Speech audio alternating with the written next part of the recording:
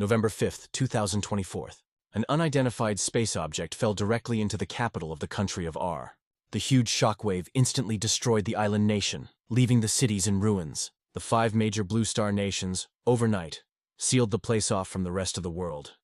And to find out what happened, they sent their best scientists to the island. Since then, a new era has dawned for mankind, and we're transported 1 year ahead to China, the city of hygiene, where a guy named Sam was bragging to his best friend about his conquests on the love front. Except his friend wasn't interested.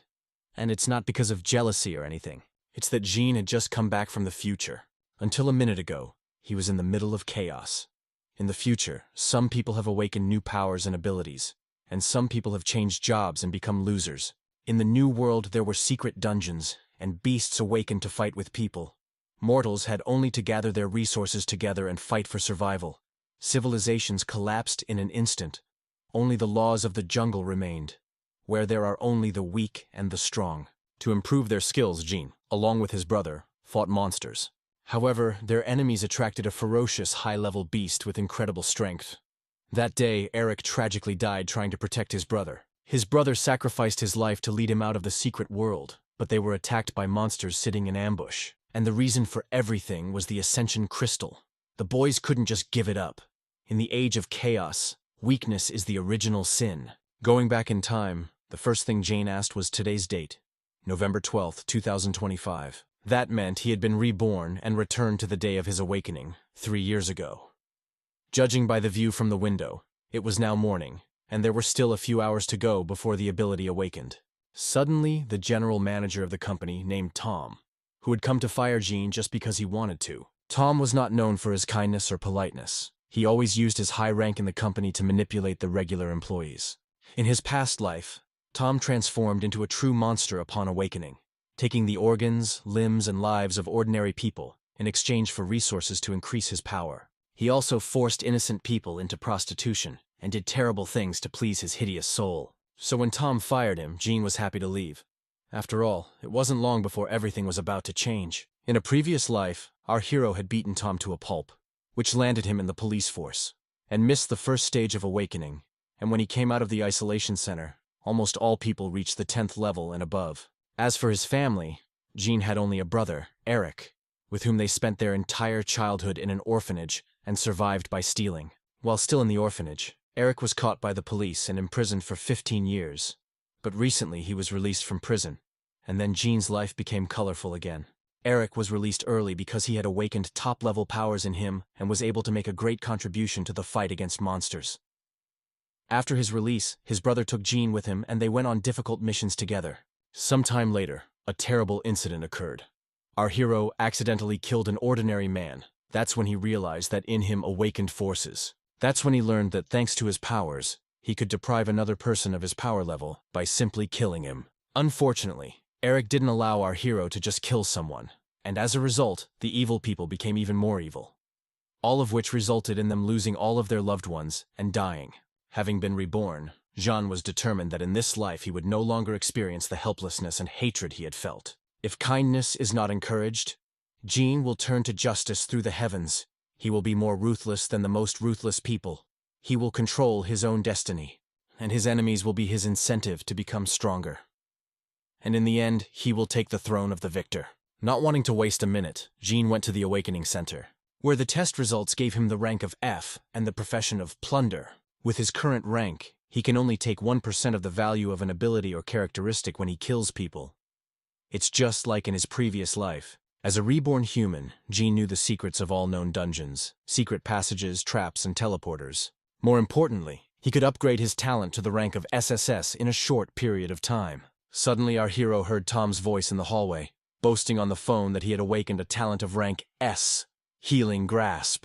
The awakening of a talent of such a rank is very rare, and this was a great opportunity for John to start pumping immediately. Taking out a pre-prepared shoelace from his shoe, Jean prepared himself. Waiting for the right moment, he crept up to Tom from behind, threw the lanyard around his neck, and began to choke him with all his might. A moment later, Tom summoned a healing spirit that could cure almost any disease. But having tightened the cord even more, our hero whispered with a smile, "Fool, it's too late to heal." Having finished what he started, Jean took a part of Tom's skill, thus raising his rank to E. But Tom had a lot more mana than our hero had expected, and as a result, he raised his level to rank S. In his previous life, it had taken him 3 years to raise his abilities to rank A. And now, just a few hours after his awakening, he had surpassed himself in his previous life. In addition to such a dramatic jump in rank, our hero had gained Tom's spirit summoning ability. Eager to test his newfound power, Jean summoned a new spirit. The Dark Emperor is our hero's unique spirit, rank S, and is able to absorb a portion of the enemy's power. Even in the age of chaos, the Dark Emperor will be better than any human. Spirits with S rank have a maximum characteristic value of 200 points except for health. And the higher the rank, the higher all the stats are. Currently, the Dark Emperor has 3 characteristics that have the maximum value, and the disadvantages of this spirit are its intelligence, defense, and attack range. But despite these disadvantages, it is the strongest S-rank melee spirit. The Dark Emperor's ability to gather a portion of power doesn't work on other spirits, but our hero's abilities make up for it. Simply put, Jean has just gotten rid of an incredibly formidable foe, and gained an equally formidable ally, and Tom's corpse, the Dark Emperor, was hidden in the toilet on our hero's orders. Now the world is undergoing unprecedented change. Millions of people have awakened unique abilities. Jean's former classmates were no exception. There were 2 guys with high ranks, but the highest rank was a guy named Lu, who had awakened the power of the S rank. In his past life, Lu had a relationship with the Academy's top hottie right after waking up. After that, they killed many innocent people in various ways, and also joined one of the factions. After thinking for a while, Jean decided to do the same thing to him as he did to Tom, to prevent another enemy from appearing. Ironically, most of the S-rank awakened were bastards. Thanks to his awakening, the Lu could summon a spirit to fulfill his master's wishes. The name of this spirit was Lord of Prayers. It was because of her ability that Lu started dating the most beautiful girl in the school. The Lord of Prayers was akin to a genie, except she didn't have a wish-granting ability, and she didn't have a great combat ability. But given her ability to grant wishes, none of that is a problem. Having taken possession of the beauty's mind and body, Lu couldn't wait to take advantage of her. All his high school life, he dreamed of spending the night with her. It's no wonder that after receiving such a powerful spirit, the jerk quickly lost his mind and thought he was all-powerful. Realizing that such power in the hands of a madman is incredibly dangerous, Jean arranged a meeting with him, saying that he too had awakened an S-rank talent. Thinking that our hero wanted to use his power for selfish purposes just like him, Lu was even more excited. 5 minutes later, Jean arrived at the hotel. From the doorstep, the guy began to ask our hero about his abilities, and in general he was interested in our hero's plans. Leaning to the guy's ear, John whispered, "The secret of my skills is that I can summon the spirit of the Dark Emperor." With a sly smile, added our hero. Feeling someone behind him, Lu turned around in surprise, and at that moment, the Dark Emperor hit him with all his strength, knocking out a couple of teeth. The force of the blow was so great that the guy slammed into the wall opposite and lost consciousness. After knocking the guy out, Jean activated his main skill to take his power, but to his disappointment, there were no outstanding abilities for the Lu. But then how was he able to awaken the S rank, Jean thought. Realizing that his power was not hidden in his characteristics, our hero decided to take his abilities. After the successful robbery, Jean got the wishing book. Is a rare skill of rank S, able to apply 3 forms of desire. The first form increases the number of hits by 30% and multiplies experience. The second form increases evasion from attacks by 20%, and the third form increases luck by 10 times. Wish Book is a really good ability. It's good for both offense and defense, and it can also increase luck.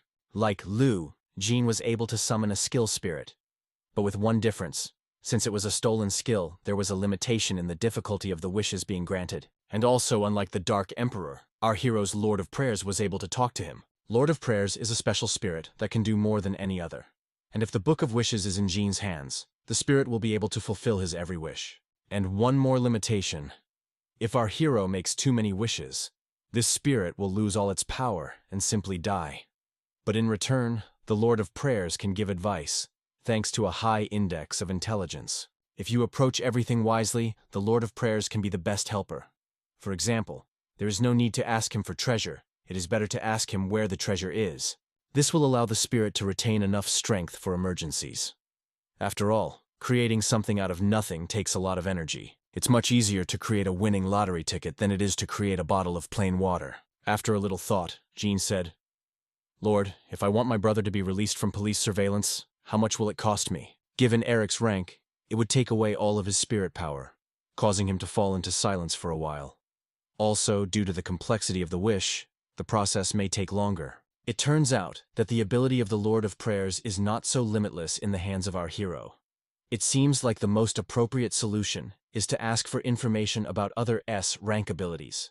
While Jean was inquiring about the new spirit's capabilities, the Dark Emperor had already hidden the Lu's body. Suddenly, our hero noticed that in the chest of the spirit hidden watch, the hands of which are in the same position. Seeing the bewilderment on our hero's face, the Lord of Prayers said that the images of spirits are directly related to the abilities and power of the host. It is strange that the Dark Knight does not have a single skill related to time. Perhaps this watch appeared because our hero has traveled through time. But it's too early to draw any conclusions. He left this question, but then decided to use his power and clean up all the dungeons and secret areas. When he left the room, our hero met a beautiful woman, who did not understand what she forgot in this hotel and in such a form. Apparently, since her death, the desire for Lu has been breeding. Going down to the front desk, Jean asked to extend room 414 for a week and canceled all housekeeping. This would be more than enough time to keep the corpse odor from spreading to the other rooms and to draw suspicion away from our hero. Meanwhile, a guy named Derek was trying to find out from his spirit why his time travel had been rescheduled. Sir, when I returned to you, an unknown entity took some of my power. Because of this, there was a distortion of time-space, the spirit answered anxiously. These words made Derek very nervous. After all, he had spent a fortune to avoid any trouble. Derek had awakened an extremely rare ability of rank SSS, time travel. With this skill, he killed one of the gods to break through to another dimension. But unfortunately, he encountered one man from the illogical clan. This mute warrior was able to easily defeat him. So Derek had to activate the time travel skill, using up all of his spirit energy. And this caused the Time Lord to fall into a time loop. He couldn't even think that this could happen. He wanted to return a week before the general awakening, and ended up returning just hours after. And his spirit had lost its power. After a while, a small amount of power returned to the Time Lord, and she discovered that the thief of her power was in Hangzhou. It was good that she was able to detect the missing part of the power, but Derek was worried about the other. Why did this even happen? Going on a search now was too risky.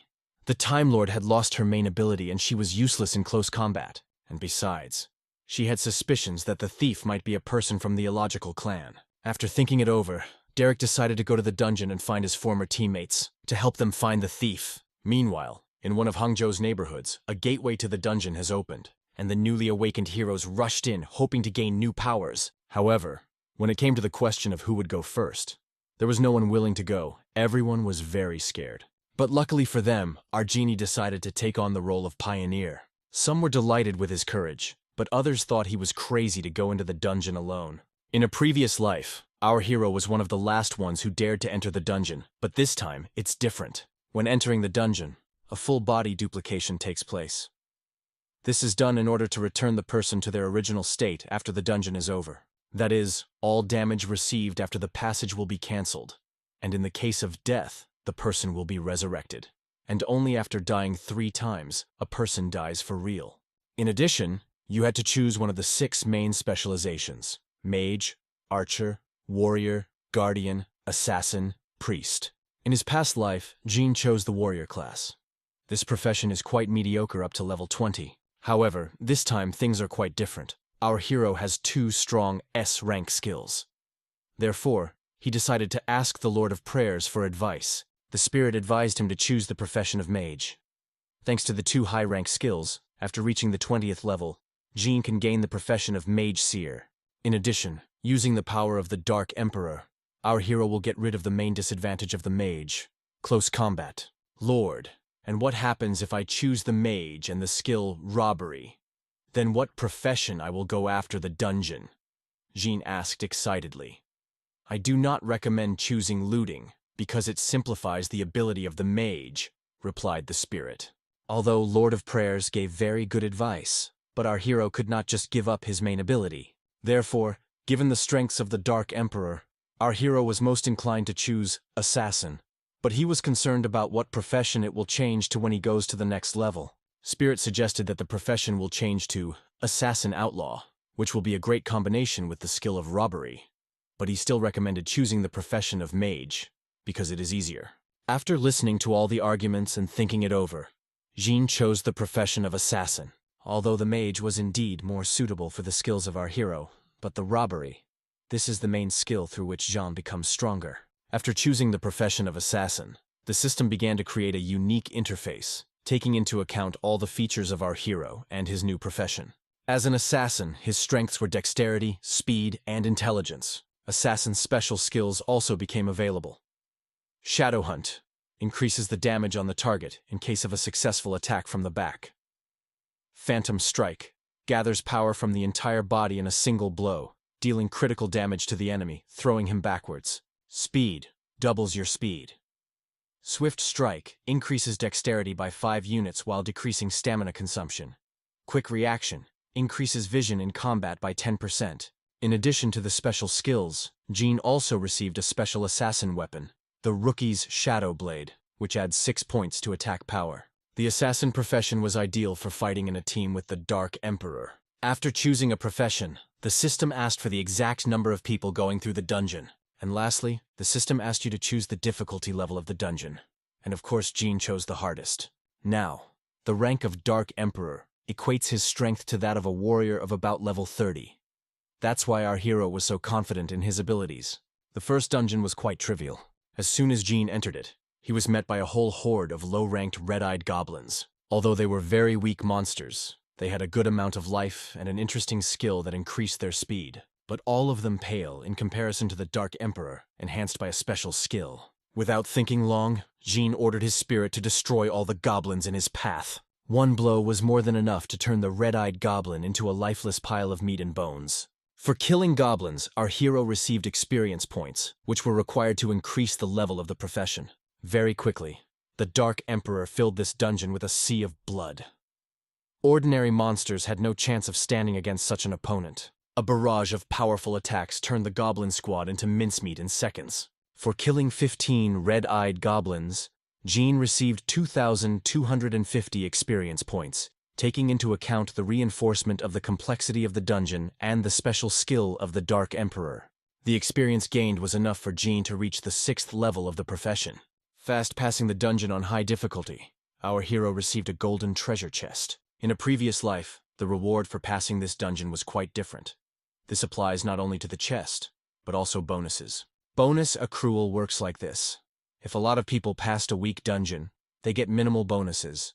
But if people were a minimum, and the difficulty is maximum, the bonus will be appropriate. Simply put, the tougher the dungeon, the higher the bonus. Originally, this mission is low level.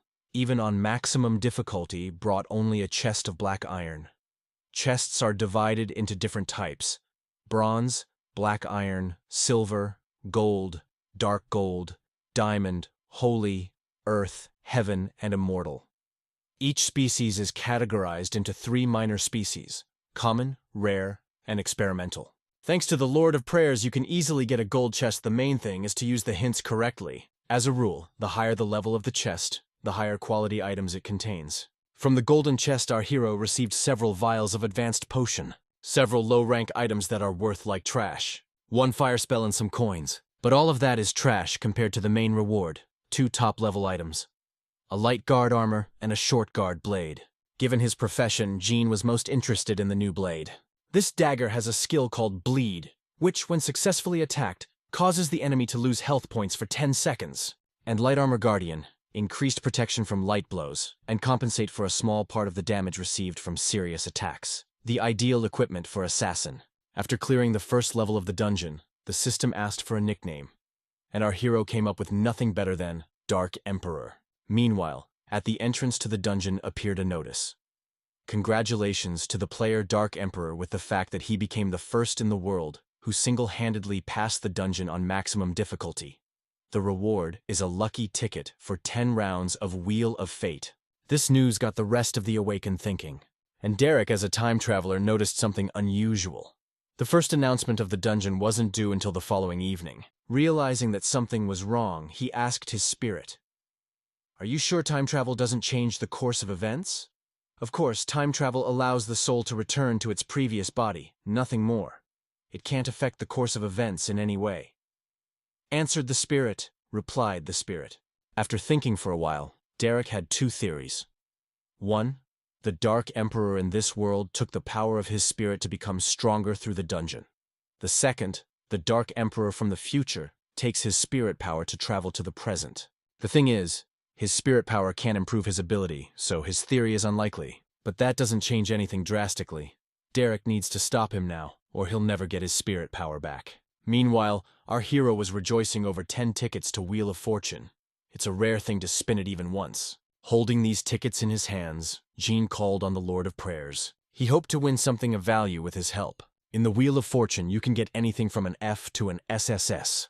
Besides, any way you look at it, it's just a lottery, where the chance of getting really good stuff is practically zero. Simply put, it doesn't matter how many tickets our hero has, it's his luck that counts. Lord of Prayers can help to knock out certain items of the highest rank, but in this case, he will sleep for 6 months. And such a long sleep of one of the strongest spirits will greatly affect the overall fighting ability of Jean. After thinking for a while, our hero decided to ask the spirit to conjure at least 2 items of rank S or higher. That way he wouldn't waste too much energy, and there was a high chance of getting a really good item or skill. At this stage, any high-rank item wouldn't be out of place. Calling upon the Wheel of Fortune, Jean noticed that almost all the useless items had disappeared from it. After activating the Wheel of Fortune, Jean obtained some pretty good items. A high-ranking communication crystal that increases the spirit's range of movement, a true crystal that increases the spirit's energy limit, and an extreme crystal that gives the spirit a short-term boost. It's a shame that only the extreme crystal is of SS rank. The other items are far inferior in power. Since the Dark Emperor is our hero's main fighting force, Jean gave him a communication crystal to increase his attack radius. Now, this spirit is able to work within a radius of 6 meters. I know it's not much, but before it was less than that. In addition to these, Jean also received a crystal called Spirit Enhancement, and there was absolutely no description for it. So, to get a better understanding of the matter, our hero asked the Lord of Prayers what they could do. Upon seeing these crystals, the spirit with maddened eyes said, "Sir, let me take these crystals for myself." Since the Dark Emperor had also improved, Jean thought it would be fair to reward the Lord of Prayers as well, so he gave him these crystals. By absorbing them, the spirit increased its total energy and also accelerated its energy recovery, allowing it to fulfill its wishes more often. These crystals were all very good, but our hero was hoping for a crystal that would improve his skills. Even from his past life, he knows that the best item to improve his skills is the Space Crystal. And to find it, you have to go forward. With all the rewards sorted out, he finally left the dungeon. Jean can now be considered the strongest awakened, and this is just the beginning. For he has a plan to get to the top of his game in no time. And to do so, he's going to the Tower of Babel to get his first achievement. One of the features of the Tower of Babel was that there were an infinite number of floors, and the higher the floor, the higher the difficulty. Simply put, it's a great place to level up. But Jean goes there for another reason. For every 10 floors you can get a ticket to the Wheel of Fortune. As soon as our hero came out of the dungeon, a beautiful woman approached him and offered to team up with him. But despite her attractiveness, Jean just walked on by. Even from his past life, he had learned the lesson that teaming up with strangers was a bad idea. The Tower of Babel treats newcomers very well, and on the first floors gives them a chance to prove themselves in a fight with weak monsters. So, our hero, with the help of the Dark Emperor, literally a couple of blows cleared the first floor. And as a reward for clearing the first floor, Jean received 5 fragments of fate. And for being the first awakened person to clear the first floor of the Tower of Babel, the system made another notification about him. On the second floor of the Tower of Babel, there were more serious opponents awaiting him, with greater strength and intelligence. However, this will not help them much in the battle against the Dark Emperor. Interesting facts. Every successful passage of the floor of our hero, the system showed the rest of the awakened. Of course, people quickly wondered who the Dark Emperor was. Having cleared 9 floors in less than 7 minutes, Jeanne finally reached the coveted 10th floor, the only way out of which would be to clear it, or die. In a previous life, the first person to reach the 10th floor had his profession leveled up to level 20. In this dungeon, our hero will have to face a kobold named Ilfin. This is the first boss, Tower of Babel, which has very serious skills. His skill, Crazy Blow, combined with a machete is not the best combination for our hero. One hit would be more than enough to send Jean back. Fortunately, our hero had a Dark Emperor whose power allowed him to inflict incredible damage to the enemy. Despite his increased defense and high health points, the Ilfin could not resist the spirit's onslaught. But even the powers of the Dark Emperor were not enough to kill this boss with a single successful attack. Of course, he was able to take away a good part of the monster's health. But the most important thing is that now Ilfin entered the state of rage. When activating this passive skill, all physical abilities of the boss increases tenfold. But along with this, the intelligence scores are lowered. So dodging such predictable attacks was quite easy. Using his advantage in speed, the Dark Emperor came at Ilfin from the rear and struck a decisive blow. Thus, our hero became the only person who passed 10 floors of the Tower of Babel, while spending less than 15 minutes. As before, the news of the sweep and the reward of 1 lottery ticket was sent to all awakened people. Now people not only wanted to know his name, but also to break his record. Honestly, they were just jealous. The increased activity in the dungeons awakened the magic stone. When the world's first second-ranked player on a level 20 blue star appears, many places around the world will begin to experience grief-level disasters. The scientists were not happy about this information. They didn't understand what exactly would happen, but they knew that nothing good should be expected. So the head of the R Scientific Corps asked them to find the Dark Emperor. Meanwhile, Jean summoned the Wheel of Fortune. Just like last time, he hoped to get something valuable from the Lord of Prayer's abilities. But this time the reward was a little worse, except for 1 S-rank space crystal. Thanks to it, you can return to the real world. This time, Jean took 2 magic crystals to improve his own strength and defense. But he gave the 2 life crystals to the Dark Emperor to make him stronger. By absorbing them, the spirit added 5 points to his strength, 4 points to his defense, and a full 80 points to his health. At this point, our hero still has 2 lottery tickets and 275 shards of fate. The right thing to do is to collect 10 lottery tickets and then make a wish through the spirit. You also need to accumulate a few more shards of fate to then go to the store and exchange them for something useful. Before going further, the guy decided to sell all the equipment that he had in his inventory, because the sooner it will be sold, the more expensive it will cost. Currency in the game and real life is a little different. The current exchange rate is from 5 to 6 yen. Right now, equipment is very expensive. For example, black iron level equipment costs several hundred gold coins. After thinking for a bit, Jean decided to sell 2 rare high-ranked weapons as well as a top-level spell, which he sells for a very high price. But even though the price was very high, these items were sold out in less than a minute. And in terms of real money, he made about 5 million yuan. At that moment, Jean realized that he had underestimated the rich and their financial capabilities. Anyway, he still got good money. Now his main goal is to climb to the 20th level. The Smiling Coffin, Great Tomb, and Baki Society are 3 infamous clans that emerged after the Age of Chaos in a previous life. Bailey, one of the 8 leaders of the Baki Society, carried a knife instead of an umbrella in rainy weather. Among the 10 guards of the Great Tomb, 2 of them, the Blood Witch Sarah and the Icy Fury Torkil, who contributed greatly to the development of the clan. And finally the leaders of the Smiling Coffin, the Grand Masters who have awakened the S talents. At this point, they were all our hero's main targets. With their help, he wanted to go to Sin City. Sin City is a place where people torture each other. It is full of embittered people who can never atone for their sins even if they die 1,000 times. And as for those who killed Jian and Eric, they were people who were hired by monsters who hadn't reached the S rank. Our hero was going to finish off anyone and everyone who had anything to do with their deaths. Meet Xing, responsible for the Villa Crouching Tiger in Hangzhou, and at the same time one of the best hackers in China. And believe me, this scumbag doesn't use his abilities for the good of the people. He used to be in jail for hiring people for illegal work in Central Asia. When he got out of prison, he decided to go back to his old business. Only this time, he wanted to blackmail people into joining his crew. Meanwhile, our hero has successfully made it to the 11th floor. The monsters here are a little stronger than before. They're skeletal soldiers armed with rusty swords. On the previous 10 floors, you could only get shards of fate for mopping up. Starting from this floor, you can get equipment here. In his past life, our hero spent many hours in this dungeon with his brother, hoping to get high-ranked ammunition. The Dark Emperor was able to deal with ordinary skeleton warriors as easily as the monsters on the first 10 floors. However, at the end of this floor, our hero was waiting for a mini-boss, a skeleton general of level 17. Despite its appearance, a very dangerous opponent, especially when you consider that John is now only at level 13. But skeletons of all ranks had one weakness that our hero was well aware of. They are not immune to stealth attacks from the back. And for Jean, as an assassin, that kind of attack was one of the most important. So killing the skeleton general was quite easy, even though there was a difference in levels. Besides, in his previous life, our hero had killed thousands of skeletons. So even without the assassin profession, he would be able to handle him. After another 8 minutes, Jean finally reached the 20th floor, where he had to fight the boss, Skeleton Lord, Tedemir.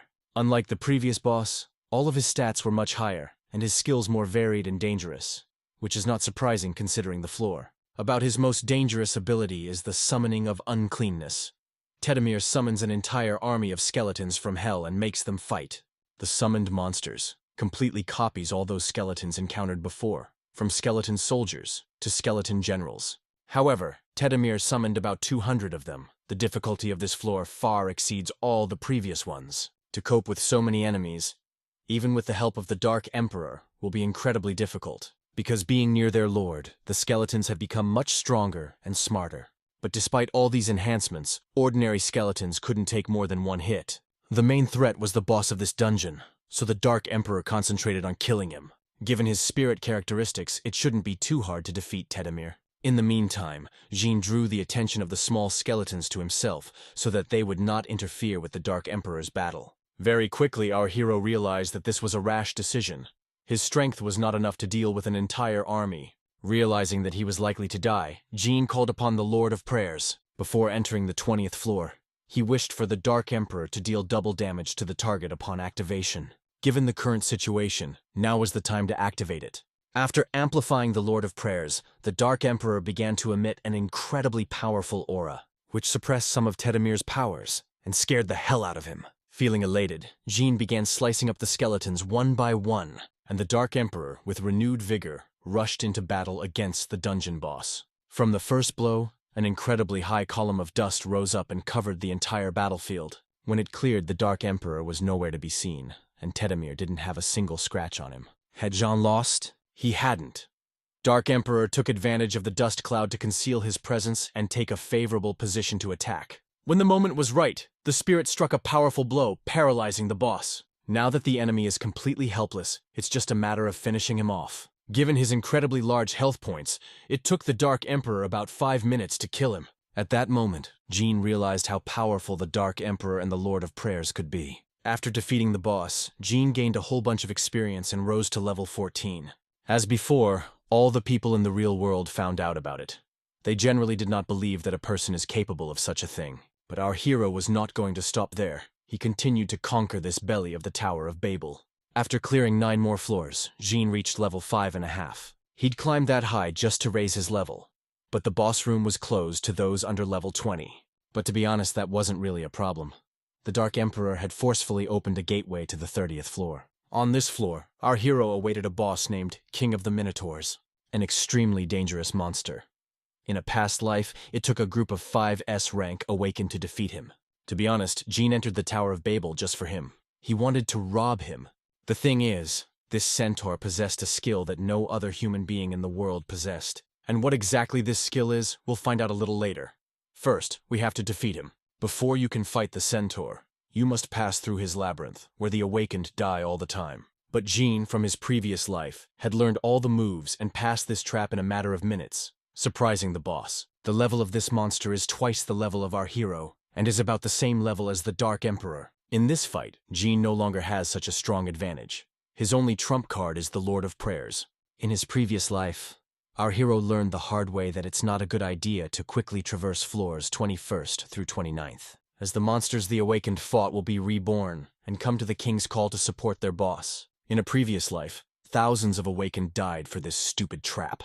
Jean himself might have been one of the victims, if not for his brother. But now, knowing that, he has a plan that takes into account his strengths. First, the Lord of Prayers was to strengthen our hero and the Dark Emperor, helping him deal double damage. Now, the spirit's blows would do a lot more damage. With one powerful combination, the Dark Emperor almost killed the Minotaur. But John stopped him a second before he did. He needed the boss to summon his subordinates and attack. Waiting for the right moment, Jean activated his loot skill and ordered the spirit to attack again. Using all the available reinforcement skills, the Dark Emperor still managed to finish off the Minotaur. And at that moment, Jean finally accomplished what he had planned. He stole the boss's skill. Submission. And just at that moment, a loud stomping of hooves came from the dungeon gate. It was the army of monsters that the boss had summoned before his death, which was just in time. Raising his hand to the top and releasing a huge amount of mana, Jean shouted, "My warriors! At my command, retreat!" Given the low level of our hero, there was a high probability that the obedience would not work. He would still have to fight monsters. But luckily for him, it worked perfectly. The centaurs recognized him as a strong leader and obeyed his will. But the best part is that the submission skill works on all living things. The main condition for successful activation is the ratio of levels. If the enemy is superior to you, it will not be possible to subdue him. Meanwhile, in the dungeon for beginners, the secret kingdom of mushrooms, a newly awakened guy was hunting. He was incredibly lucky, and he was awakened with a power of rank SS, which was identical to the power subjugation, except his skill was named Divine Eye. Surprisingly for this guy, he was followed by Derek. Seeing the guy's ability in person, Derek said, "I've heard a lot about you, Mr. Teruo. Who are you? And why aren't you afraid of my Eye of the Emperor?" Mr. Teruo asked rudely. "How rude of me. My name is Derek. I am a man who lives outside of time, and I am also someone who can make you stronger," answered the boy. Of course, Derek seemed like an ordinary weirdo. However, he could sense how strong Derek was, so he decided to listen to him. Derek wanted to make a deal. He wanted Teruo to use his divine eye to subdue someone. Meanwhile, our hero was making the most of his newfound power. For fun, he made a whole bunch of centaurs sing his favorite song from Desperate Housewives. But when he was done having fun, he ordered the Dark Emperor to kill all the centaurs. I'll be honest, it's kind of cruel to make the monster centaurs kneel, then mock them, and finally kill them. But be that as it may, this way of farm was incredibly effective. Jean himself felt that he had done wrong, but the age of chaos was getting closer every day, and he had to become stronger. In just a few minutes, our hero had risen from level 18 to level 22. While people were admiring the result of the Dark Emperor in the Tower of Babel, Jean discreetly left it, so as not to attract unnecessary attention. Now that he has reached the desired level, our hero can reach a completely different level of power. After leaving the Tower of Babel, Jean went to his favorite cafe to regain his strength. The next dungeon he's about to go into is much more dangerous and difficult than the one he's already been through. And the experience from his previous life can't be used, so he must eat and drink well now. When all of a sudden there was some kind of scandal at the next table. As a result, some guy punched a girl right in the face. Upon closer inspection, our hero realized that these guys were his former colleagues. The whole time he worked together. These idiots insulted Jean, calling him scum and trash. And in the future, they would be the ones who would kill people for profit. When the girl was on her knees, she tearfully begged for forgiveness. "You're a fool! There's no point in apologizing when you've already ruined everything," one of these guys shouted angrily and kicked the girl. Judging from their conversation, it looked like they had lost some person who was apparently already dead. After beating the girl half to death, these cretins ordered 3 bowls of noodles and the restaurant's specialty. Coughing up blood, the girl whispered, "When the captain was here, you didn't treat me like this." Brushing a lock of hair away from her face, one of those guys replied, "Do you still consider yourself a supervisor? And where is now your favorite supervisor?" Now it's getting more or less clear. Now that this girl has lost some power, these assholes are trying to pay her back for the past. From their behavior, it looked like after the restaurant they wanted to use her body and then kill her. It's funny that they were all friends before, but now the world has changed, and their attitude towards each other has changed. After awakening, they formed a strike team to go through the dungeon. And on a previous raid, the captain of their squad was killed. So now they're actively searching for another member of the team. But then one of these guys spots our hero. Something inside him urged him to come up to John and talk to him, and the girl cried at the sight of our hero. She realized that he could save her from them, but it is unlikely to do so, given how she treated him before. Scooting over to Jean and putting his arm around him, the guy said, "Where have you been since everyone woke up, huh, buddy? I've missed you." To be honest, our hero was very surprised. I mean, they'd never talked to each other before, but this sweet talk was just part of the act. This guy wanted to find out what ability Jean had awakened, and if he did, to offer him a chance to join their team. In a previous life, our hero was detained for 10 days for beating up Tom. But when he got out, Patrick contacted him. Then Jean told him the whole truth that he had only awakened as an F rank, and then they blew him off, beating him up and robbing him.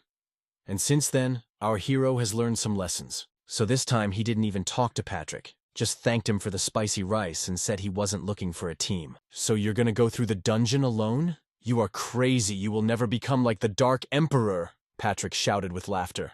But Jean decided to just ignore his words and walk away. But at that moment, Scarlet screamed his name. The girl grabbed his leg with all her strength and tearfully begged him to save her. And in return, he could do whatever he wanted to her. To be honest, Jean was ready to agree. It had been a long time since he'd had a girlfriend. But common sense prevailed. And our hero refused her offer. The age of chaos is getting closer and closer. There's no time to do things like this. And with all this going on, Patrick was literally insane. He was ready to kill Scarlet on the spot. "You're a dirty girl, selling your body for nothing. You think this trash is strong enough to save you?" he shouted at the girl. Now, after the failed escape attempt, Patrick was determined that after dinner, he and his friends would do whatever they wanted to her. He also mentioned Jean's family, his parents, and his brother, to which our hero replied in a creepy voice, "I wouldn't advise you to open your stinking mouth on my brother." "Really? What are you gonna do to me? Steal something from me? Don't make me laugh. You were trash and you still are," replied Patrick. You realize that it's too risky to draw attention to yourself now. Jean decided to just leave the situation and go away. But the thing is, he had a temper. And now he was doing his best not to attack Patrick and rip his head off. But this guy had a different view of the situation. He didn't want to leave it alone. He wanted to show Jean what he could do. After waking up, Patrick and his dogs had gotten some pretty good powers that made them think they were kings of the world. So they rolled up their sleeves and went at Jean with their fists. A normal awakened person would probably die from such a blow. But our hero had already had time to seriously pump up, and such blows do not affect him. And he in turn had something to answer. Literally one blow, he took down 2 grown men at once. Our hero was itching to kill these assholes. But if he did, there's a good chance he'd end up in jail. Which he can't do. After seeing 2 of his team's strongest damagers lose, Patrick started to panic. But despite that, he wasn't going to back down. Patrick had awakened a pretty good A-rank ability, so he thought he had an advantage. His skill was similar to one of the assassin's main skills, Shadow Strike. So it wasn't really a surprise to Jean. On the contrary, it amused him. Remembering all the words Patrick had said to him, our hero decided to humiliate him as best he could, and hit him between the legs with all his might, so that his machine would never rise again. After that blow, the guy couldn't walk, he couldn't even breathe. Now, for our hero, A-rank awakened and below are just weaklings that you don't even want to get your hands dirty. But once, they were the height of his dreams. Realizing that they could never handle Jean, the 2 men knelt down, apologized, and offered their help. Our hero answered them as before. He didn't want a team, but he wasn't going to kill them either. All the while, a very interesting man was watching. His name is Bailey, and he is one of the 8 founders of the Great 8 clan, an awakened S-rank. After what he saw, Bailey wanted one of his men to look after our hero. In the end, Jean decided to let these guys go, making them promise not to racketeer anymore. And Scarlet, seeing how strong he was ready to get her wet panties off right now. Before Jean left, the girl tried to stop him again and said, "I know I was mean to you before, but I was forced to say it. I'm sorry." "Whatever you say, I don't care," replied our hero. Realizing that she would always be safe with him, Scarlet tried to seduce Jean again. But Jean was serious. He wasn't about to change his mind. Scarlet was determined to get his attention. Our hero's rejection had hurt her female ego. And then one of the guys said, "Don't you forget? That idiot is head over heels in love with Alice. Even your big tits couldn't help." "What's wrong with me? I'm much prettier than that chicken Alice," Scarlet said with anger and a touch of despair. The thing is, the girl our hero is in love with is the exact opposite of Scarlet, in the sense that she's kind and sensitive, and the only thing that attracted people to Scarlet was her promiscuity and her gorgeous body. Waiting for Jean to leave, the guys wanted to take advantage of the moment and have some fun with the girl. And surprise, surprise, after a fight with our hero, the guys lost their powers, so now Scarlet can fend for herself. The girl had awakened her D-rank healing abilities, and didn't have any outstanding combat characteristics. However, compared to ordinary people, she was still incredibly strong. Therefore, beating up 2 idiots wasn't much of a problem for her. Bailey, too, turned his attention to Scarlet. He found her quite interesting. He even had the idea of inviting her to join his team, since the rest of the group complained that there were hardly any girls on the team. Besides, with Scarlet's help, Bailey wanted to know more about Jean, what he did for a living, and what his weaknesses were. After beating her former co-workers to a pulp, Scarlet finally felt safe and invincible. When suddenly, an unassuming man with glasses came up to her and asked her if she knew anything about the Great 8 clan. After talking for a while, Scarlet accepted the stranger's offer and joined the clan, all to get Jean. She didn't want to get him now, but to show him who he'd lost. From now on, Scarlet becomes part of the G8 family. Her problems are their problems, and their problems are her problems. After making a formal deal, the stranger starts asking the girl about our hero. After learning that they used to work together, the stranger said, "I think he hurt you badly. Maybe he has some weaknesses so we can get back at him."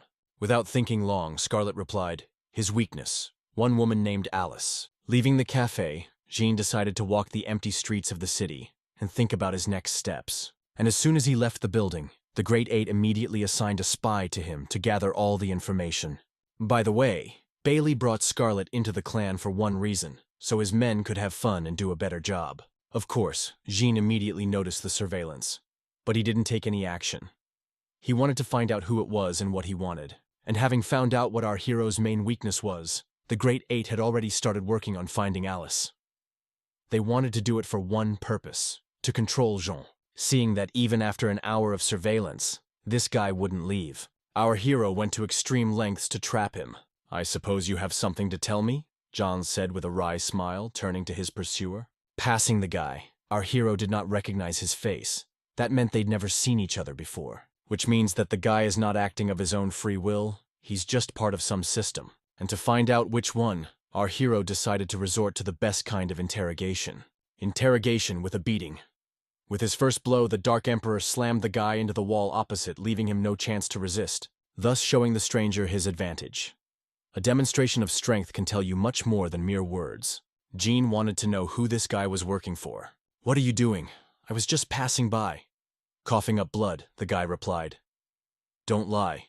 You followed me as soon as I left the cafe," Jean added. Noticing a small earring on his left ear, our hero realized that this guy was from the Clan of Eight. According to the events of the past life, the Clan of Eight should not have appeared so early. After thinking for a while, Jean gave the guy just one chance to tell the whole truth. But the guy denied everything. There's a strict hierarchy in the Great Eight clan, and it's also a violent clan. And from the looks of it, the guy who was following our hero was a common private, so it's a waste of time to keep interrogating him. But still, Jean knew how to get what he wanted. Calling the Lord of Prayer, the guy made a wish. "I want him to explain why he was following me." After a moment, the wish was granted. "My name is Lan. I am a member of the Eight clan, under the leadership of General Bailey. Recently, an awakened one joined us and told us all about one of the best awakened ones named Jean. So the general ordered me to keep an eye on him.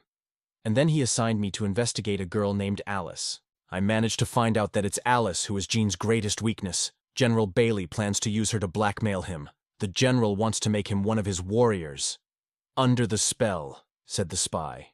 "In a past life, in the third year after the beginning of the Age of Chaos, when one of the leaders of the Great Eight killed Alice, Jean wanted to avenge her death. He constantly risked his life to improve his abilities. But in the end, he didn't have time to accomplish together and fell at the hands of the monster. Now, the most logical move seems to be to kill Bailey before the Eight clan finds Alice. After finding out what he wanted, our hero killed the guy and ordered the Dark Emperor to dispose of the body. And the spirit had no better option than to hide the body in a dumpster. After thinking for a bit, our hero summoned the Lord of Prayers and asked, "If I wish for the Clan of Eight not to attack Alice, how long would it take?" "Lord, with my current strength, about 24 hours, replied the spirit. Before killing Bailey, our hero must have time to change his profession, and 24 hours should be enough time. Now that Alice is relatively safe, it's time to go to a more serious dungeon. This dungeon was called the Secret World and informally belonged to the League of Assassins. Upon entering, our hero was confused by the fact that the place was absolutely quiet. There was no one. And already entering the dungeon, Jean felt some kind of unease in his soul, but still hoping that everything would go smoothly. At the very beginning of the Secret World, our hero was waiting for NPC named Miles, a former professional thief of the 30th level. Miles is a kind of dungeon manual. Only after listening to him, you can go further. After listening to the guy, Jean realized he had to fight black snowmen and a king penguin. And don't be confused by their name. They're bloody dangerous creatures who dwell in a snowy wasteland. Even the terrain itself can kill, not to mention the monsters. The level of this secret world is indeed much higher than any dungeon Jean has been in before. Just getting here, our hero felt how the environment takes away his strength. And it's not just the cold, but the overwhelming aura that hovers around. After a couple minutes of mindless wandering, the guy came across the first monster, It turned out to be a black snowman of the 20th level. In normal circumstances, a very serious opponent against which Jean would have hardly put up a fight if not for one but. And that but was the Dark Emperor. For a spirit, such a monster is no match. Yes, it's much bigger than him, but that's it. The Black Snowman was inferior to the Dark Emperor in strength, speed, and intelligence. This monster could be seen as just a monster trying to slow you down. However, he was carrying a very interesting and useful item. Namely, its ice horn. What the specific properties of this item are, I'm still hard-pressed to say. But the fact that Jean was eager to get his hands on it speaks volumes. Oh yes, I forgot to mention one more thing about black snowmen. They live in large groups, and if you meet one, it means there are more nearby. And the bigger the group, the stronger each individual member is. From now on, the battle in the secret world has begun. Given the number and strength of the enemies, it would be impossible to leave all the work to the Dark Emperor. So Jean prepared for battle. During the time he was preparing, the black snowmen had transformed into snow yetis, and their defense and damage had increased, but their dexterity had also been greatly affected. The most reliable strategy against these monsters was to strike with quick and deadly blows. It was too dangerous to engage in a long fight with such an opponent. In addition, Jean did not forget about his very modest defense, so he acted together with the Dark Emperor, concentrating on a single target. Since the snow yetis were essentially mutated snowmen, their bodies also had ice horns falling out of their bodies. However, our heroes had no time to collect the prey, because losing tribesmen, the monsters only became stronger, and our hero's strength was no longer enough to kill them so easily. But he came up with another plan: how to win. Using the privileges of assassin, he appeared out of nowhere and deprived the monsters of limbs, after which they were killed by the Dark Emperor. Thanks to his coordinated work, the ranks of monsters were quickly dwindling. While fighting, Jean tried different methods of killing them, and the most effective was the stun method. Our hero attracted the monsters' full attention and delivered a stabbing blow that stunned the monsters. After that, the Dark Emperor conducted a lightning combination of attacks and killed them. Thus, in a short period of time, they were able to defeat almost all of the snow yeti in the area. And out of 50 monsters, Jean was able to collect 37 ice horns. And just when it looked like the monsters were finished, new ones appeared on the horizon. And the reason for the endless appearance of snowmen was the boss of this dungeon, King Penguin. What exactly was capable of this boss, it was hard to predict, because in this dungeon bosses and their capabilities are always different. But what was always constant was the location of their lair. So instead of fighting the black snowman endlessly, Jean decided to deal with the boss right away. As he approached the boss's room, our hero saw a floating drop of water. The splash from this drop flew in different directions, emitting bright rays of light, which meant the boss had launched his attack. So we must be careful because there's no telling what this monster is capable of. Soon, the spot from which the drop of water had appeared began to emit a strange aura. And soon, another black snowman emerged from the hole. Strange that there was only one. Looking at the endless stream of aura from the boss's room, Jean remembered that he had already passed a similar dungeon. And if it's as he thinks, then this black snowman is the most dangerous enemy he's ever encountered, because he's immortal. And frankly, he didn't feel like checking to see if that was true. So Jean decided to just run away. Fighting a very weak opponent but an immortal is absolutely stupid. In such a case, tactical retreat is the best option. Realizing that things were only going to get worse, our hero decided to deal with the boss. Having sensed a specific place from which the aura emanates, Jean asked the Dark Lord to throw it. Without further ado, the spirit obeyed the order. King Penguin, a level 20 boss, and he only gained his level by summoning immortal warriors. He was a very bad characteristic, so it was easy to kill him. After defeating the boss, our hero received a very rare item, King Penguin's beak. After the death of the boss, all the black snowmen and snow yetis turned into piles of snow that posed no threat. After returning back, Jean had to give all the loot from the dungeon to Miles. In return, this NPC provided 3 unique specializations for the assassin: Noble Bandit, Windrunner, and Apostle of Darkness. But that wasn't all. There was another secret specialization, the one that interested our hero the most. Before our hero chose one of the cards, Miles warned, "If you change specializations incorrectly, you die. If you change specialization, you have a 70% chance of dying, but it's worth the risk." Despite the seriousness of the situation, Miles was always joking and laughing. Even though our hero was serious, he was still very worried. I mean, the chance of dying is really high. Well, I can feel your heart yearning for change. It's time to choose a profession. From now on, there's no turning back. Miles suddenly said. Then, he transported our hero to another space which he calls the Void. Here he will have to choose his specialization. In his previous life, Jean was desperate to get a specialization to become stronger. But when it came to choosing one, he got cold feet and left. But when he was reborn, he was determined that this time he would do anything to change the future. And gaining a new specialization is another step towards his goal. Our hero had heard about this place from other awakened people, but he never believed them when they said it was completely empty. But when he found himself in the Void and saw everything with his own eyes, he realized that they were not lying, but telling the absolute truth. While wandering through this void for some time, John came across a strange object that looked like a hockey puck. As soon as this object came into contact with our hero, it immediately awakened and released a huge amount of energy, which took the form of a pillar. There was no doubt this pillar was one of the manifestations of a new specialization. And following the red pillar, two more appeared, a blue pillar and a purple pillar. To understand what specialization each pillar represented, it was enough just to touch it. Behind the red pillar was the specialization Dissident. Choosing it, Jean will get a small increase in strength and stamina, as well as agility. But the most interesting is the skill Impunity, which helps to avoid responsibility for the crime. This is the specialization the Lord of Prayers recommended our hero choose. Behind the blue pillar was a specialization called Shadow, which gave more serious enhancements to the same traits.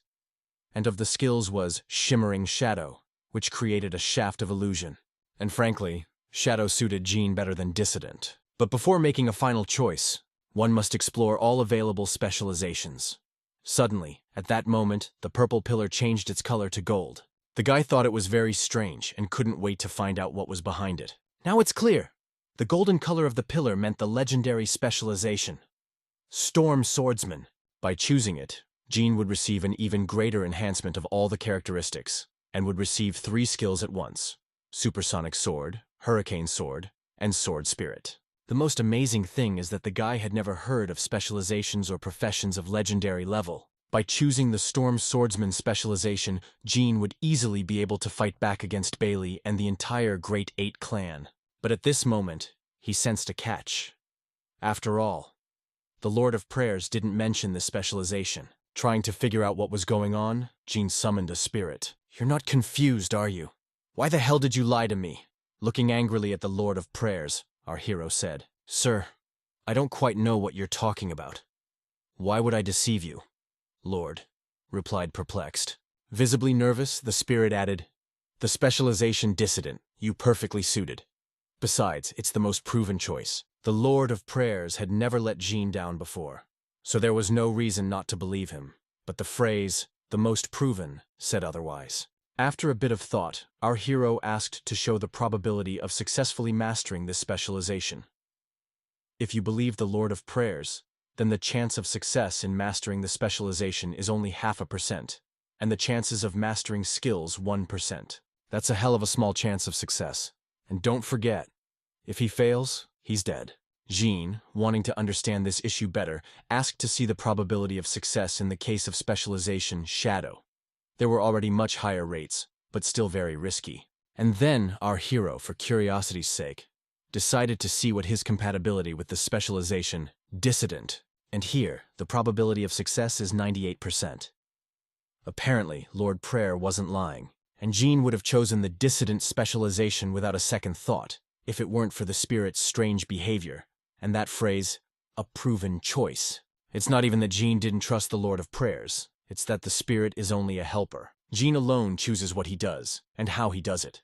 And he made it clear to the spirit so that no more incidents like this would happen. In addition to the low chance of successful mastery, our hero was interested in one more question. If everything went well and he survived, would he be able to squeeze the full potential out of this profession? Lord of Prayers was fully confident that if successful, Jean would be able to unleash the Storm Swordsman to its full potential. However, he was greatly worried that our hero would die, and with him. Actually, our hero didn't care much about the chance that he might die here. After all, if he doesn't get stronger, he'll die in the future anyway. But strength and fist-pounding weren't the only things that set Jean apart from the rest. He was smart as hell, so he made a wish before learning a new specialty. "I wish that the process of learning a new specialization will be a success," with a sly smile on his face said our hero, realizing that the fulfillment of this request would most likely deprive him of his strength for a few days. Lord Prayer was still glad that Jean had thought of it.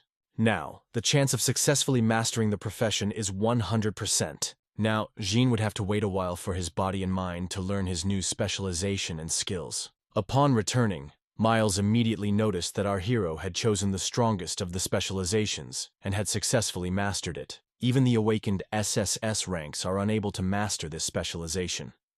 Even them, the chance of success is less than 5%. But to be honest, even with the help of the Lord of Prayers, it wasn't easy to master the Storm Swordsman specialization. Even with a 100% chance of success, Jean had to understand the true nature of the storm and death. Otherwise he wouldn't die. No, he would just stay in the void forever. And thanks to being reborn, Jean already had some understanding of death. While learning specializations and skills, he heard a song. Loyalty to wind and sword keeps loyalty in your heart. No matter how many battles you fought, they will all fall with you. But putting aside the fear of death and trusting in your heart, you will hear the whisper of the wind, that at your call will change your song to a sword and make you a glorious warrior for the ages. This strange song was accompanied by some strange fragments from someone's life. It was like a short video training to a new specialization and skills. It was only after watching it to the end that our hero finally felt his powers begin to grow, which meant that the Storm Swordsman had been mastered. Realizing that his help was no longer needed, the Lord of Prayers went to the spirit world to fall into an impenetrable sleep. After finishing his skills, Jean's body was on the verge of death. The guy literally felt incredibly tired and energized at the same time. He only had enough strength to come back from the void. He fell to the floor, completely exhausted, while talking to Miles. At some point, the NPC stopped feeling our hero's heartbeat. That could only mean one thing, that he was dead. Similar, I was wrong about you, and you chose the wrong specialization, Miles whispered sadly, looking at Jean's breathless body. A moment later, there was a notification that the world had its first awakened person, who had acquired the second specialization. It's only been a few seconds. I wish you were dead. You'd be the awakened one, Miles added with a double smile on his face. Jean whispered, "Who told you that I was dead?" "It's me, the awakened one who got a second specialization." To be honest, Miles was incredibly amazed that Jean had survived after mastering Storm Swordsman.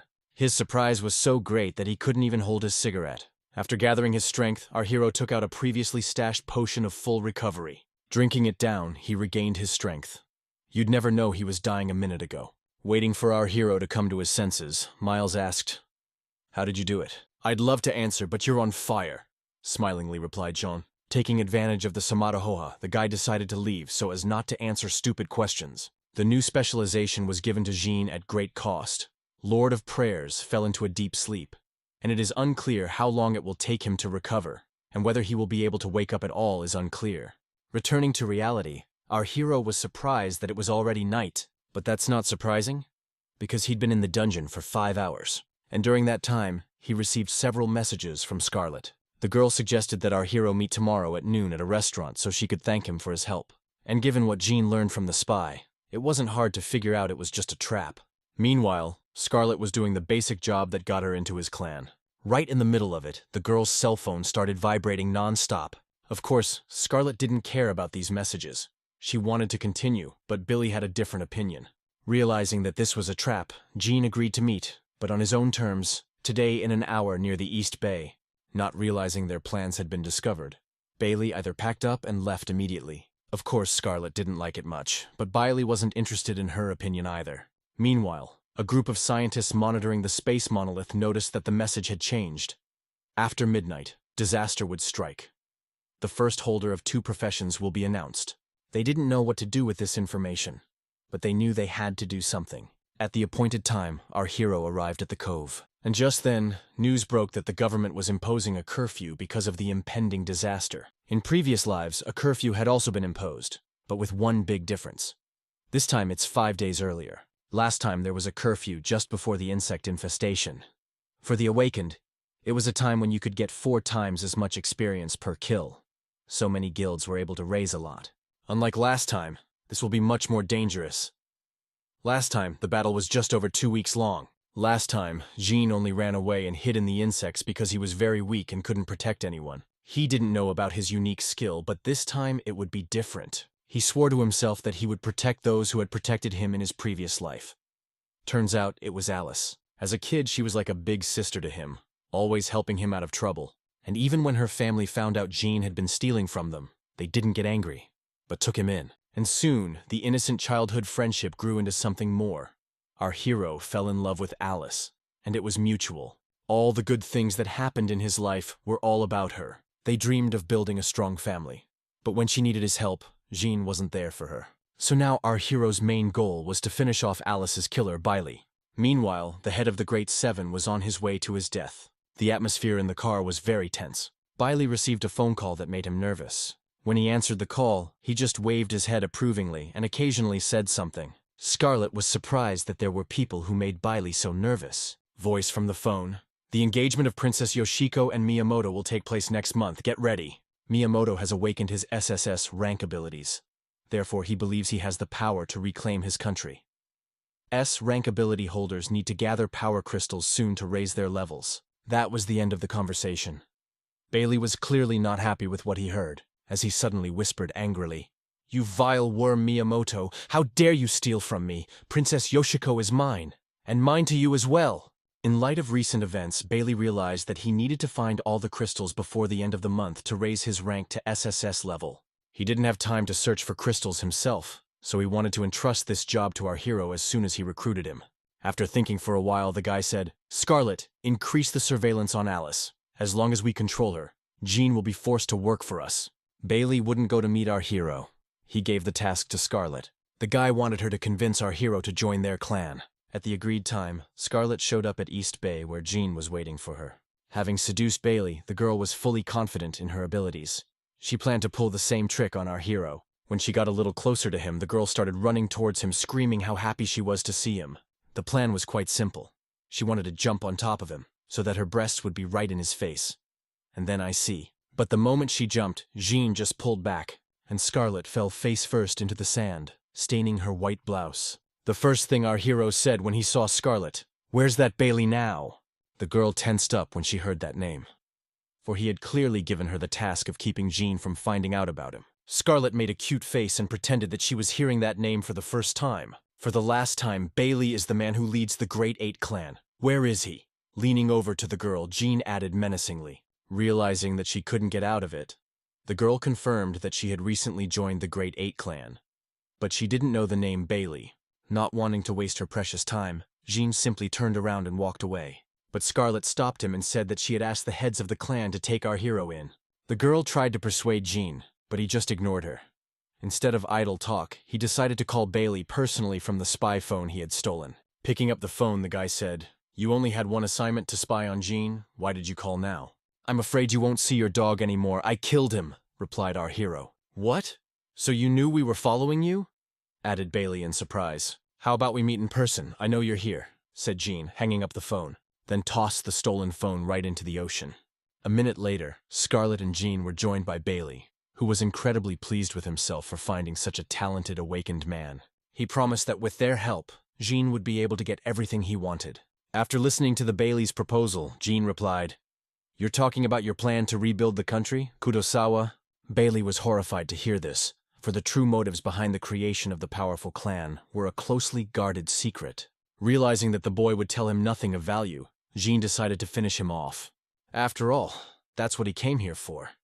No, he came here to save Alice, our hero, hoping to end it all in one blow. But no matter how you look at it, Bailey's not a weakling either.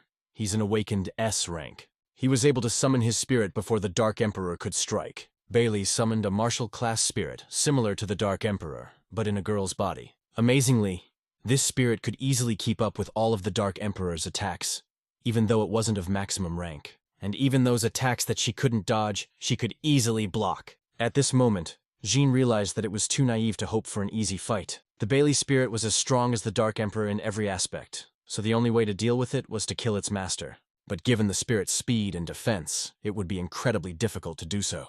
Plus, the genie can't use the Dark Emperor's summon for long, so if he doesn't get rid of Bailey soon, he'll die.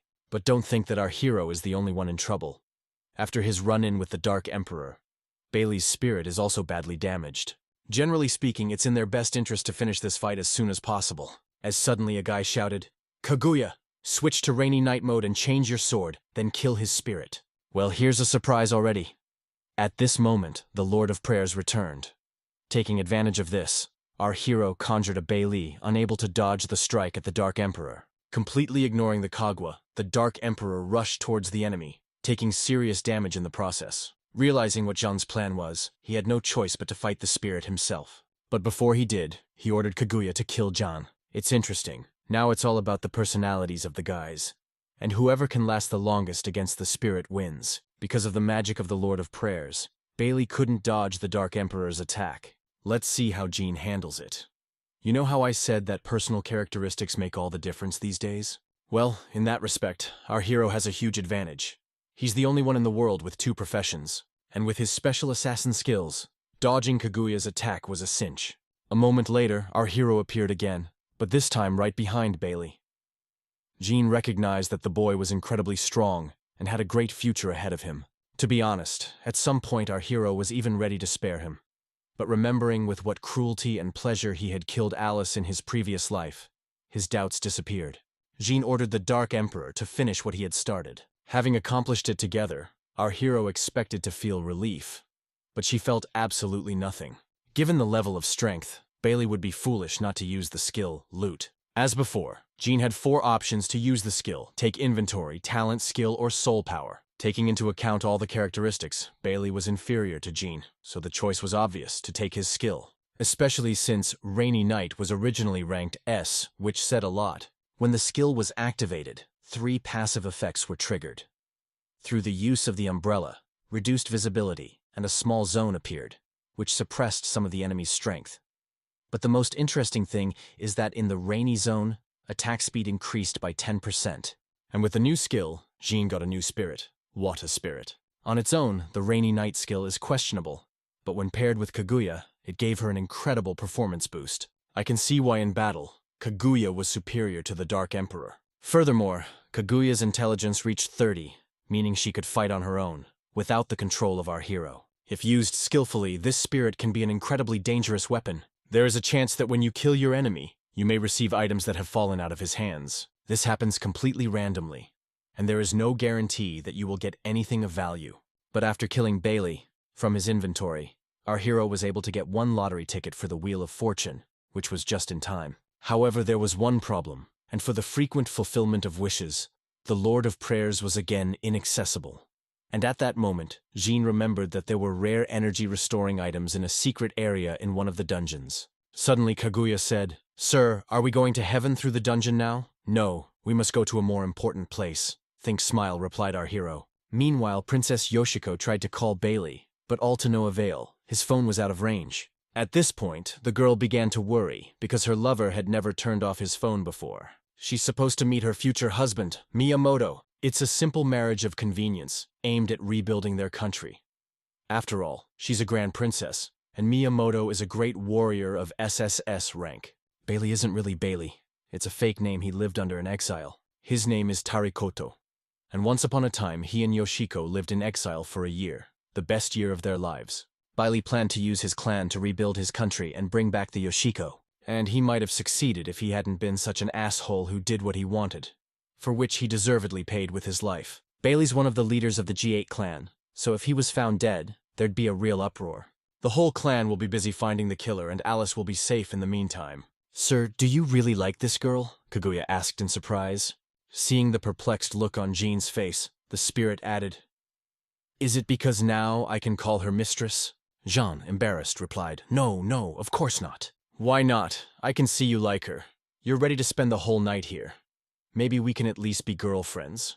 Kaguya added with a smile. Indeed, Alice is the most important person on this planet to our hero. He'd do anything for her, but she is not the only one who is dear to his heart. There is still an unresolved issue with his brother. To protect his loved ones, Jean is determined to become even stronger, because with his current level of strength, he couldn't solve the problems that lay ahead. After making sure that Alice was safe, he traveled to the Holy Land to become stronger. Holy Ground is another funny name for a deadly dungeon. At the portal to the dungeon was a police force guarding the entrance. Upon learning that our hero wanted to enter the Holy Land alone, one of the policemen rudely informed him that he could not do so. However, the policeman had no right to stop the Awakened just like that. So to avoid a conflict, Jean decided to show them his personal data. Seeing the nickname Dark Emperor, one of the policemen lost his speech. Realizing that they were not facing a living legend, they let Jean into the dungeon. Before entering, the policeman reminded our hero that he only had 3 chances of rebirth. You could see that this guy was genuinely worried about Jean. Our hero is mankind's best hope for a brighter future. Inside, there were incredibly dangerous monsters waiting for our heroes. Even ordinary mobs were level 30. Such a high level of opponents was the main reason why Jean came here. After all, for one kill of such a monster, you could get an incredibly huge amount of experience points. But there were also plenty of weaker monsters, which the Kaguya handled with great ease and grace. Although she was inferior to the Dark Emperor in some aspects, the fact that she could fight on her own without Jean's help was a huge advantage. In addition, the Kaguya had imbue skills that only grew stronger with each level. This dungeon was the only dungeon that was suitable for leveling up. In just a few minutes, the spirit had single-handedly cleared an entire square of monsters. In his previous life, this kind of pumping John could only dream of. The main mission in the Holy Lands is to help the elves defend their settlement, protect it from foreign enemies. In the very center of the elven settlement, there is a divine tree. Its fruit can restore the player's energy. So if they help the elves defend the house, they will reward them with the fruit of the divine tree. That's exactly what it's supposed to be. The thing is that in the past life, some players developed a different strategy. They killed ugly monsters after the defense of the elves was completely broken. Then you can get much more fruits of the divine tree. One big disadvantage of this strategy is that you have to wait a long time for the elves to fall. Now, you just have to wait for the lucky chance. Meanwhile, the monsters were already in full swing. The main walls of the elven city were breached in minutes. After waiting for the elves to be at a severe disadvantage, Jean entered the battle together with the Kaguya. Their main target was the boss of the dungeon, the head of the ugly monsters. This boss had an impressive attack and defense, but what made him dangerous was his skills. In a state of intense anger, he could shoot deadly rays of light from his mouth. The main target of the ugly monsters was the fruit of the divine tree, so Jean knew where to wait for them. It was foolish to spend his strength on the defense of useless walls, so our hero immediately decided to start guarding the most valuable thing. When he saw Jean, the boss shouted, "Human! How dare you steal my food? Are you looking for death?" But the guy just ignored him. Our hero needed to replenish his energy and bring back the Lord of Prayers. After consuming just 2 divine fruits, the Lord of Prayer regained his strength. The Lord of Prayers had so much energy that he was not only back, but ready to do any task. After some thought, Jean ordered to strengthen the Dark Emperor until the King of Ugly Monsters died. With a full supply of energy, it would be very easy to fulfill this wish. The thing is that the boss of this dungeon has a passive regeneration skill, thanks to the fact that it is made up entirely of small monsters. Therefore, Jean ordered Kaguya to activate the Rainy Night skill to strengthen the Dark Emperor even more. Only a fast and strong attack can bring victory in this battle. Therefore, Kaguya went on the attack as well, but even that wasn't enough. The King of Ugly Monsters' base health is too high. Of course, they were able to inflict quite an impressive amount of damage on him, but if they didn't continue attacking, it would all be for nothing. After discarding the Kag and Dark Emperor, the boss began to accumulate natural energy. He was preparing to strike, namely the Rage Ray. Realizing that he could kill both spirits with this one attack, Jean ordered the Kagi to spend all his strength on defense. In his past life, dozens of high-level awakened ones had died chasing after the fruit of the divine tree. It was only thanks to the Rainy Night buff that Kaguya was able to repel the rays of fury. But unfortunately, she used up all her energy in defense and won't be able to fight for a while. And even the Dark Emperor has taken quite an impressive amount of damage. However, now was the perfect moment to counterattack. After using the Rage Ray, the King of Ugly Monsters becomes almost harmless for a while. After consuming a few fruits of the Divine Tree, Jean filled the Dark Emperor with energy, allowing him to attack at full strength. And in the end, the King of Ugly Monsters couldn't withstand the onslaught and died. For the victory over the boss, our hero as much as 9,500,000 experience points. This is taking into account all the reinforcements. Thanks to this, was able to activate another interesting skill, 10,000 swords. For the experience gained, you can open and learn new skills inherent in your profession or specialization. 10,000 swords is one of the skills of the Storm Swordsman. Thanks to the divine power emitted by the tree, some parts of the boss were able to come to life. And following their instincts, they attacked our hero. It was just in time. On them, our hero wanted to try out his new skill. When you activate 10,000 swords, opened portals from which these very swords flew out. If you think about it, this skill is ideal for destroying a group of enemies. Weak monsters below level 20 have no chance of surviving this. The attack power has increased a lot, and the fighting power hasn't decreased with the double strike. That's great. But if you stop attacking for even a second, the damage is minimal. And then Jean remembered that when a mage reaches a certain level, he has two new skills: Magic Recovery and Magic Absorption. Thanks to the first skill, you can speed up your own energy recovery, and with the help of the second, to absorb the energy of monsters. Which gave our hero a certain thought. Now it's time to get what he came here for. Given that Jean is not limited in any way, this mission went better than he expected. In total, he managed to collect over 100 fruits of the divine tree, an amount equal to 5 SSS rank supercrystals. This is the advantage of skipping levels.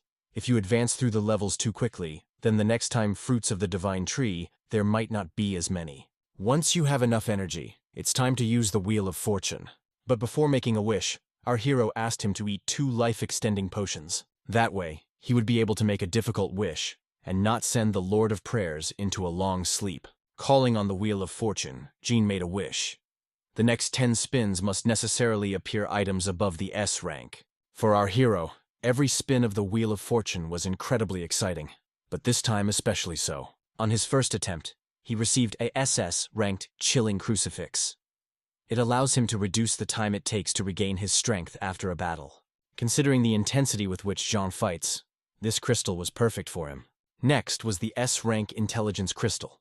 It allows you to increase your intelligence by 10 points. The Lord of Prayers advised Jean to give this crystal to one of the spirits, clearly referring to himself. And our hero had a serious problem. He didn't know who needed the crystal more. But before making a final choice, you need to understand what exactly intelligence points affect. Intelligence points directly affect the mind of the spirit. In turn, intelligence is not the same as wisdom or intelligence. It is the ability to solve problems quickly. The higher the intelligence value, the faster the spirit assimilates knowledge and gains experience. It is this ability that will manifest itself in combat, communication, and much more. Dark Emperor attacks only with brute force, and as the monsters become higher and higher in level, their strength prevailed over the Dark Emperor, putting him at a disadvantage. It seems that he is the one who needs this crystal most of all now. Dark Emperor, Jean's first spirit, so he had a special relationship with him. After all, it was he who helped him become who he is. That's why our hero gave the Crystal of Intelligence to him. He may not have become stronger or faster, but he has become more adaptive to his opponent. And besides, with increased intelligence, he will be able to make decisions independently in battle if necessary. Having absorbed this crystal, the spirit said, "Sir, thank you for your concern. I will do everything to remove all enemies in your path." "So you can talk?" our hero asked in surprise. Although the Dark Emperor had become smarter, his intelligence was still not high enough for him to fight on his own, when suddenly Jean said, "The increase in experience points is never as fast as with direct robbery."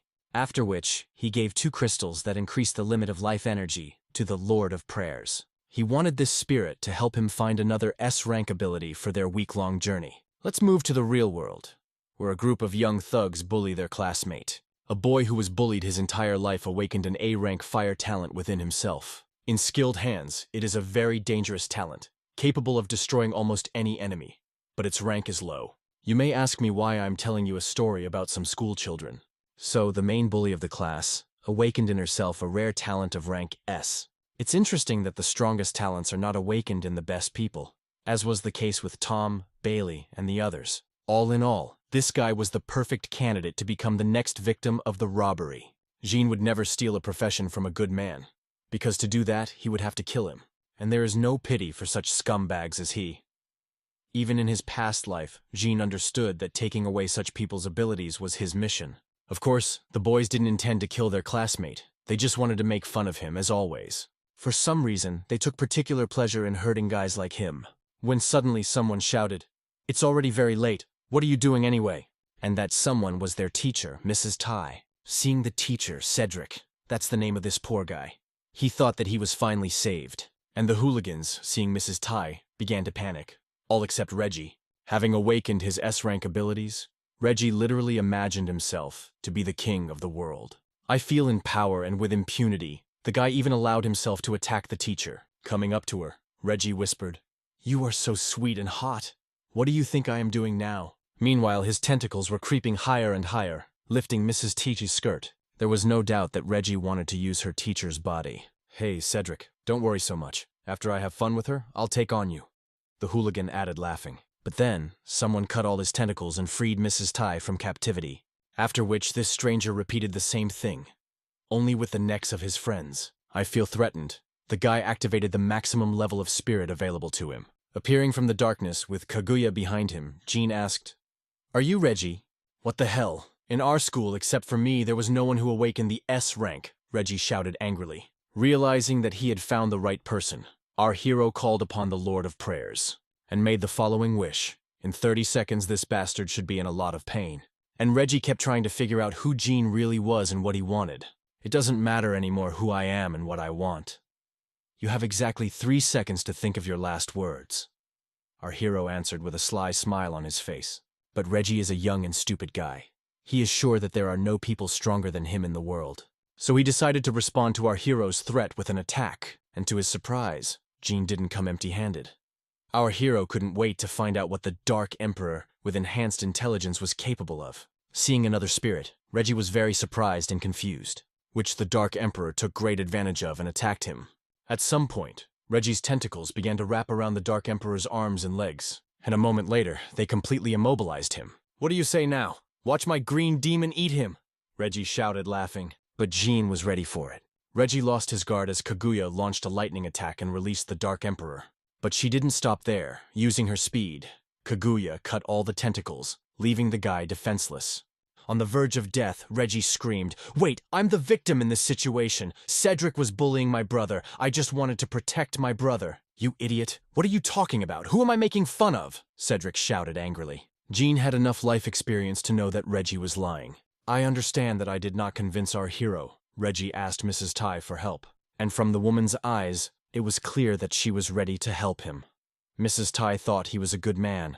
She thought he just got involved with a bad crowd. But before she could do or say anything, Kaguya cut the guy's back. It's funny that this bastard still wanted to get help from the teacher, which he wanted to use just a minute ago. Our hero couldn't stand people like him, who do evil, although they have the power to do something good. So death for them is happiness. With all the dirty work done, it was time to take what he came for. Using the robbery skill, Jean realized that Reggie's ability was much stronger than he thought. Apparently, the guy could not reveal its full potential due to his low characteristics. When it was all over, Cedric came up to our heroes and thanked them for saving them. "You're welcome, but in return I ask only one thing, that this remain a secret," Jean added, smiling. After which he simply turned around and left. Our hero went to the nearest 24-hour restaurant to think over his plan of further action. First of all, he wanted to get to grips with the new skill. In fact, he was a little surprised. The description of this ability was too general. With this skill, you can extract the essence of any two monsters and perfectly mix them together while maintaining their respective characteristics. This ability lasts for about 5 minutes. Now it's clear why when Jean received this skill, he felt as if he had acquired 10 new abilities at once. Plus, this skill has a passive ability called Elastic Skin that reduces damage taken from blunt objects by half. This explains why the Dark Emperor's attacks were useless, but Kaguya was able to kill Reggie with one blow. But the Dark Emperor has many interesting attacks and a special level of defense against spells, so he can also be considered a good fighting spirit. After thinking for a bit, as a sign of his gratitude, our hero decided to treat his spirits to fried chicken. Of course, they don't need food at all, but they love to eat delicious food. Why not make them happy then? A couple of minutes after our hero had placed his order, the waitress came up to him and said, "Good evening. Were you the one who ordered 300 chicken rolls, 300 spicy burgers, and 200 slices of tender beef?" "Yes, that's right," John answered. "Excuse me, but our restaurant doesn't have that much food," the girl answered confusedly. "Then bring as much as you have," our hero added. Such an unusual order was due to the fact that in about 6 months, there will be big problems with food. And the space crystal can store food from the moment it is placed in it, so it is worth stocking up in advance. While waiting for his order, Jean couldn't help but notice how the weather outside had suddenly gotten worse. Something similar happened in a past life. So Jean knew that this was the beginning of a catastrophe, a plague of insects that had flown in from another dimension. Last time, about 1.5 million people died because of these monsters, and people barely managed to win. When suddenly, a woman with a child in her arms ran into the restaurant where our hero was sitting. She begged for someone to save her child. But at that moment, the spider grabbed her by the jacket and dragged her out into the street. And if no one helps her, then she and the child can be considered dead. But luckily for her, the cafe was home to the strongest awakened at the moment. Jean literally snatched the girl from the clutches of the monster. Apparently, it won't be possible to have a quiet dinner. In a past life, our hero has already met similar monsters. Summoning the Lord of Prayers, Jean wished for the white fog around them to dissipate. After all, there could be even more monsters hiding in it. Without thinking for a second, the guy pounced on the largest spider to deprive the monsters of their leader. These insects have a strict hierarchical system, so without a leader they are relatively harmless. Despite its gigantic size, this spider was only level 7. This means that its stronger relatives are even larger. Of course, for killing such a monster, our hero did not receive any additional reward, only a little experience. For Jean personally, fighting low-level insects was useless. But for the Dark Emperor and Kaguya, this was the perfect chance to easily level up. Thanks to her ability to levitate, Kaguya dealt with flying insects with ease. Well, the Dark Emperor, even without the ability to fly, was not inferior to her. The fight with these insects was more like training, for which you could get 4 times more experience than usual. By the way, all this time, someone was watching our hero. The whole time that Jean was leveling up and was in the dungeon, Derek was gathering a squad of the strongest awakened. In addition to Teruo, during this time the man was able to find 2 more team members. But now, they weren't going to fight Jean. They wanted to take advantage of the disaster to raise their levels. Derek planned to use one trick to raise his team's level to 20, after which, he wanted each member of his team to receive a second specialization, just like our hero did. After a massive killing spree, the insects seemed to have overcome their instinct to seek out the light and did not dare to come too close to our hero. But this is all temporary. Since it was now the middle of the night, the 24-hour restaurant was a strong attraction for all the insects.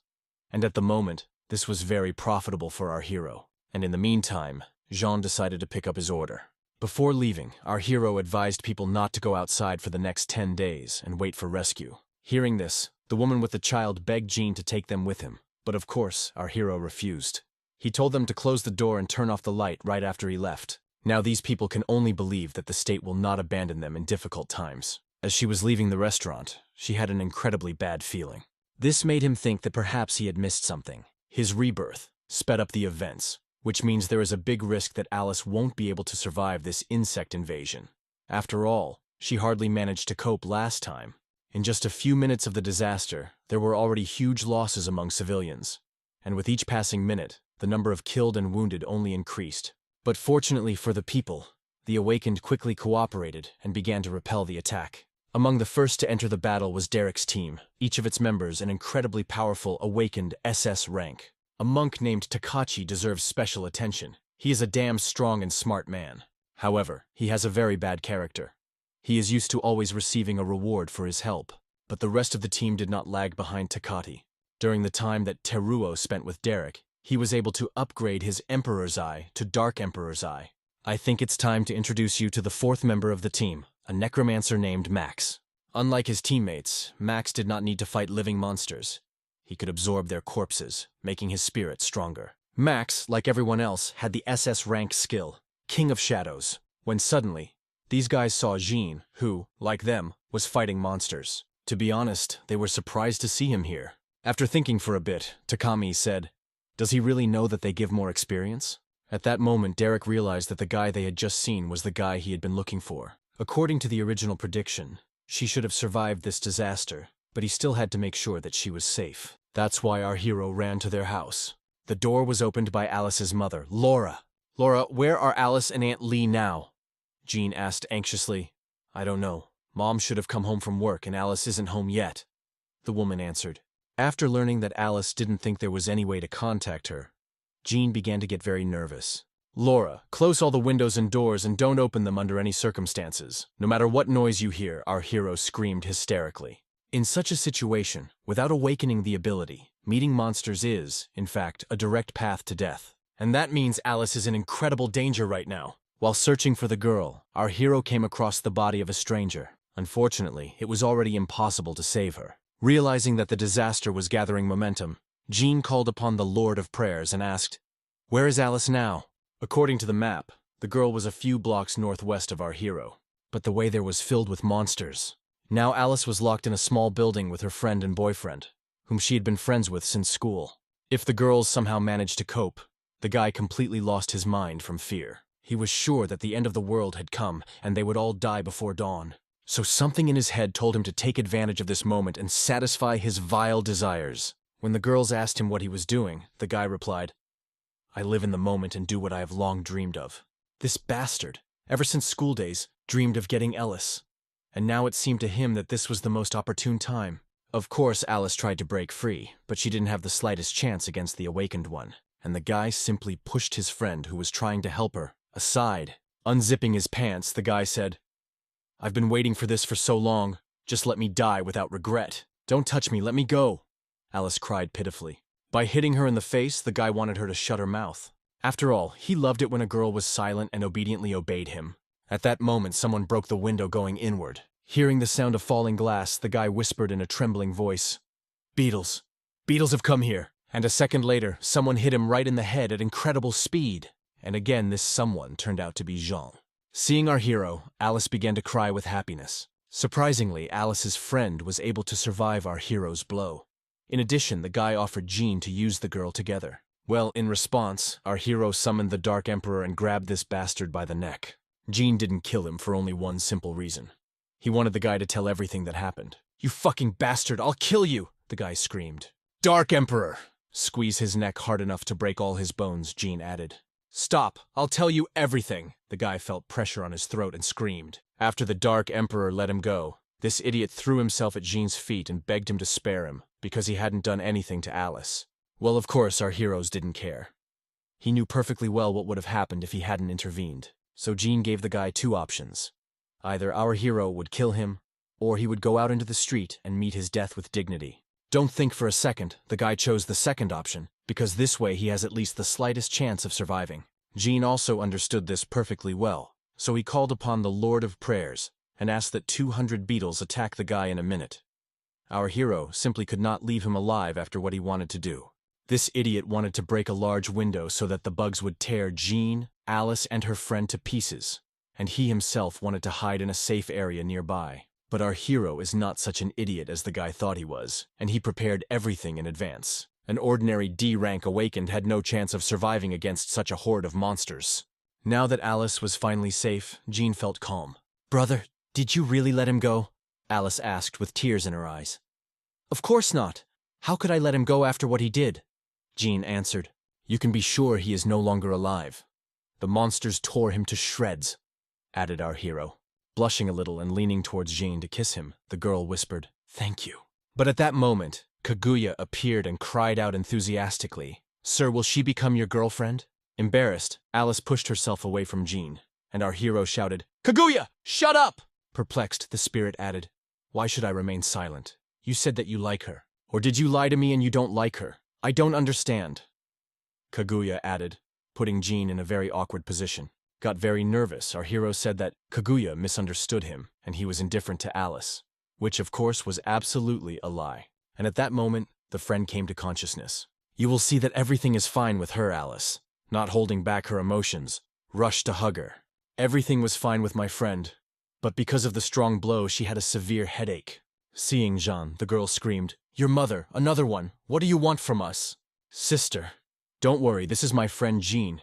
He is the one who saved us, actually," Alice whispered in a loving voice. "A friend, you say? And he's a handsome guy," the girl replied. Well, having made sure that everything was fine with everyone, it was time to leave. Having made his way through the previously cleared streets, our hero took Alice home, where her mother was waiting for her. After what Alice had been through, when she saw her mother, she threw herself into her arms with tears in her eyes. As the streets became relatively quiet, Laura offered Jean a cup of tea. The woman thanked our hero for saving her daughter, when suddenly Alice asked her mother, "Where is Dad now?" To which the woman replied, "Darling, your dad is a government official. He will be at work today." Having heard this, our hero became very wary. The thing is, Alice's dad worked in the city office in the city center. If the light source in the building attracts monsters, then all the workers could be in great danger. Realizing this, our hero was going to go to work for him. But Laura and Alice tried to dissuade him, saying that it was very dangerous. "Don't worry about me, I promise I'll get Uncle Henry back safe and sound." Our hero responded to the girl's worries. Arriving at the building where Alice's dad worked, Jean noticed that a swarm of insects had already been there. The entire building was covered in their saliva and blood, when suddenly our hero felt an incredibly powerful energy. Even in the most dangerous dungeons, he had never felt anything like this before, which was quite unexpected because the monsters in this disaster reach a maximum of 20 levels, so they cannot emit this kind of energy. While Jean was trying to understand what was happening, an explosion thundered on the second floor. The feeling of that very energy became only stronger. This meant that the progenitor of the catastrophe had appeared. If we were to classify this disaster by rank, it would be rank E because the monsters here are quite weak. However, if a progenitor appears nearby, the monster's level will be higher than that of the disaster itself. Such monsters are called guardians of the progenitor. Only by killing such a monster can a catastrophe in a certain area be stopped. In a past life, before entering the era of chaos, the government decided to deal with those who surrounded and suppressed the guards.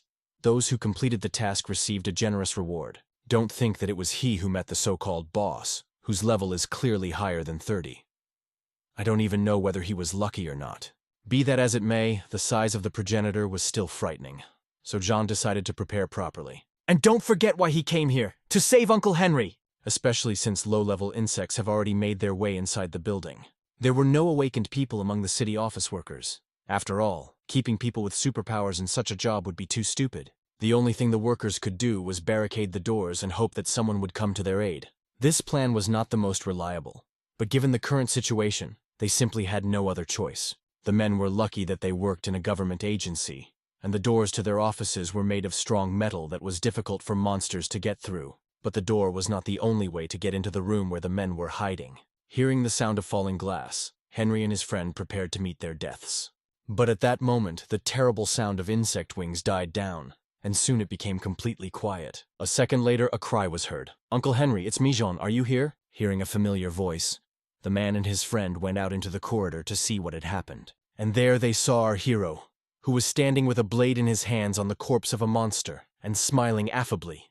Meanwhile, Derek and his team decided to replenish their energy reserves in the Holy Land dungeon. But, to their surprise, this dungeon will be unavailable for some time, since it was recently completed and requires time to recover. Seeing this, Derek shouted in anger, "Bastard! You robbed me of several major achievements that would have helped me reach the strongest awakened. And now the secret world ended earlier than I thought."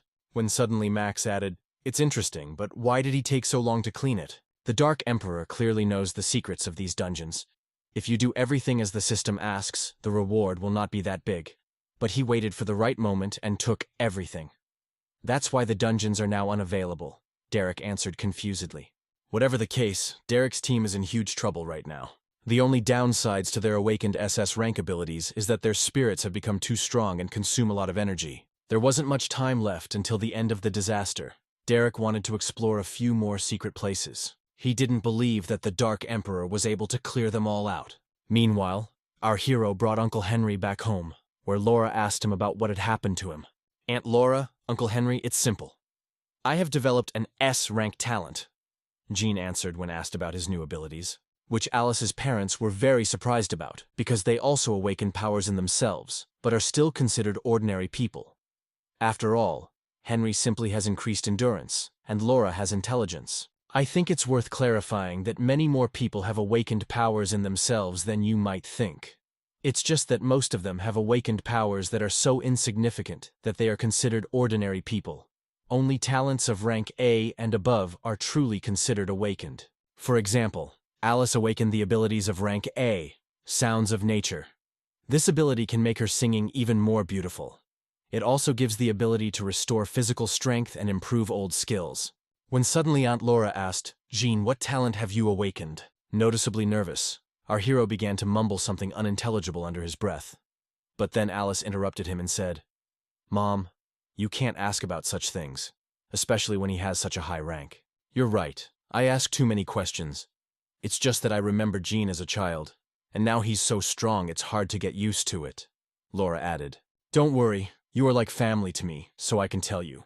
My ability, Heaven's Justice, has awakened. It gives me incredible attack power," Jean answered. Naturally, our hero couldn't tell the whole truth that he gets his power by killing people.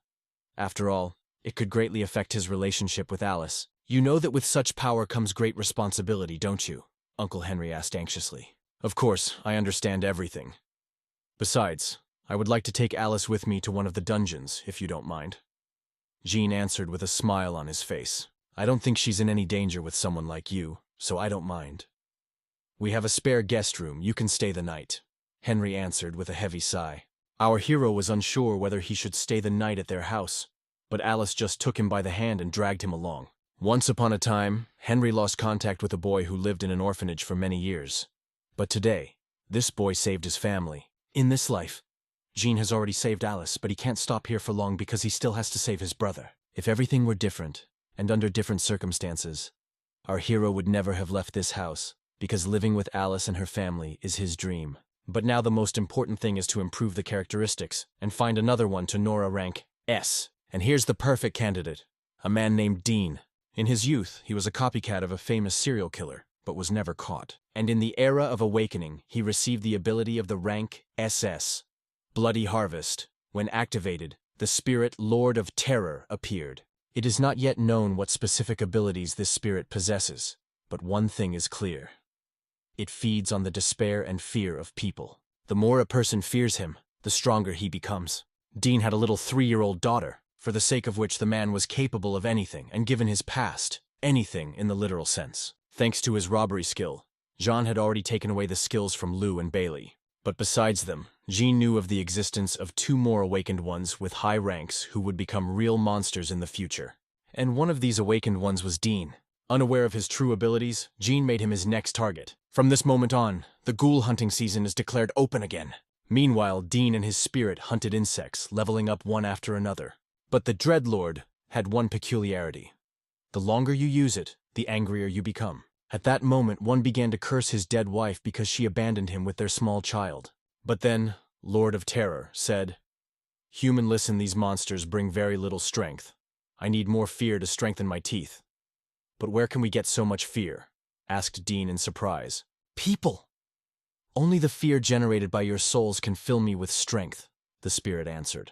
Even though Dean was a real bastard before, he has changed a lot since the birth of his daughter, and has come to understand the value of human lives. But the influence of the demonic aura of the spirit once again awakened in the man the former thirst for killing people. Especially since if he kills someone during the disaster, it is unlikely that anyone will investigate the matter.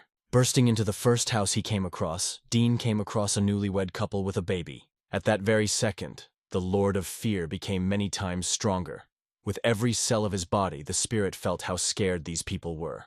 The man desperately rushed towards Dean with a knife in his hands to save the family. He didn't even have time to run a couple of meters before the Lord of Fear pierced him with his finger. The spirit received true pleasure from absorbing human fear and despair, and in doing so only became stronger. At that moment, even the former serial killer realized that the spirit he had created was a real monster. But it wasn't only the negative emotions of people that gave the demon strength. Most of all, he liked to absorb the tormented human soul. After killing the man and absorbing his soul, the Lord of Fear wasn't going to stop there.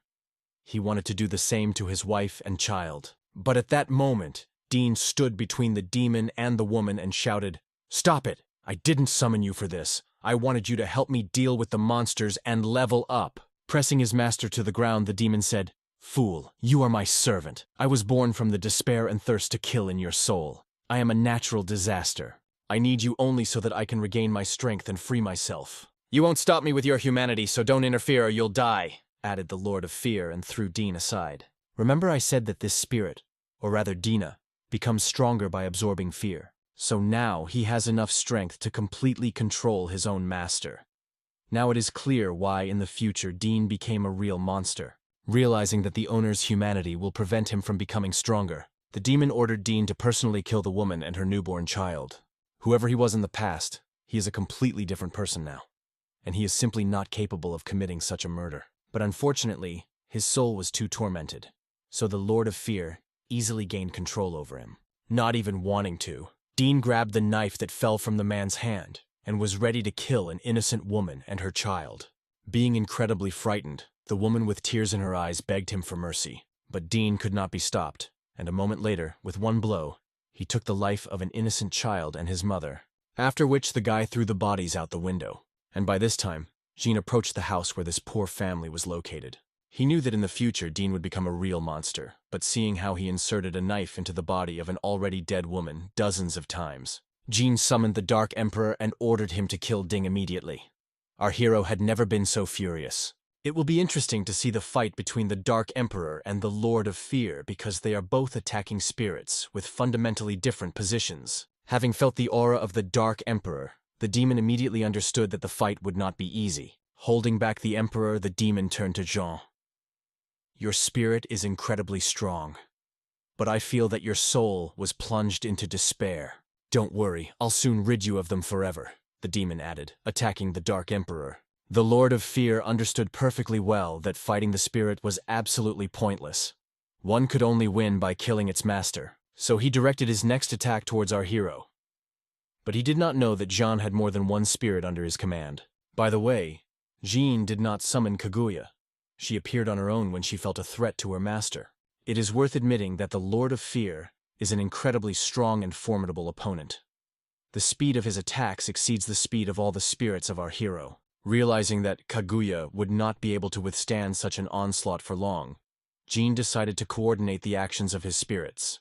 Taking advantage of the moment while the demons were distracted, the Dark Emperor attempted to attack him. He managed to hit the demon, but it didn't bring any significant result, except that the Lord of Fear became even more angry. Now the demon's main target became Jean and Dark Emperor. In an equal fight, our hero's spirit has no chance of winning, even with the Lord of Prayer's enhancement. The only way to win is teamwork. Kaguya summoned her strongest sword, Nightstorm.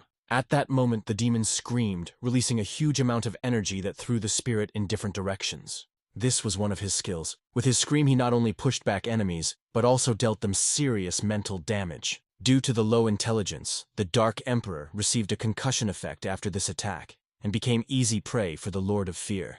Realizing that he could lose one of his strongest spirits, our hero summoned the green demon that he stole from Reggie. It won't be possible to kill the Lord of Fear this way, but it is quite possible to immobilize him and save the Dark Emperors. In addition, if you remember, the green demon has the skill of absorption. Thanks to this, it was possible to take away part of the demon's power, which allowed Kaguya to plunge the Nightstorm straight into his heart. This blow was more than enough to deprive the demon of all his strength and send him back to the underworld. Dying, the Lord of Fear said, "It is impossible, I cannot die. I am the greatest fear of all people. As long as fear dwells in your hearts, I will live forever." "As you say, then the next time we meet, you will once again bow your head at my feet," Jean answered, smiling. Thanks to the well-coordinated teamwork of the spirits, our hero was able to defeat this demon. Immediately after the death of the Lord of Fear, an incredible, heartbreaking scream was heard in the street. The source of this scream was Dean. After the death of the demon, he regained his sanity again. Looking at his bloody hands and the corpse of a woman with a child, he realized that this was his doing. Even though the main reason for Dean becoming a scumbag has been eliminated, Jean decides to leave him alive for a little while. And there are two reasons for this. First, there is no guarantee that after this, Dean will not go crazy and return to his old ways. And the second was that Jean needed his skill. "You realize what you've done?" Dean fell to his knees and whispered. "Please kill me. I don't want to live like this anymore. But I will have only one request. Protect my daughter. Tell her that I left, and when she grows up I will return to find her. I ask with tears in my eyes because I am a man." After listening to Dean until the end, Jean plunged his dagger right into his chest, after which he leaned towards him and whispered, "Don't worry. I will take care of your daughter." In the past, Dean was a terrible person, but after the birth of his daughter, he changed a lot, and did not want his daughter to know her father as a murderer. Having finished what he started, our hero activated the robbery. Now Jean had a serious choice to make, what to take from Dean.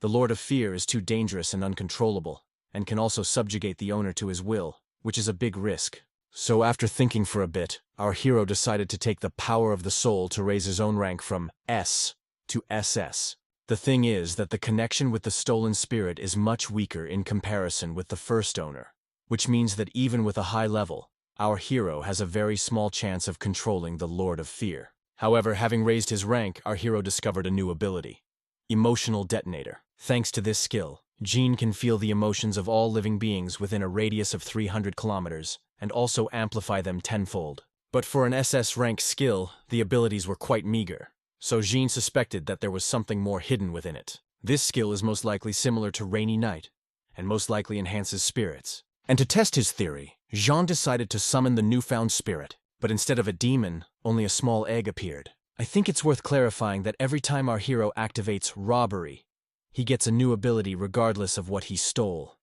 And each ability has its own spiritual form, so with each new murder, Jean gets a new spirit. Visually, this egg was not much different from a goose egg, except that it emitted a strange aura. But fortunately it came with a description. But based on it, little was clear. The description said that this spirit feeds on the emotions of its owner. Is it possible that this spirit does not have a specific ability and form?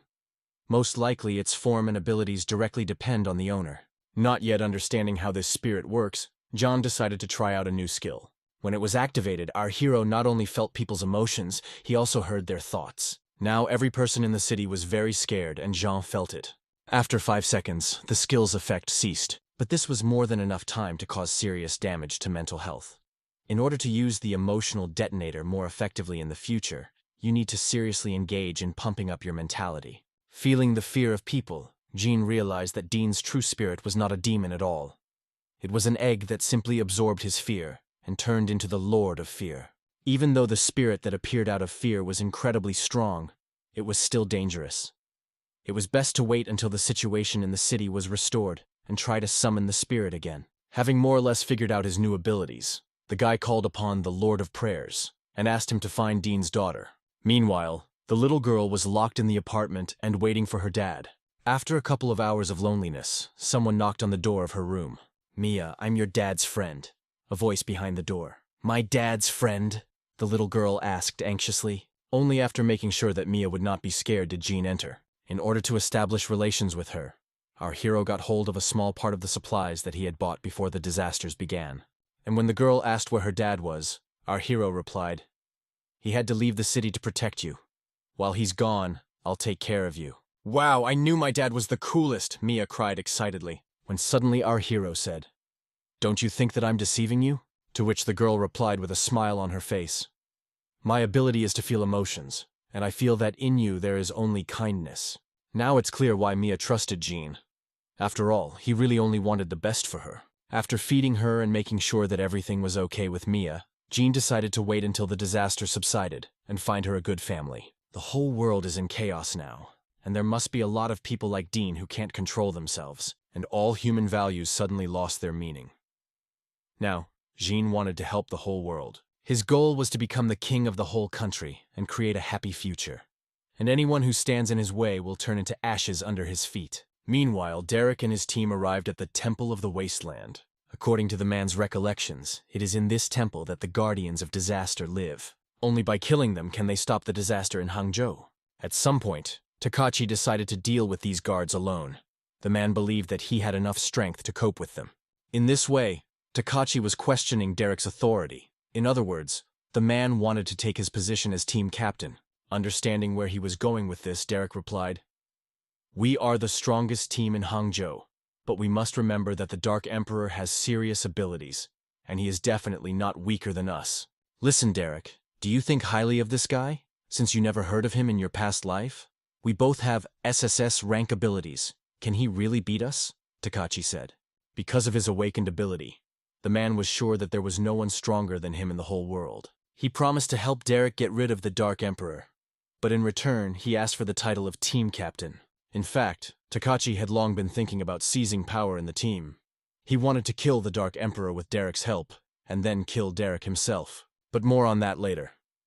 Before entering the Temple of the Wasteland, Derek asked Max to check if there was anyone nearby. Max had some pretty serious detection skills. Overall, his skills were perfect for a spy. After finishing scanning the area, the guy found no one within a kilometer radius except for a giant level 7 praying mantis. Teruo and Takachi thought that this dungeon was also cleared by the Dark Emperor. But Derek understood that due to the time shift of the disaster, many things had changed, including the habitat of the Guardians of Disaster.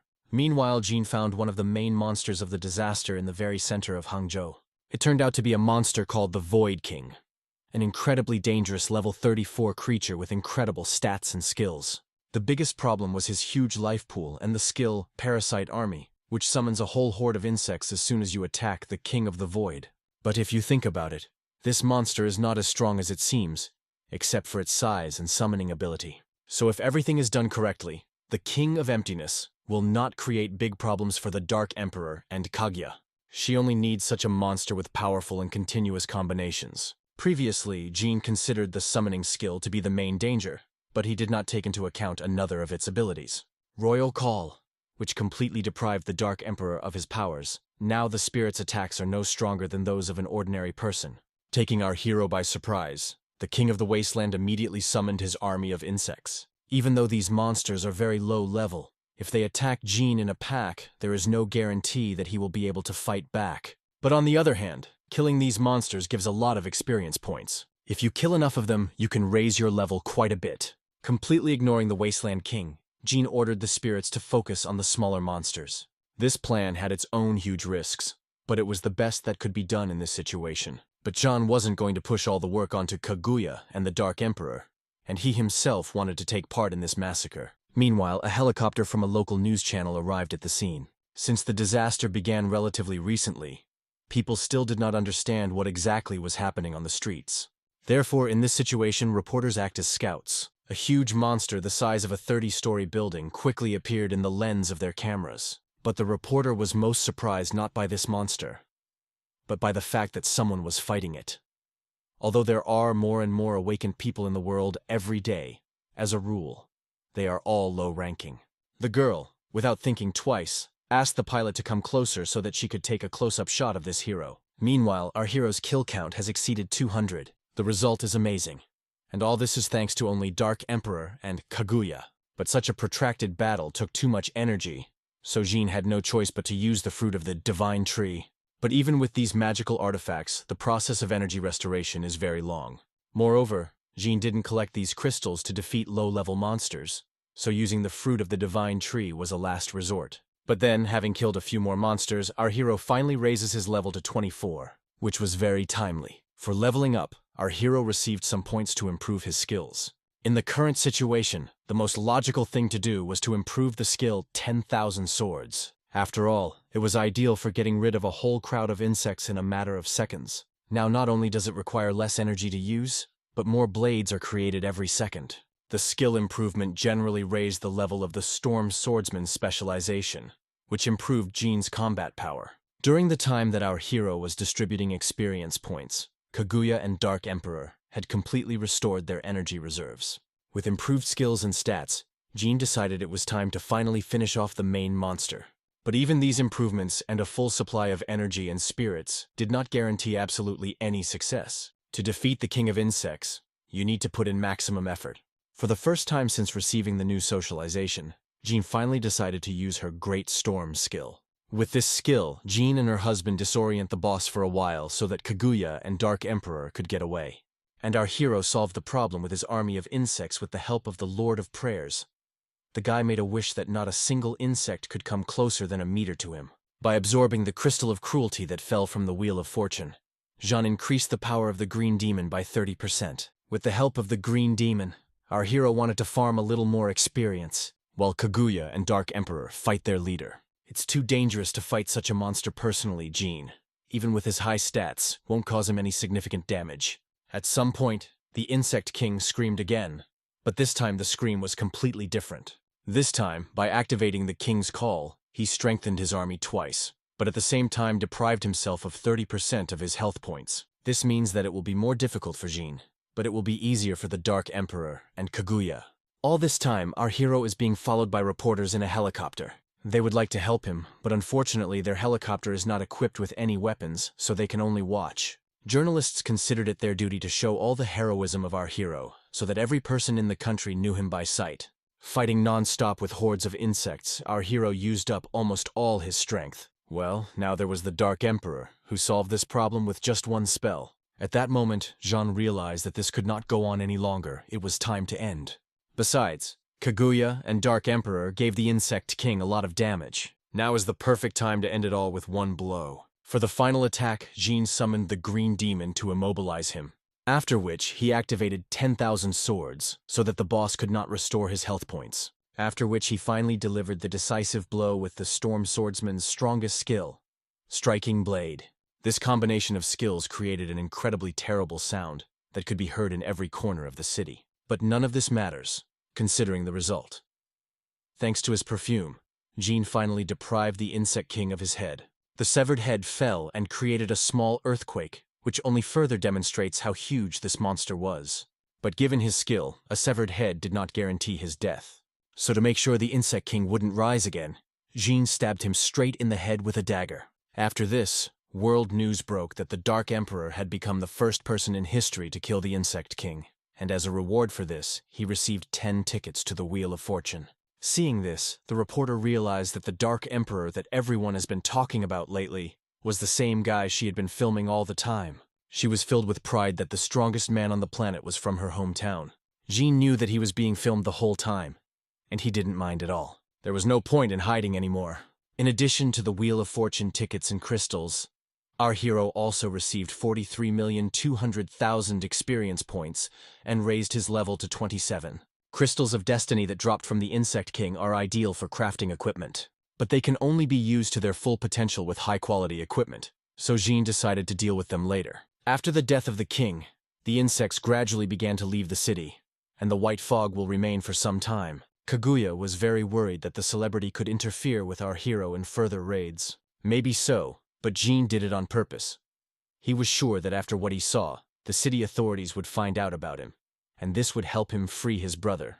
Due to the fact that our hero spent too many fruits of the divine tree in battle, he was going to replenish their supplies, and then go to the dungeon to increase his combat power. But first, Jean asked the Lord of Prayers to find Mrs. Tai, the same teacher who tried to stand up for Cedric. After Reggie died, his friends didn't become good people. Bastards will always be scum. Because the teacher tried to save the poor boy, they tricked her into a dark room and forced her to film intimate videos. Poor Mrs. Tai thought that this was the filming of some TV series, so she just agreed, because since childhood, she dreamed of becoming an actress. Her former students knew about this dream, so they were able to take advantage of her weakness. These 4 bastards pounced on the poor teacher and did whatever they wanted to her, after which they beat her and abused her for a long time. But Mrs. Tai was not as simple as it might seem. She, like many, awakened abilities in herself, but unlike the others, she was afraid to use them. And in the meantime, our hero had already driven up to the building where, according to the Lord of Prayers, Mrs. Tai was. Jean found it strange that the spirit led him to one of the abandoned warehouses of the local factory. And besides, the chains on the doors were broken. Realizing that something strange was going on here, our hero asked the Dark Emperor to open the door in order to inadvertently fall into a trap. Luckily, there were no traps or anything like that inside. But there was something even stranger. Right at the entrance, there were 4 male corpses. Judging by their appearance, they had been without water for more than a month. I don't understand what's going on. Jean summoned the Lord of Prayer and made a wish that for the next 30 seconds he would not receive any damage. Before the spirit could do anything, the dark room was filled with bright light, after which Jean lost consciousness. And on top of that, his heartbeat suddenly started to slow down. He was dying. When the bright light died down, a creepy female silhouette appeared at the end of the corridor. Feeling the ominous aura emanating from this silhouette, the Lord of Prayers asked the Dark Emperor to protect Jean with all his might, while he and Kaguya will figure out who is behind this. And meanwhile, our hero found himself in some strange place, in a formal suit, and the room around resembled the groom's room. Seeing the photograph standing on the nightstand, Jean shouted in surprise, "Alice and I are married?" Before the guy could understand anything, someone knocked on the door, and behind her stood Alice and Kaguya in very revealing outfits. Seeing them like this, Jean screamed in a squeaky voice, "Why are you here, and why are you dressed like that?" But instead of talking to the girl, they rushed into the arms of our hero and began to stroke him in every possible way in interesting places. Meanwhile, in the real world, Kaguya was fighting with the spirit of Mrs. Tai. The fact that this spirit fought almost equally with Kaguya indicated that this was a spirit of at least rank S. In addition, Mrs. Tai's spirit enveloped the place in a pink mirage, which gave it a certain advantage. Pink mirage is a unique spirit skill that is somewhat similar to Kaguya's rainy night. When suddenly the spirit laughed and said, "You are funny. I helped your master find peace. Now he is resting in the heavenly world!" But I'll be completely frank, this place will not be heavenly for long. He will die soon. The spirit added with a smile on his face. If so, thank you for the explanation. The Lord of Prayers answered laughing. What are you talking about? The spirit asked, no longer smiling. Without explaining anything, The Lord of Prayers summoned the Book of Wishes. With the help of his skills, he wanted to pull Jean out of the world of sweet illusions. And meanwhile, our hero sank deeper and deeper into this illusion. But then Alice said one phrase that became her fatal mistake. Jean, finally my dream has come true. And her mistake was because Jean knew her too well and knew that Alice would never have made the first move herself. And immediately after realizing this, Jean returned to the real world. Immediately upon returning, Kaguya pounced on our hero with tears in her eyes, screaming about how happy she was to see him. And then the spirit of Mrs. Tai asked, "How did you manage to get out of my pink mirage?" "So you are a spirit. Is this illusion you're doing?" Jean asked indifferently. Without waiting for an answer, he ordered the Dark Emperor to deal with this spirit as quickly as possible. In an equal fight, this spirit has no chance against the Dark Emperor under the control of our hero. Coming out of the illusion, our hero thought that this spirit could be very useful. Having dealt with the spirit, the Dark Emperor found its owner, who had been hiding in the closet all this time. Realizing she was in trouble, Mrs. Tai screamed, "Please don't kill me, I didn't mean to hurt you." "Don't shout like that. Just answer a couple of questions." "Did you kill these guys?" asked Jean. "No. More accurately, yes. But they tricked me into coming here. And then they did horrible things to me," Tai replied with tears in her eyes.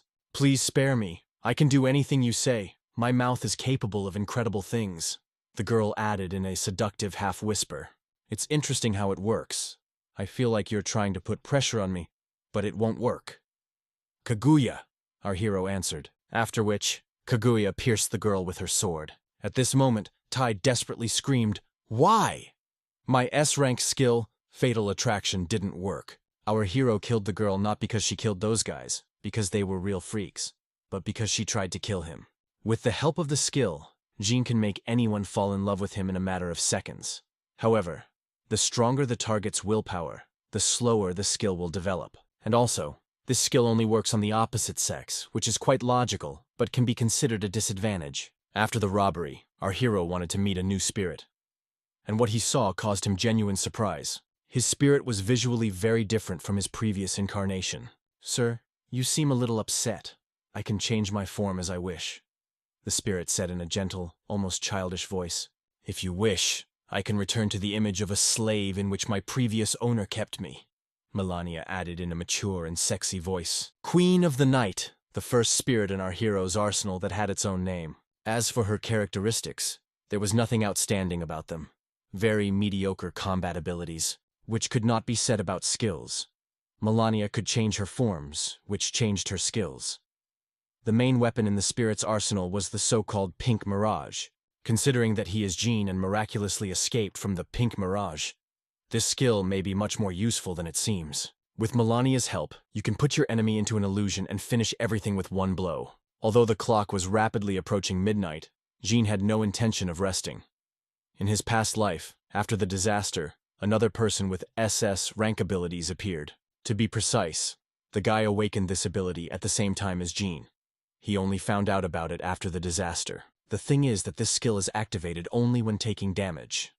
The point is that when going through a dungeon, a person can restore their strength, but if they get injured in the real world, they will have to be treated in the usual way. And the guy who received such an unusual ability was called Kan. I'll tell you a little about him. Quite recently, during the era of awakening, the guy was dumped by his girlfriend. But as soon as this cheap girl found out that Kan had awakened SS rank abilities, she immediately wanted to return to him. Overall, Kan was a pretty good guy who lived quietly and never bothered anyone. In the modern world, he could even be called a good person. But that's what he was like before he learned about his true abilities. Also, you might have a question. How did his ex-girlfriend find out about his abilities, if he just awakened them and hasn't gotten tired of telling anyone about them yet? It's very simple. This whole story with his ex-girlfriend is just a pink mirage created by Melania on Jean's orders. Unfortunately, like many people, fame due to high rank will turn Kan into a monster. That's why Jean, without a twinge of conscience, was ready to kill him, right in his sleep. Well, what a surprise. Even while in an illusion, the guy was able to stop Kaguya's katana with his bare hands. Moreover, he didn't just stop the blade, but squeezed it so hard that Kaguya couldn't even pull out the blade. For Jean, something like this was a real surprise. After all, he didn't know about Kan's ability, and a moment later, the spirit of the guy Cold Destroyer appeared. It was he who stopped the katana Kaguya, trying to protect his master. Realizing that Kan could break out of the pink mirage at any moment, our hero called on the Dark Emperor to deal with the Destroyer of Cold. With the very first blow, the spirit threw Kaguya aside, and from the attack of the Dark Emperor, he hid behind the Ice Dome. Fortunately, the Dark Emperor's strength was much higher than the Ice Dome's defensive ability, so the spirit was able to simply break through it. On-defensive skills were not the only thing that the Frost Destroyer could surprise with. He also had a binding technique called Frost Chains, with which he grabbed the Dark Emperor and began to drain his strength. Possessing a high intelligence stat, the Cold Destroyer understood that the spirits would fight as long as the master was alive. So he aimed his next attack at our hero. Although the speed of the Cold Destroyer's attacks was quite astonishing, Kaguya was still faster. She managed to protect Jean. All this is only due to the fact that our hero managed to activate the Rainy Night in time, which increased the spirit's characteristics. After thinking for a bit, the guy ordered the Green Demon and the Dark Emperor to retreat, to which the Destroyer of Cold said with a smile on his face, "Are you scared? Are people really such cowards? Am I the one who's afraid of attacking?" "I didn't think that spirits could joke," Jean answered laughing. "Stupid man, you will pay for laughing at me," shouted Destroyer of Cold. Jean ordered his spirits to retreat for one simple reason. He saw that the Cold Destroyer was trying to lure him into a trap, but he himself did not attack first. Moreover, it was very difficult to fight this spirit since its rank was SS. Even working together, our hero's spirits are unlikely to be defeated. But in such a case, Jean has an ace up his sleeve, a rank S skill, Perfect Fusion, through which Kaguya and Dark Emperor will merge their souls together, creating one powerful spirit. In such a merger, the strengths and weaknesses of each spirit are taken into account. As a result, you can obtain an ideal fighting spirit of rank S++, devoid of any serious shortcomings. The resulting spirit had the appearance of a Kaguya, dressed in the characteristic armor of the Dark Emperor. One of the skills was a very interesting robbery sword, which with each successful attack took 30% of the enemy's energy. The characteristics were also at a very high level. In combination with the armor of the Dark Emperor, the main disadvantage of Kaguya is compensated: her fragility. Now our hero has a huge advantage over the Cold Destroyer. We are not a spirit, surpassed this Ice Demon in almost everything. Feeling the enemy's incredible superiority, the Cold Destroyer attempted to trap the spirit in his icy prison. But with enhanced characteristics, Kaguya destroyed the ice barrier with just a few swings of her sword. Previously, the Cold Destroyer had an incredible advantage due to its astonishing speed. But now this advantage has been nullified. Realizing that he couldn't hold out against such an enemy for long, the Ice Demon decided to take extreme measures. After spending a huge amount of his spiritual energy, he activated his strongest sealing technique, Ice Coffin. Ice Coffin is capable of holding monsters of level 30 and above. But after fusing with the Dark Emperor, Kaguya is comparable to level 50 monsters, so even such a powerful barrier was not able to hold her back. Having broken through all of the Cold Destroyer's defensive techniques, Kaguya was ready to deliver the decisive blow. In close combat, the Ice Demon has no chance of winning. However, for such a case, the spirit Kana had a trump card hidden away, the strongest S-rank skill, Ice Blood, which turns the spirit's body into a solid and incredibly strong piece of ice, which even Kaguya is unable to penetrate. Could it be that such a swift attack failed? Not at all. Kaguya had another skill, Liberation Power. When activated, the Dark Emperor's armor is destroyed, but thereby Kaguya receives an instant boost to all characteristics by 60 points. And only after that, the spirit was finally able to cut the Ice Demon in half. "This can't be. I'm the legendary Ice Demon," the spirit whispered as he died. "I will protect my master until my last breath. Otherwise I am not Princess Kaguya." "Kaguya," answered the dying words of the Destroyer of Cold. Having dealt with the spirit, it's time to deal with its owner. After completing the mission, our hero gave his spirits a small energy crystal so that they could restore their strength. In Can's case, Jean had no idea what exactly to take from him. After what he saw, the guy wanted to get the Cold Destroyer at any cost. In addition to the new skill, Jean also received an improvement in all basic characteristics. After a successful robbery, our hero received a skill of rank SS, Personal Mask. This skill completely copied the Khan ability, which was quite surprising, but meant that it only worked when Jean was in danger. At first, our hero thought that this was some kind of mistake in the description, so he tried to summon a new spirit. But after a couple of unsuccessful attempts, he realized that there was no mistake. Falling to the floor, Jean screamed, "Damn it! I finally got a rank SS spirit, but I can't use it." But relying on a spirit you know nothing about in a critical situation is too dangerous, so Jean had an idea. He wanted Kaguya to start beating him up.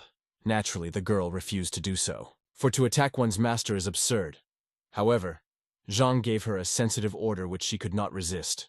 Moreover, you need to attack with full force to ensure that the spirit appears. Kaguya, without holding back her strength, aimed her katana straight at Jin's neck, and stopped just a few millimeters from his vertebrae.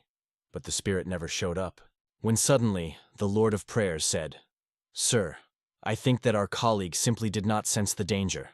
Because Kaguya did not intend to kill you. There was logic to it, but fighting Kaguya seriously was too dangerous. So our hero asked the Dark Emperor to attack him and try to kill him. And unlike Kaguya, the Dark Emperor did not need much persuasion. He began to act in the same second. And exactly 1 second later, the Dark Emperor froze like a statue. And along with it, everything around froze. Time stopped. After which, Jin heard a voice. There is no willpower in your heart to resist. You want to go more than a dozen ways. From today on, I am all you have. Forget your previous goals and desire to change the world for the better. With my name, we will destroy this world," added the spirit. Finally, he has shown himself. Now it's time to call him. This spirit bears the name Savior, because of its unusual abilities. Feeling threatened by the Dark Emperor, the Savior was going to kill him. And at that moment, the time dilation effect stopped, and the Dark Emperor was able to repel his attack. After which, the Dark Emperor said, "You have funny wings. Let's see how they will be in hell." Before their quarrel went too far, Jin stopped them.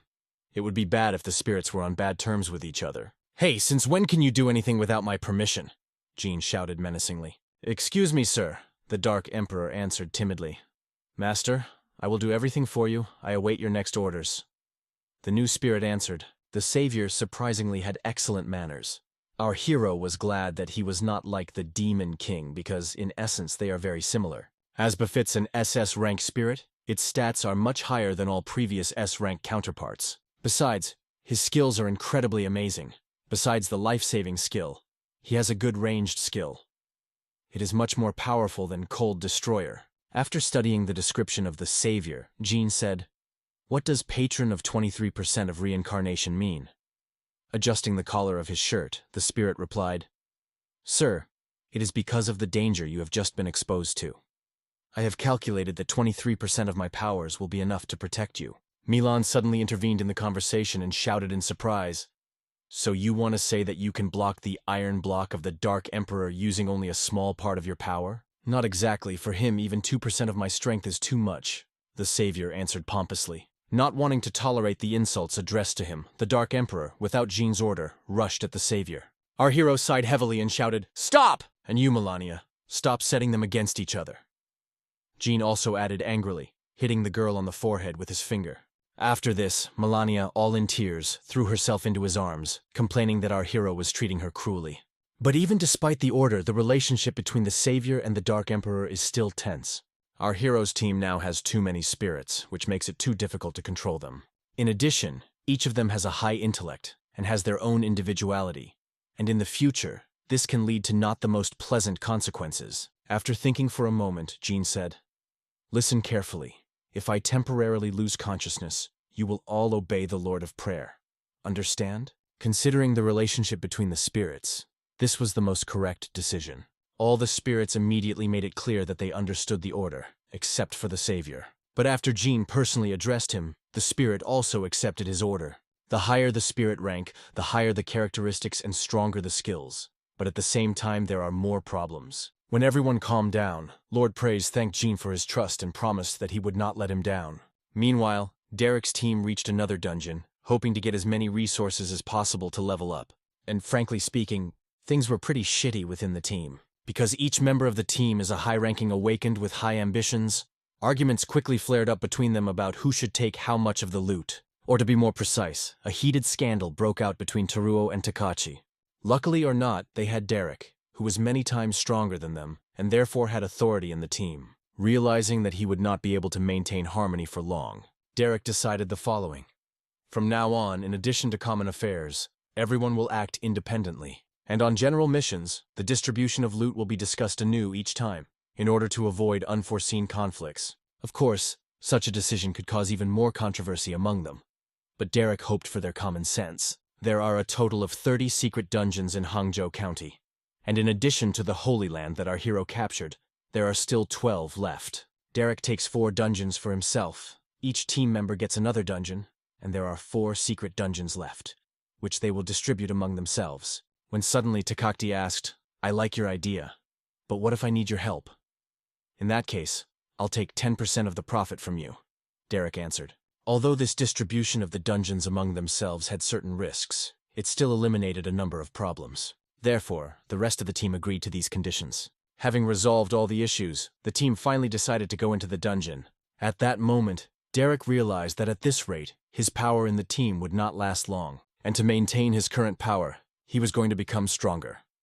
But first, he wanted to find his old teammates. Meanwhile in Hangzhou, the white fog after the disaster finally cleared. Now Jin's priority goal was to find another secret dungeon that was located right in the city in order to restore his energy. This dungeon was called the Weeping Grave. The legend said that the souls of real heroes were buried in this dungeon. And the purpose of the dungeon was to deliver supplies to the camp of the 6th Legion. In his past life, most of the dungeons rich in energy were captured by guilds, so Jin had never been to such places. And it's hard to even imagine what to expect in the Weeping Grave. But even if he suddenly finds himself in mortal danger, he will definitely be able to survive thanks to his spirits. In unknown worlds, the main thing is to act carefully and calculate all the risks. The beginning of the Weeping Grave was right at the foot of a huge canyon far, far to the north, which made Melania incredibly cold, as she was wearing a light nightgown. Jin was concerned that extremely low temperatures could negatively affect the perfume's capabilities. But the thing is that the Dark Emperor didn't feel the difference in temperature at all, and the clothes of the Lord of Prayers warmed him up quite well.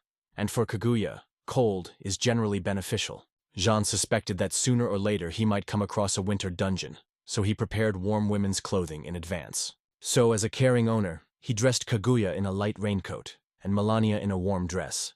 While exploring the Weeping Grave, Jin and the Lord of Prayers did not sense any monsters at all, as if the dungeon was completely empty. However, their loneliness did not last long. After a while, there was a loud noise. Jin hoped that it was monsters. He was eager to try out his new abilities in battle. Seeing the enemy army on the horizon, Jean ordered the Dark Emperor to fight in the vanguard while he prepared the rest of the spirits for battle. For the spirit, it was only a pleasure. Besides, he was glad that Jean still needed her. While the Dark Emperor holds back the monsters, our hero decided to use his trump card. He wanted to spin the Wheel of Fortune, but first he made an interesting wish to the Lord of Prayers. By absorbing 1 spiritual energy crystal to temporarily increase his spiritual energy, Jin wished for 1 SSS rank item. As expected, our hero received the highest rank reward, the Spirit Ascension Crystal. But for the rest of the cool, our hero received very mediocre, but still useful crystals. Spirit Ascension Crystal combines the power of doubles. It is said that it is the real miracle.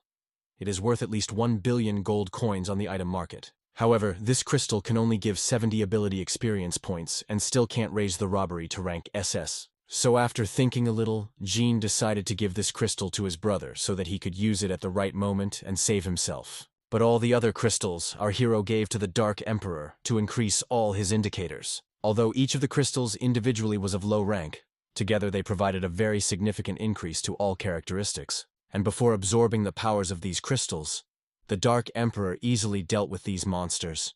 And now he kills 3 at once with 1 blow. Well, now that everything is more or less clear with the enemies, we need to come up with a strategy that will allow us to get the maximum profit. Players will have to help the 6th Legion, which has arrived to investigate and explore the Tomb of Spirits together with the Legionnaires. And they will also have to meet the necromancer of the witch cult. The easiest way to go would be to kill this necromancer and receive a reward from the head of the Legion. It's very easy to do this, but the final profit will be very low. After thinking for a while, Jin came up with a more dangerous plan, but one that would ultimately bring much more. Well, before, Jin ordered Kaguya to help the Dark Emperor deal with all the monsters, but Jin himself was not going to stand aside. The faster they finished here, the faster they could go further. From the very beginning, as Jean entered the dungeon, he was watched by the same necromancer from the witch cult. This necromancer was the main boss of this dungeon. But he is not the only one in the Weeping Grave who was incredibly dangerous. Feeling a threat in our hero, the necromancer decided that he needed to be eliminated immediately. Meanwhile, the column of the 2nd Legion passed through the area known as the Canyon of Oblivion, and at the head of the column walked the commander of the Legion, Reinhard. He brought his warriors to this valley to cleanse it of the witch cult. From intelligence data, Reinhard knew that the first enemies were waiting for them in the Canyon of Oblivion. At the entrance to this canyon, the Legion met our hero, who politely introduced himself and said that he had information about enemies who were somewhere ahead. Map was genuinely surprised to see a person here. After all, ordinary people stay away from this place. Thinking that Jean was a mercenary, Reinhard said, "Boy, tell me everything you know, and I will give you a reward that matches the level of your information." "Of course, but to be honest, I didn't get this information. My service did. So she'll tell you everything herself," Jun answered politely. Stepping forward, Kaguya whispered in a rough voice, "The thing is..." Without listening to the girl to the end, Reinhard felt that something was wrong, and a moment later, Kaguya attacked the commander, but he reacted in time and dodged. Why Jean attacked the commander of the Second Legion remains a mystery for now. After the first failed attack, our hero, with the help of Lord of Prayer, paralyzes Reinhard for 3 seconds, after which Kaguya deals a powerful blow, depriving Reinhard of most of his health. What frightened the commander most was the fact that he was quickly losing his spiritual strength, and moreover, could not move. Seeing the silhouette of the mage behind our hero, Reinhard realized that it was because of him that he could not do anything. I felt the spell's power getting weaker over time. The commander began to release some of his power to resist this spell. And besides, Reinhard's army did not stand aside and just watch as their commander was killed. But even despite this, Jean was not going to stop. He put more and more strength into each attack. Meanwhile, Kaguya fought desperately with Reinhard. It is worth admitting that this commander is really strong. When suddenly the commander looked at Jean and said, "Hey you, from the witch cult. Fight me if you are not a coward." "Finally, forward attack!" our hero answered with a smile on his face. The guy's behavior really confused Reinhard. The commander felt that not everything was as simple as he thought. But be that as it may, he understood that he was obliged to kill him at any cost. A moment before his death, time stood still around Jean. And he appeared again, he, the savior, ready to kill anyone who dared to attack his master. Even though Reinhard couldn't move, he could still speak. How is this possible? Is a human capable of making contracts with more than one spirit? "You're right, a person is not capable of such a thing, but I am special," Jean answered. Thank Reinhard, our hero ordered the spirit to kill him, but wished that he would do it painlessly. As a result, the commander of the Second Legion simply disappeared into thin air. Of course, killing legionnaires, and especially their commander, was contrary to common sense, but that was our hero's plan. He wanted the surviving necromancer and the witch from this dungeon to consider him an ally, seeing how the main danger in the person of Commander Reinhard simply disappeared into thin air. The witch and the necromancer felt relieved and wanted to reward their savior. Meanwhile, the army of the Second Legion was preparing to avenge the murder of its commander, but to no avail. Without Reinhard, they are unable to defeat such a powerful spirit as Kaguya. To be honest, this whole plan of Jean's is incredibly risky. After all, there is absolutely no guarantee that the necromancer will not want to kill him. In addition, for killing Reinhard, our hero received a simply insane amount of experience. But what is much more important, only by destroying the Legion can you get the ashes of deceased heroes. While thinking about his next step, Jean noticed black smoke starting to appear from underground. And soon, from under the ground appeared the phantom of the necromancer, who said, "Distant wanderer, we are the witch cult. We invite you to the Tomb of Spirits, and leave these imperial dogs outside to us." At that moment, Jean realized that his plan had worked even better than he had imagined. Initially, he just wanted to rob the necromancer and escape while he fought the remnants of the Legion. But now that he has been invited to the main temple of the cult, there is a chance to hit the jackpot. The main thing is that the reward received is worth the effort. Following the phantom of the necromancer, Jean soon came to a huge mountain, at the foot of which was the entrance to the cave. To meet our hero, 6 monks of this temple and 1 witch came out. Now was the perfect moment to finish them off and clear this dungeon. But first, you need to make a plan and find out what ashes of the deceased are and where they are hidden. When suddenly the same witch in white addressed our hero. "Dear messenger, we are grateful to you for your help. May I know if you have brought with you any important instructions from the higher ranks?" Of course, for Jean, such a question was surprising, because he knew absolutely nothing about this world. But he understood that if he kept silent now, he would be exposed. Not being able to think of anything better, Jean asked, "How are you doing with the previous task?" "Sir, after 10 days of rituals, we have finally completed the Frost Dragon," the chief necromancer replied. "Having gotten used to the role of a messenger from above, Jean ordered that they show him immediately. Sensing something was wrong, the witch agreed to show them the dragon. But now she looks at Jean with suspicion. From the inside, the temple resembled a banal dungeon from a well-known RPG, with gloomy walls and ghosts flying everywhere. In the most remote corner of this temple, something incredible was hidden. A huge frost dragon bound by dark magic. After the dragon spirit comes to life, it will definitely become a level 40 monster or even higher. Ordinary players cannot do this, and of course, Jean didn't want to let that opportunity go. However, it would take about 2 more days for the dragon to fully awaken. Previously, the dark monks were worried that they would not have time to complete what they had started, due to the arrival of the Second Legion. But thanks to Jean, this problem disappeared. Our hero didn't want to wait another 2 whole days inside the dungeon, and it was too dangerous. But he didn't want to miss the chance to take the ice dragon for himself. Understanding this, Jean asked, "I see. But where are the ashes of the deceased stored? I need to replenish the energy reserves that I spent in battle." "Mr. Messenger, the ashes of the dead are an important material for cleaning the dragon, and we have a little of it left," the necromancer answered excitedly. "So you want to say that the fact that I have no energy left is unimportant?" Jean said, looking at them menacingly. And a few minutes later, one of the monks brought all the supplies of ashes of the deceased that they had left. Having absorbed it, Jean felt how his energy slowly but surely began to replenish. And besides, it also added 100 energy points to all the spirits. Ashes of the dead is a very useful item. Our hero, and in the future, wanted to use the ashes of the deceased. However, in this case, the process of cleansing the dragon will take much longer. Seeing the worried faces of the monks and the witch, Jean said, "Don't worry. I will improve the ashes of the deceased. As soon as I collect the necessary amount, I will be able to continue to complete the original task." "Sir, but this is—" the monks whispered anxiously. "I didn't understand. Do you want to say something? Or will you follow the order of your superior?"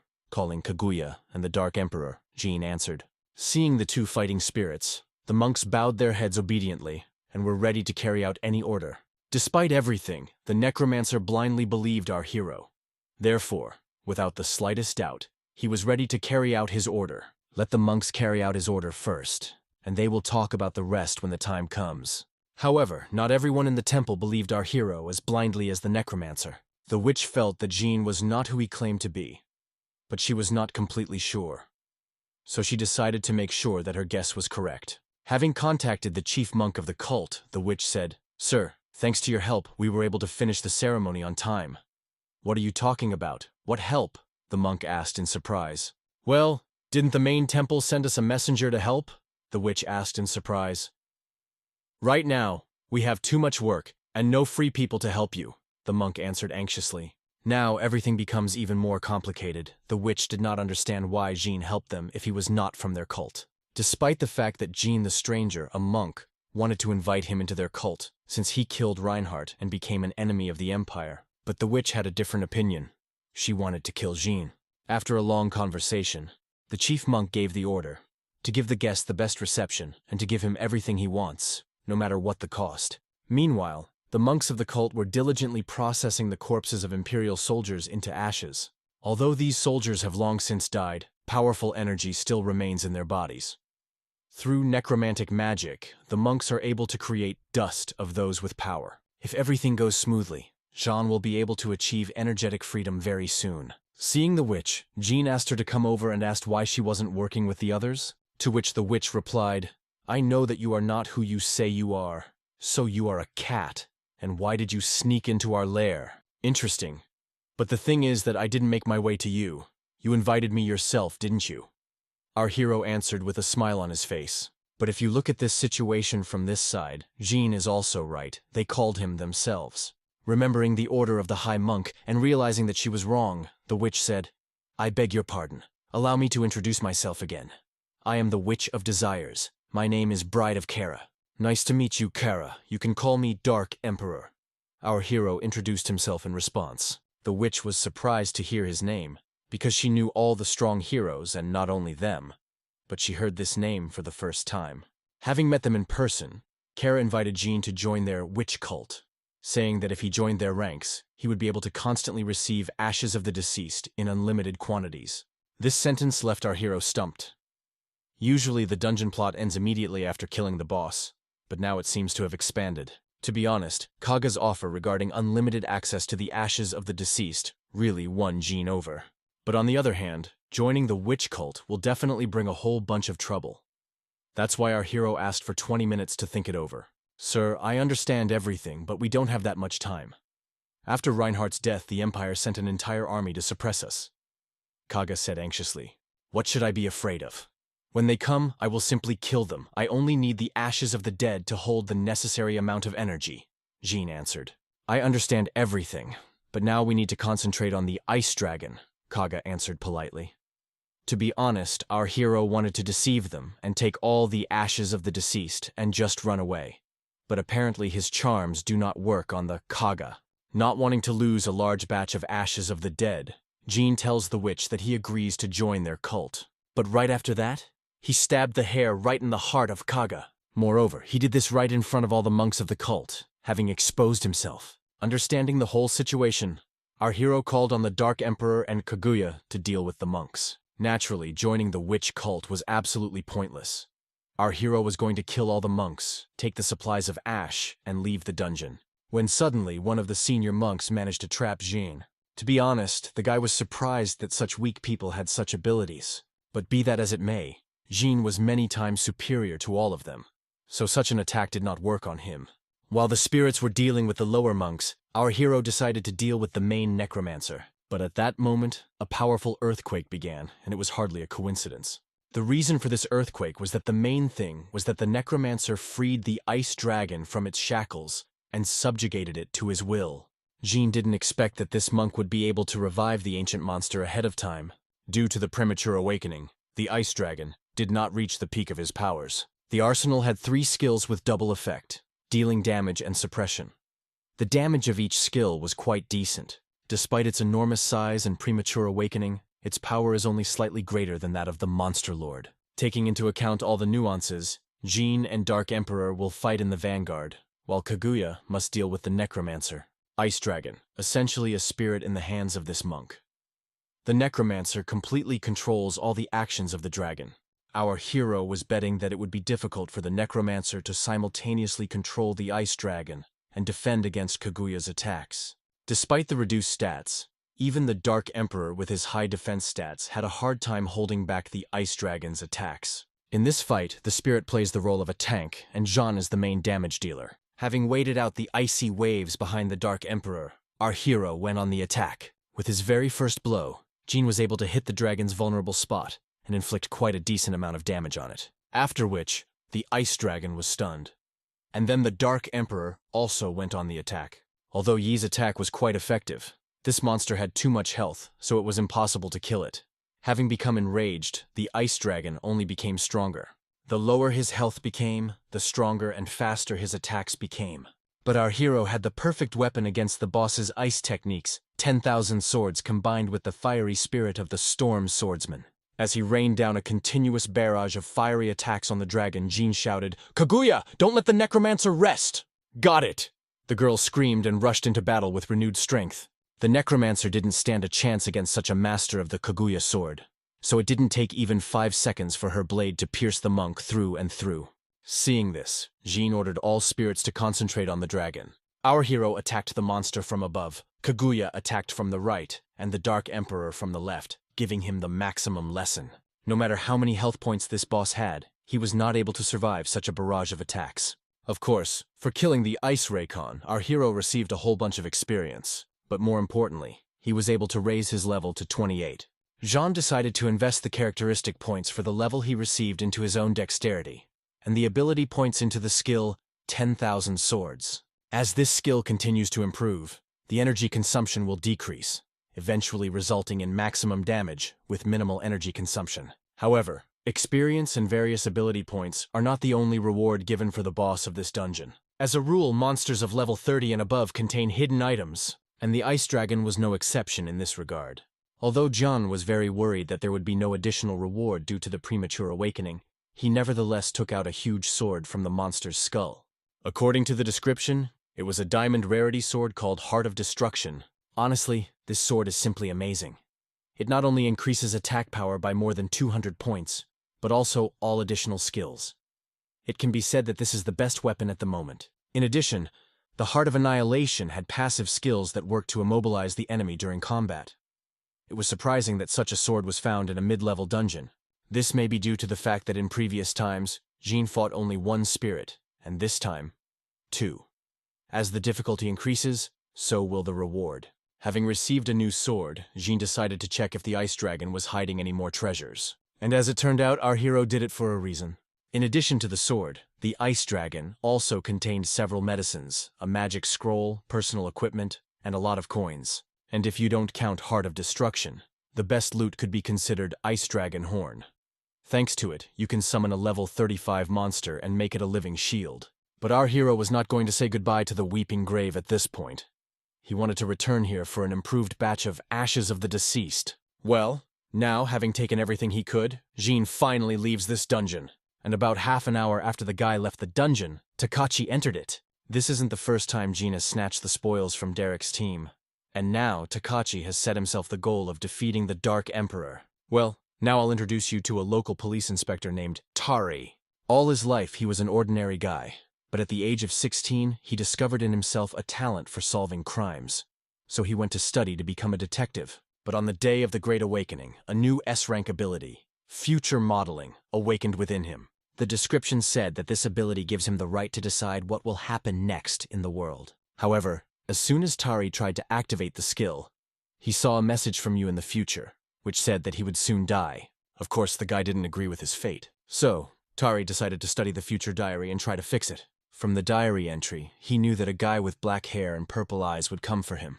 By rewriting the scene of his death, the result did not change. Only the method of his murder became different.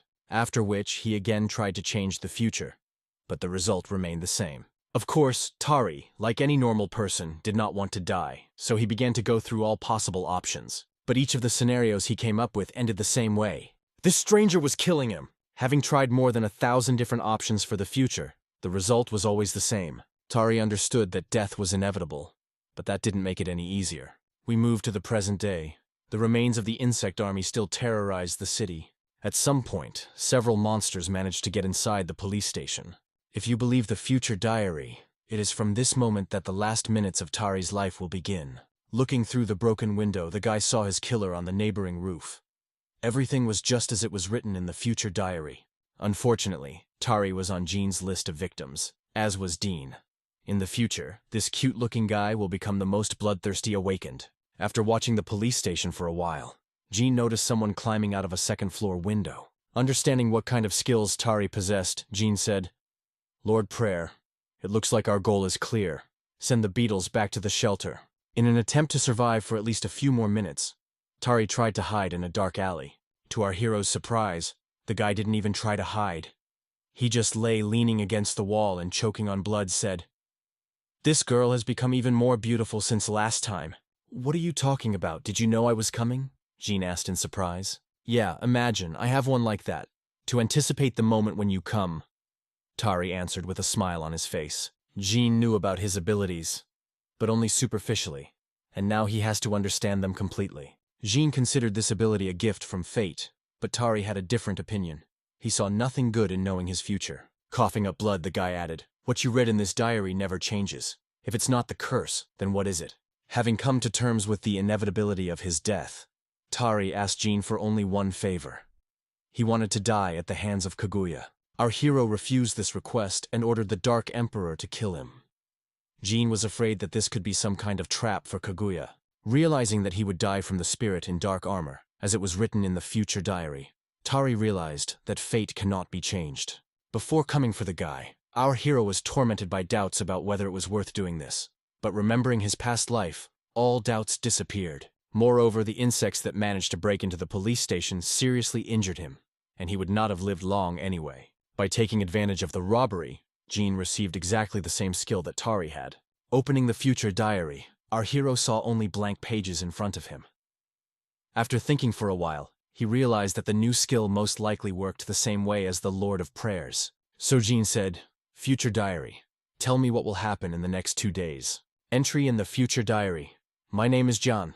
If you are reading this, then I am already dead when I came to the secret dungeon, Weeping Graves. I met a man who claimed to be a modern heavenly master, Takachi. After a short conversation, Takachi just attacked me. Of course, I wouldn't hurt him. But I didn't expect that the Dark Emperor and I were no match for him. In the end, I died from his lightning spell. You have to change the course of events. It turns out that tomorrow, Jean must die in that dungeon. Let's remember Taki's words that the prediction of the future diary cannot be changed. John was seriously scared. Realizing that he was in serious trouble, our hero began to think about what to do. Rereading the predictions again and again, John will remember that he has heard this name somewhere before. Takati. After thinking for a bit, the guy decided to ask the Lord of Prayers for help. He wanted the future diary to tell him about an alternative development of events. New prediction. My name is John. If you are reading this, it means that I am already dead. After I found out about the future diary, I went to the weeping grave to find answers to my questions. But there, I met a man who was against me.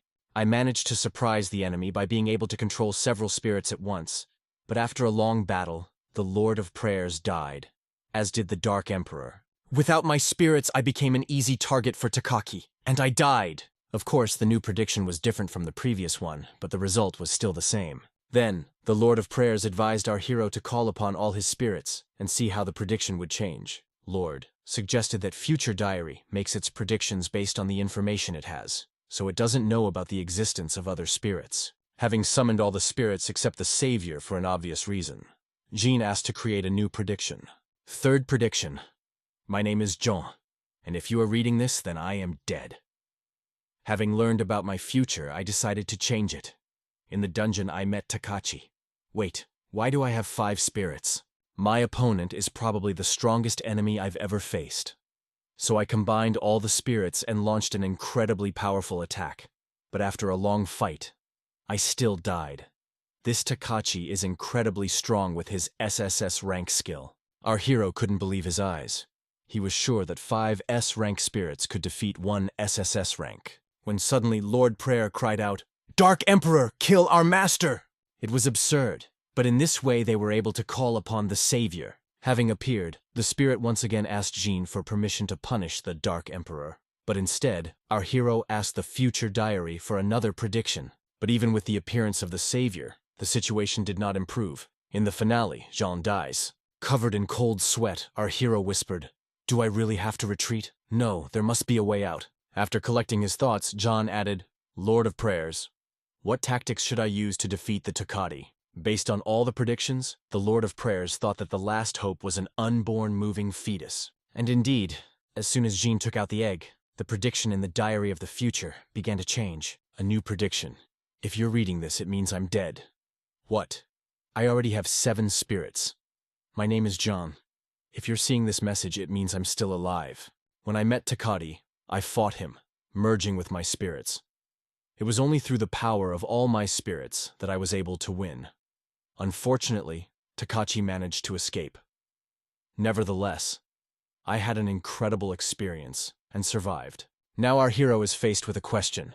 Which emotion should he choose as the source of the birth of the moving fetus? After learning that he could win, it wasn't enough for Jean. He wanted to kill Takashi. To find out how to do this, our hero made a wish from the Lord of Prayers.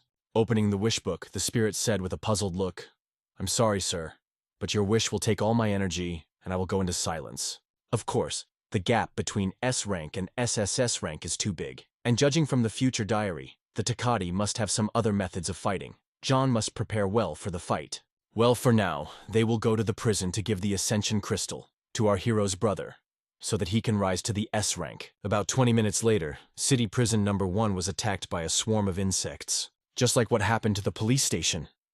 After killing the boss disaster, John gained the ability to control small insects.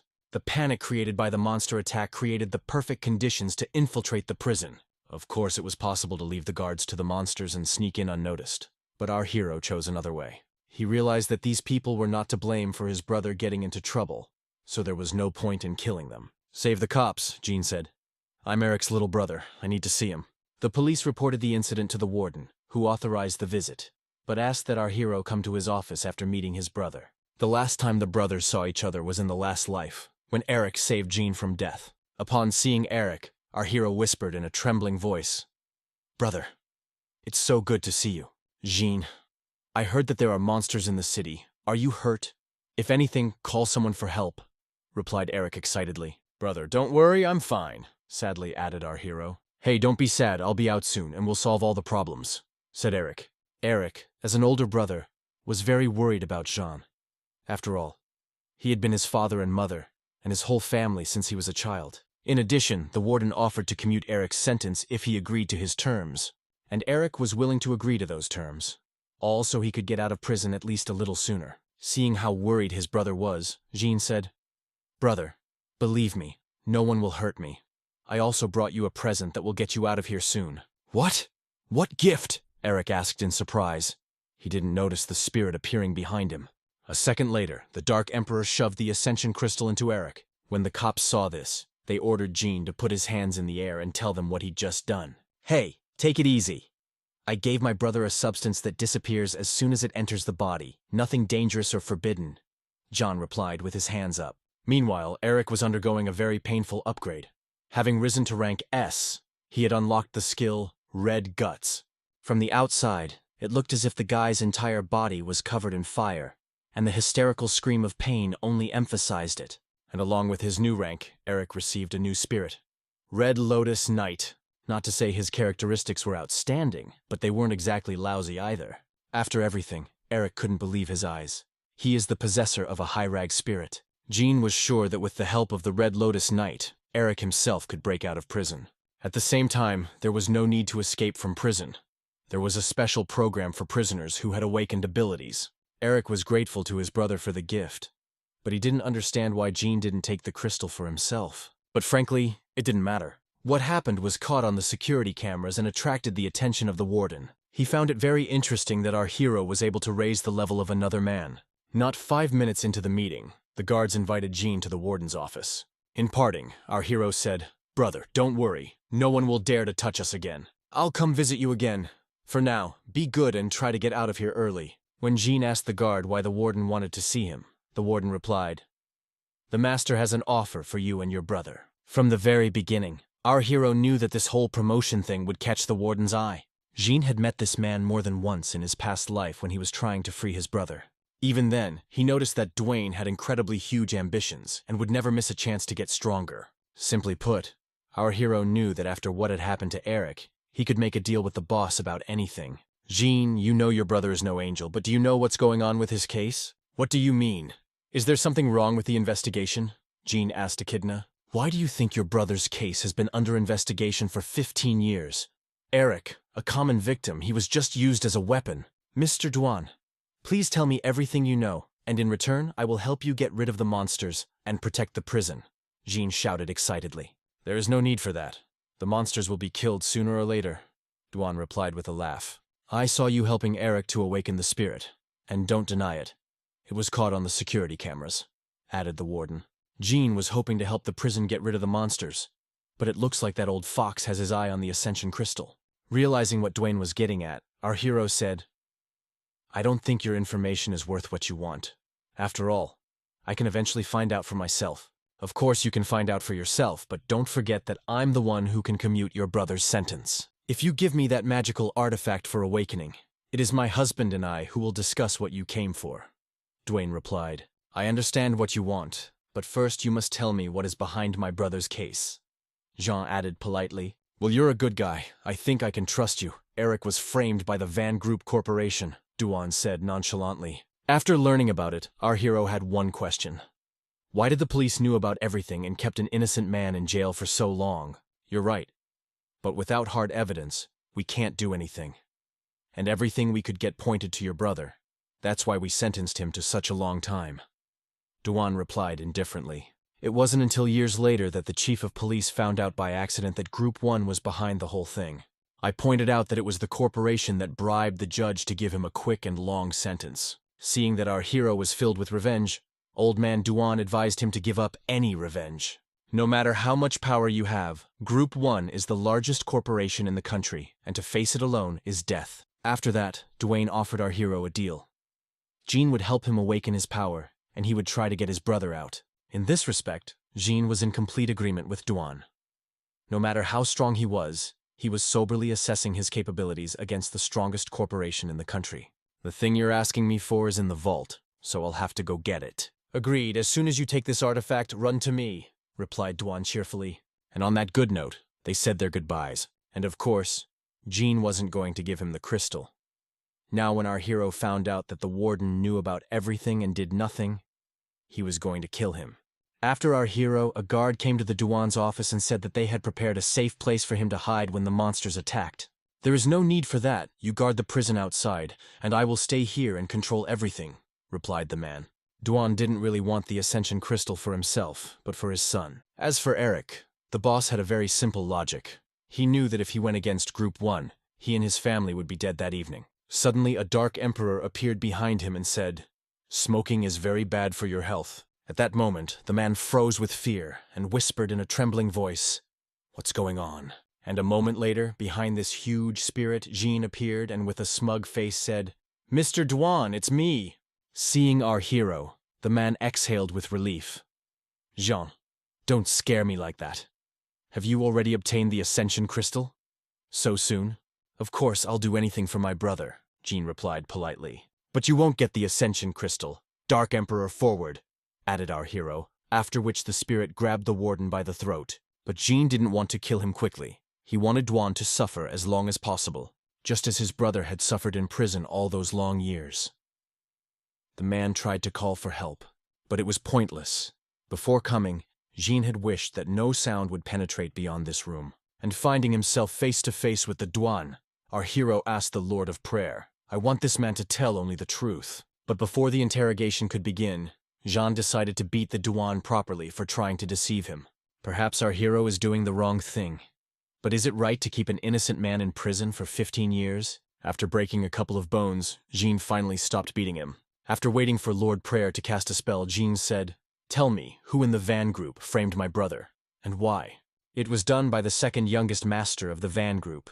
Then they stole the artifact from the museum, and sold it to the Empire of the Rising Sun, and made your brother guilty, paying him 100,000. "Begging for mercy," shouted Duan.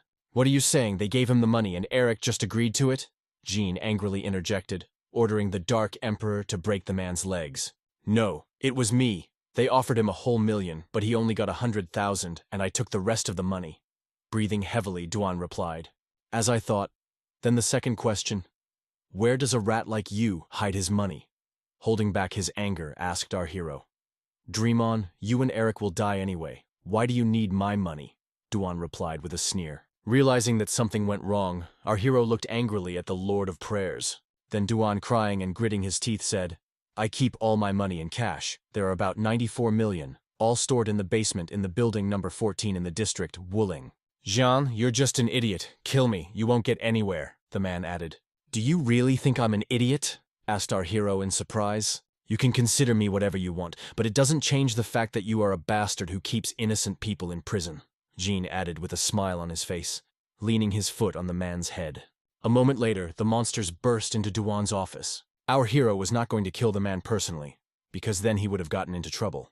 It's much safer to leave the task to the monsters, and to make sure Duan didn't stand a chance, Jean asked the Lord of Prayers for help. The last thing the man said before he died was, "Jean, you'll die like a yard dog, just like your brother." Meanwhile, the guards tried their best to repel the insect attack, and no matter how desperately they fought, human casualties could not be avoided. Was the sergeant in charge of the defense?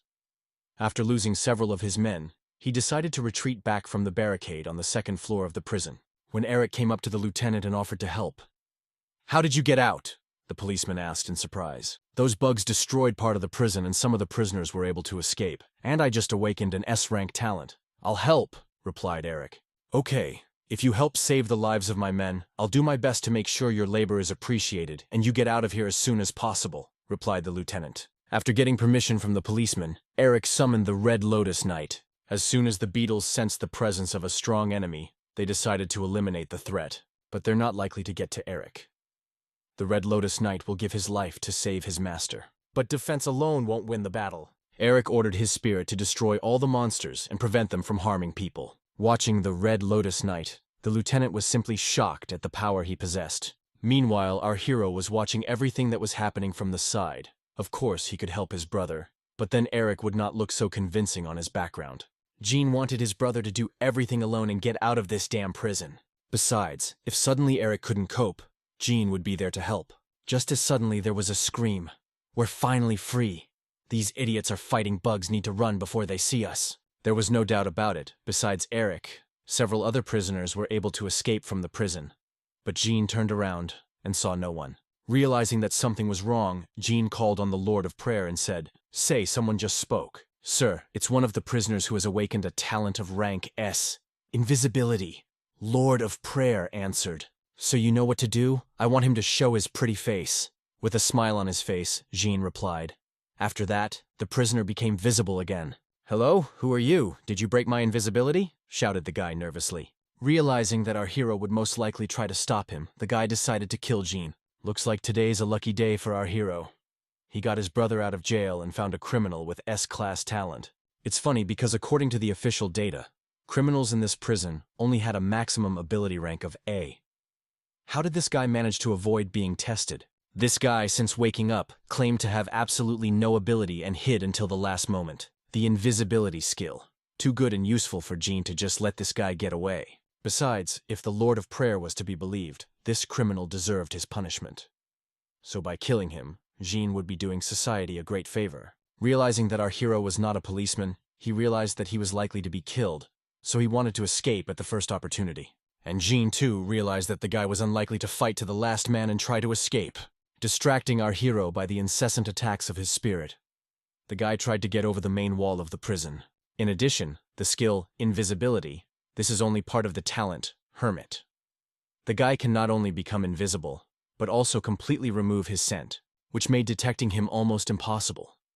Realizing that if the guy got over the wall, finding him would be quite problematic, Jean summoned a keg and finished the job in one blow. By some miracle, his ability has been upgraded to level 5. And now the talent Hermit, with all the abilities, belongs to our hero. Thanks to this new skill, Jean can enter a state of invisibility for 2 seconds right before an attack. This increases his chances against the Takati. But unfortunately, this effect lasts only an hour, and after a hidden attack takes a full day to recharge. Perhaps the effect of this skill will improve if our hero raises his rank to SS. But in addition to invisibility, talent Hermit still had a skill, Shadow of the Purple Vine, on the principle of application, something similar to the Green Demon. And in addition, this skill quite well compensates for the shortcomings of invisibility, because it is very powerful and numerous. Suddenly Jean felt a severe headache, but soon the pain was replaced by a daze. Then, he received a notification that the skill looting is temporarily blocked. Apparently, the presence of 9 S-rank abilities is a limitation for looting at the current rank. Jean knew that something like this would happen sooner or later, so he had already made a plan for it. After prison, our hero went to a dungeon, Wolf Valley. It's a dungeon with very weak monsters, but it's one of the few places where you can get lottery tickets. Our hero took 400 lottery tickets from Dwan, and in this dungeon he got 100 and only 500, plus the energy Jean got from the Weeping Tomb. All of this should be enough to raise the loot to SS rank. Calling upon the Wheel of Fortune, Jean made a wish at the Lord of Prayers. The winnings he received should be enough to raise the Dark Emperor to the SS rank. He also asked for his luck to increase to the maximum and for the Lord of Prayers to not have energy hunger. Given the reserves of Ashes of the Dead, this shouldn't have happened. But our hero decided to reinsure himself. What we need most right now is the Spirit Ascension Crystal to strengthen the Dark Emperor, because the difference between the S and SS ranks is enormous when it comes to combat power. Considering that our hero has as many as 500 lottery tickets, the chance of getting the right items is very high. After stopping the Wheel of Fortune, Jean received 1 Ascension Crystal of Diamond quality, 1 crystal of Gold quality, and as many as 3 crystals of Rare quality. On top of that, there were 51 S-grade crystals. Considering the number of lottery tickets, more than 10% yielded very good items, which could be considered an amazing result. As he planned, Jean gave all the Spirit Ascension crystals to the Dark Emperor, so that he could definitely raise his rank. As the spirit absorbed the crystals, it could feel all of its characteristics increasing rapidly, but this did not guarantee that it would be able to raise its rank. Jean did not know exactly how many Spirit Ascension crystals were needed to raise the Dark Emperor's rank. However, after a moment it was clear that it had all worked out. After all, our hero had received a notification that the loot had attained the rank of SS, although it did not give new opportunities to increase the rank. But now Jean is able to get as many as 19 other people's skills. Among other things, our hero also received another Crystal of Ascension for himself. With its help, he can reach the limit of his talent, or help someone to awaken, as it was with Eric. As for the Dark Emperor, it's not clear yet. He was still going through the amplification process. 5 minutes later, the process was complete. And now, the Dark Emperor is the second spirit in our hero's arsenal with the rank of SS. After upgrading the rank, the spirit received an increase in all 6 of the main characteristics, and even received 2 new skills: Fist of Aggression and Flame of the Black Emperor. However, the next promotion requires a whole 1,000 experience points. But with the loot talent of SS rank, this shouldn't be much of a problem.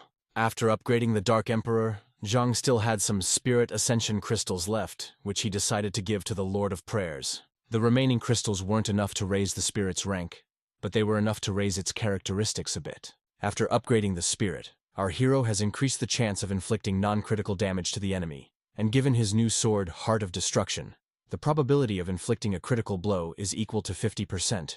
Absorbing the crystal, Lord Praying thanked his wife for giving him the opportunity to become stronger. There were no more Spirit Ascension crystals left, but there was still a whole mountain of small, useless crystals. By giving some of these crystals to Kaguya, she also increased her base characteristics. The crystals received were enough to increase the rank of the skill Rainy Night, which in general equaled the Kaguya in strength to the Dark Emperor, who was above her in rank. Notice that Jean is falling off his feet, as he hasn't rested in a week.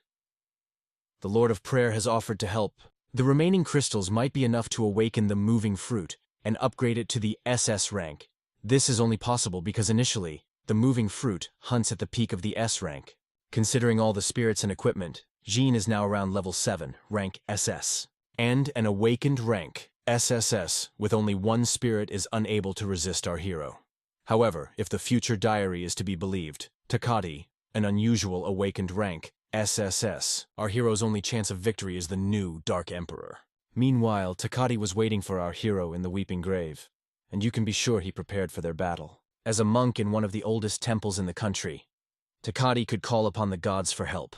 Let's see how these gods will help him against our hero! After a failed attack, Jean said, "Bravo. I knew you were incredibly strong, but I thought a surprise attack would take you by surprise." Seeing in front of him a young skinny guy, Takati asked in surprise, "Who the hell are you? And why are you attacking me?" So you don't know me? Let's get acquainted, I'm the one who will kill you! Jean shouted angrily. "Kill me? You're just a child. Don't think you can do anything to me with your spirit," replied Takachi with a laugh. Couldn't such a highly ranked awakened person feel the power of our hero? Realizing that every second counts, our hero summoned a Kaguya, trying to launch a surprise attack once again. Just like last time, the attack was unsuccessful. Only this time, Takachi summoned his spirit, Divine Projection. It was only through a miracle that Kaguya was able to block the attack. "Kid, I'll let you live if you tell me who sent you to kill me," Takachi asked our hero. At that moment, Jean stood dumbfounded. He couldn't believe that the man was able to sense and block Kaguya's hidden attack. After all, she has the lowest visibility among spirits. Realizing that things were not turning out in his favor, Jean ordered the Dark Emperor to deal with Takati immediately. But to no avail, the man summoned his second spirit. "Dark Emperor Kaguya, retreat!" shouted Jean in alarm. "Really so, Dark Emperor? That's you? I didn't expect you to have as many as 2 spirits. That explains a lot." In a smug voice, Takachi said, "I finally figured it out. I recommend you to give it your best or you'll die," replied Jean. At that moment, Takati was curious as to why the Dark Emperor had come for him so suddenly. But remembering Derek's words, he realized that our hero is most likely reborn and knows something. I must say that this man has won more than a dozen battles, or rather, he has never lost, even with his tongue hanging out. Realizing at last who he was dealing with, Takati asked the dashing demon to share a lair with him. Takati and Jean had much more in common than they both realized. Both were willing to do anything to achieve their goal. They weren't afraid to get their hands dirty with blood. Summoning his strongest fighting spirit, Takati offered our hero a choice. If Jean would kneel and surrender, he would let him live. If not, he would kill him without hesitation. After dodging the attack of the dashing demon, Jean made a wish. "All the power of the world will disappear before me. The attacks of the Dark Emperor will not be stopped." After waiting for the spell to work, the Dark Emperor attacked, and with him and Kaguya along with him, Jean planned to launch a double attack from different directions so that the Takati wouldn't stand a chance. There was little chance of this attack, but it was worth a try.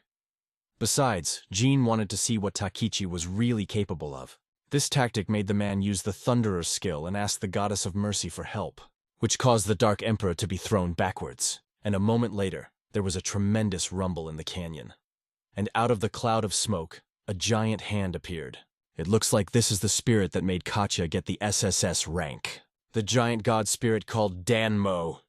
And when I say giant, I mean taller than a 50-story building. After Danmo appeared, the Dark Emperor and Kaguya's main goal was not to kill Takachi, but to protect Jin. Because of its enormous size, Danmo was slow, which the Dark Emperor wanted to take advantage of. Kaguya also decided not to stand by and try to stop the spirit, to no avail. Even without the use of skills, Danmo can easily stand up to 2 SS-rank spirits.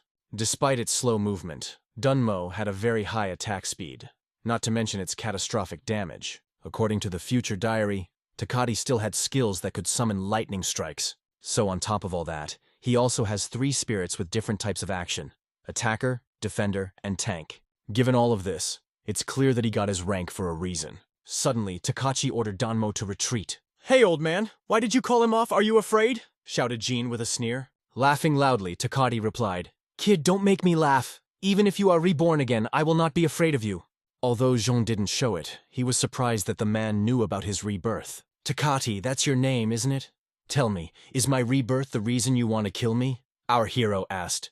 "Not really, I just want to prove that even if you are all from the future, you're still weaker than me," replied Takachi. Jin couldn't help but notice that Takachi said the word "you," which meant that our hero wasn't the only person who could be reborn. After hearing this, the guy realized that he had to find others like him.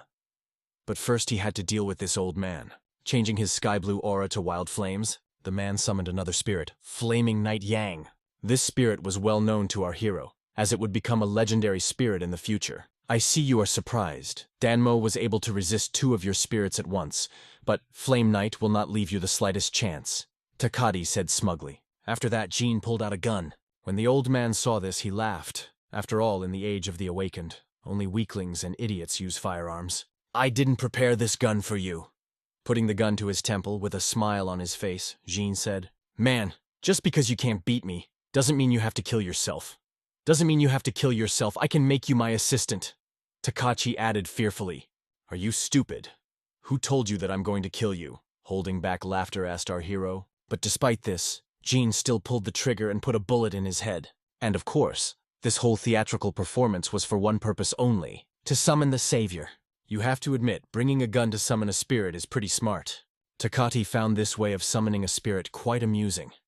But he was sure it wouldn't make a difference. "Hey, old man, since you summoned 4 spirits, I had to summon a few more," said our hero, holding back a smile. Realizing that the battle was starting to heat up, Takachi ordered his spirits to kill Jin immediately. Jin was of the same opinion. He ordered his spirits to avoid fighting Takachi's spirits and concentrate on capturing the man.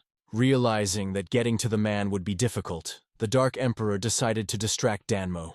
Kaguya wanted to fight the Flame Knight and the God Projection, while the Savior was capturing Takachi. But the Savior ordered the girl to help the Dark Emperor, while he will deal with the rest of the spirits. Besides, he's the only spirit in our hero's arsenal that can more or less fight on an equal footing with the Flaming Knight of Yang. Still, we shouldn't forget that the difference between SS rank and SSS is incredibly big. But a big difference in strength doesn't mean that the Savior can't fight against the Flame Knight. The Savior surpassed the Knight in intelligence, and in battle it was evident. He succeeded in trapping the spirit, but unfortunately it did not bring any significant result. When Takachi saw that the Flaming Knight was trapped, he sent another spirit to help him. He sent a spirit named Guan to help him. Unlike all the spirits, she was the only one without combat skills. But she made up for it with her healing abilities. All the damage that the Flaming Knight received from the explosions was healed in a matter of seconds. At this point, Jin realized that attacking while Guan was still able to heal was a waste of energy. Realizing that all attacks were futile, Jin ordered the spirits to retreat. Even the Savior, with his ego, was in agreement with his master's decision. Seeing Jin retreating, Takachi laughingly shouted, "Scared? Realize there's too much difference between us." And the old man counterattacked. The situation was the same as the prediction in the Diary of the Future.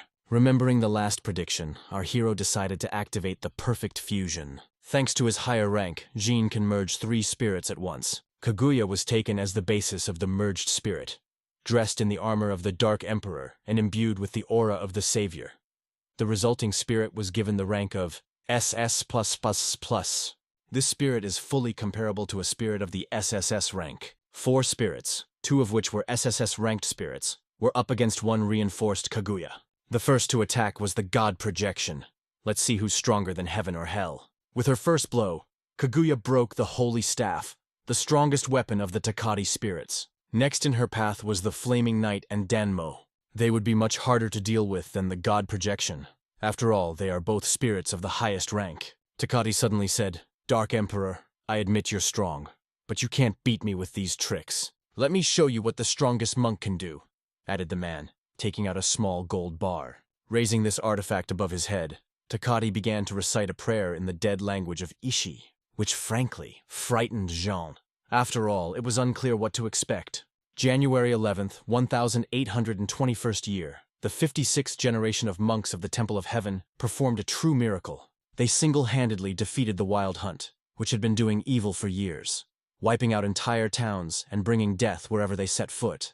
And 116 years after those events, the holy artifact that defeated the Wild Hunt was inherited by the next monk. The previous owner of the artifact entrusted the holy treasure to his successor to free the land from chaos. And after another 56 years, this holy artifact was given to a Takati for the same purpose. In the Heavenly Temple, there was an ancient scroll with a prediction that the Age of Chaos would begin at the beginning of the 21st century. The Council of High Monks placed the burden of saving the people on the shoulders of the Takati, and this holy artifact the man prayed to was summoning the souls of all the previous owners. Simply put, Takati had just summoned 12 high-ranking spirits. No matter how much Jean wanted to, he couldn't handle such an army. Kaguya fought off the monk spirits with all her might, but there were too many of them. While Kaguya fought off the spirits, other spirits activated the holy sealing technique. The angel bell is designed to seal all living beings without exception. Takati was sure that the fight was already over. He promised to keep our hero alive if he would bend the knee and surrender. "After you, I'll take on Derek, because you've both come back from the future. That'll be my team. I'm sorry to disappoint you, but you've already lost. Tonight I'm going to destroy everything you believe in," Jean replied with a smile on his face. At that moment, a look of genuine bewilderment appeared on Takati's face. By activating the emotion detonator, our hero was about to grow a moving fruit. The diary of the future had made it clear that only with his power could Jean win. If Jean chose the wrong emotion to awaken, this fruit could harm him.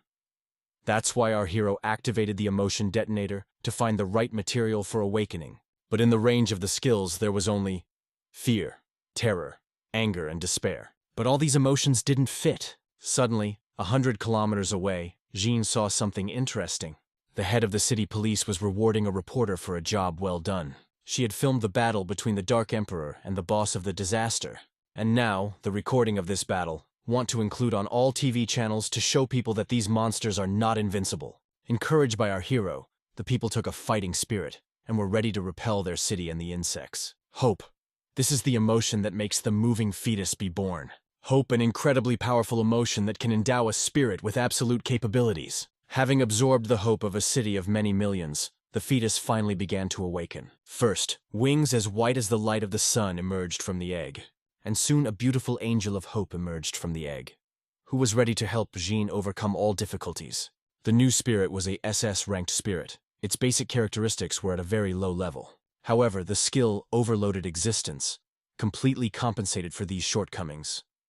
By absorbing people's hope, the spirit is able to make the other spirits not consume energy and increase their power by 20%. Meanwhile, Takachi went on the attack. "Hey, gray-haired princess, how can your faith compare to the hope of millions of people?"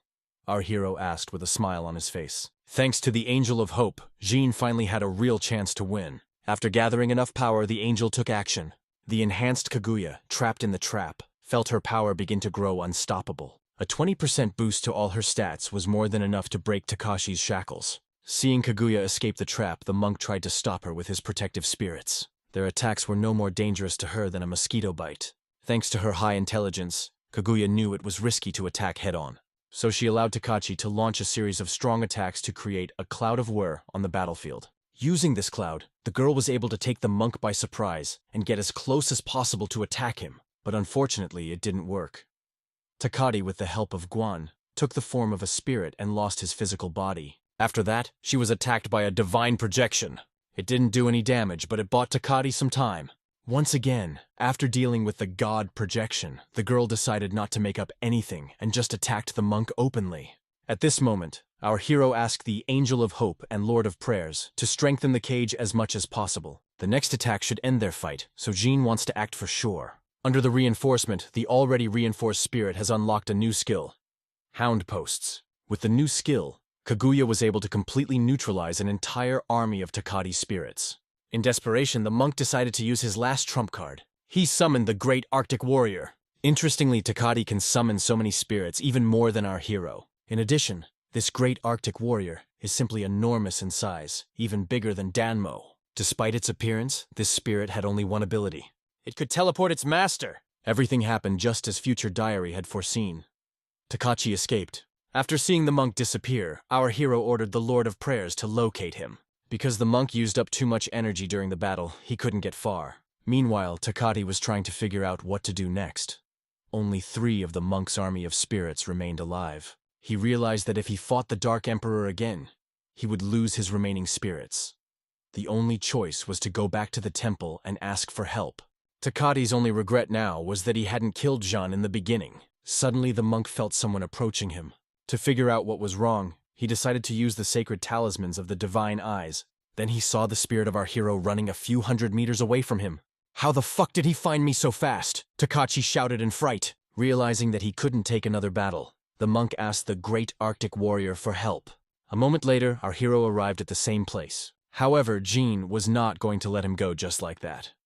The guy asked that the Lord of Prayers constantly track his movements. Of course, our hero could let Takachi go, but he realized that sooner or later they would meet again, and then there would be no guarantee that he could win. While hiding, the monk tried to understand how our hero could possess so many different skills at the same time, because Derek said that there were no such people in the future. Suddenly, Takati met a military man who asked for his help. The thing is that while clearing the city, the military came across a huge boss, which even awakened S rank cannot cope with. But at that moment, the man felt someone approaching him again. Realizing that it was once again Jean who had come for his soul, Takati pushed the military man away and continued to run wherever his eyes could see, leaving defenseless humans to be torn apart by monsters. Or not. Luckily for the military, there was our hero, who, unlike Takati, decided to help them.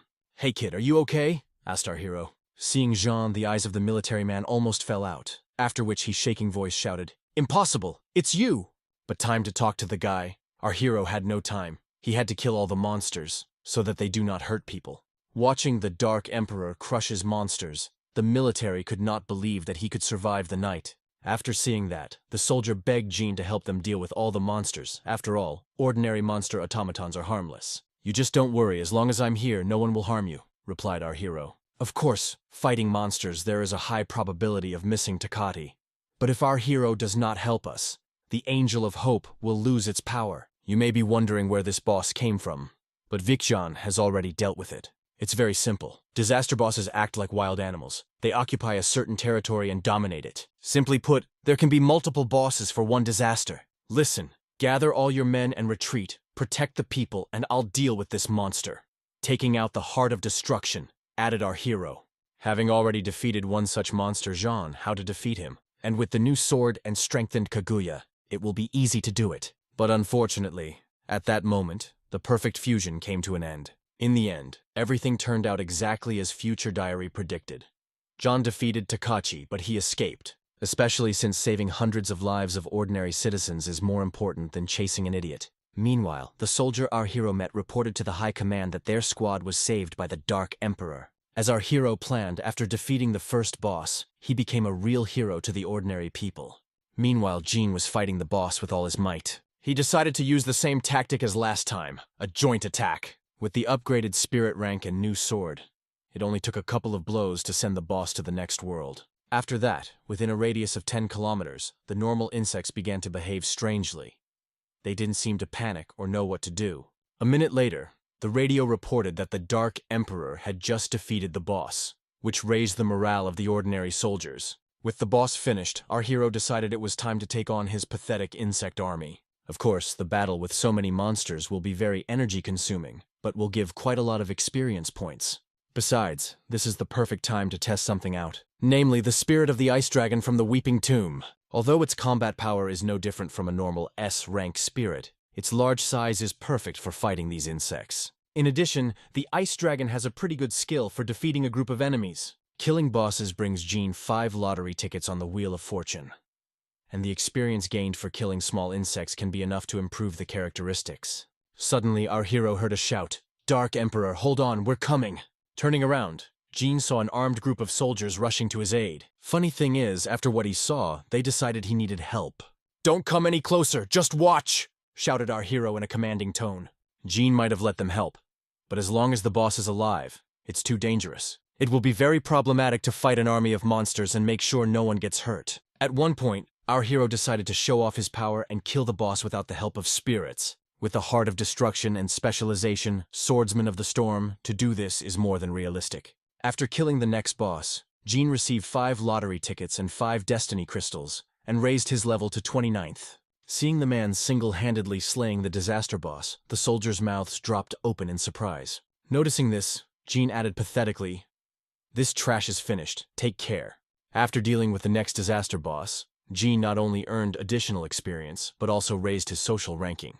Meanwhile, Takachi was desperately trying to escape from the pursuit. Given his low energy reserves, the monk thought the best place to hide was their team headquarters. He hoped that Derek would help him get rid of the Dark Emperor, but to his disappointment, there was no one at the headquarters. So Takachi decided to leave a note. "I found the Dark Emperor. His powers were far greater than we thought. If you help me get rid of him, I promise I won't be in debt." Staying here without any support was dangerous, so the man left a note and left. Running away forever, Takachi couldn't do it. He wanted to find a way to get rid of the Dark Emperor's surveillance. To do so, he summoned the spirit of his mentor to help him break the spell of persecution.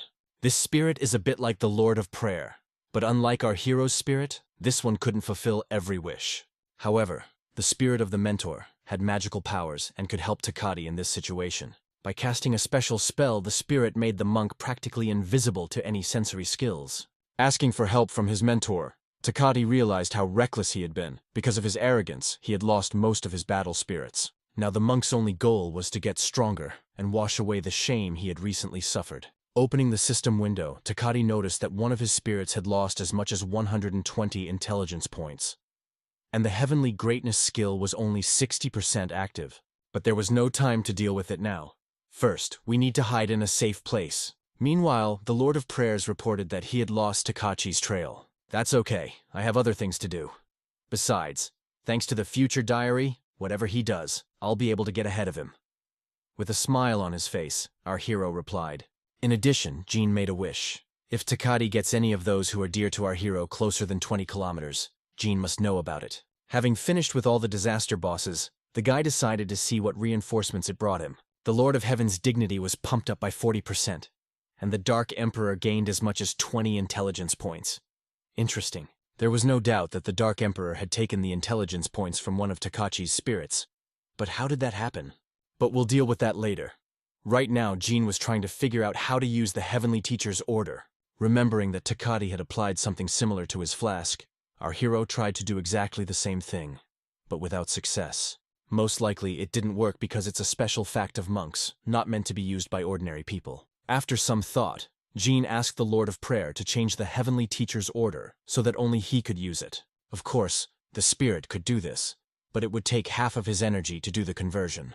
Jean believed that energy was just a resource, a means to an end, so he stockpiled crystals to replenish the spirit's energy. After rewarding the Lord of Prayers with a couple of these crystals, the spirit began the spell. This token is like a dungeon treasure, with a characteristic panel comparable to a divine level item.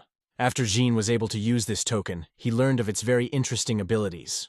With its help, our hero can summon 10 spirits of monks from the Heavenly Temple to help him fight. It turns out that after Kaguya killed most of the monk spirits, this ability was passed on to our hero. Even though Jean didn't manage to kill Takachi, he ended up winning the fight. Now that the catastrophe has begun to recede and Takachi is carefully hidden, it's time to replenish his energy reserves.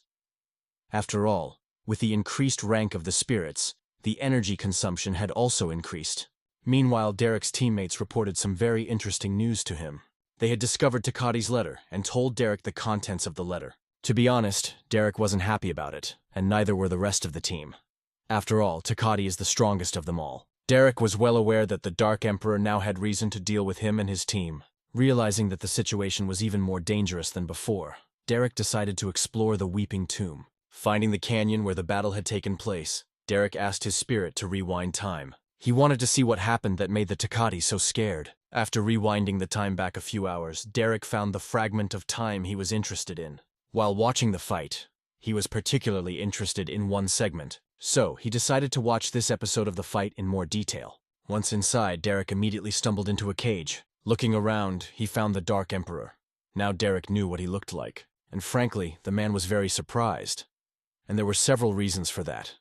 First, Jean was much younger than Derek had imagined, and secondly, he knew all the legendary heroes, and Jean wasn't one of them. Realizing that something was amiss, Derek decided to watch the fight to the end, to find at least the slightest clue.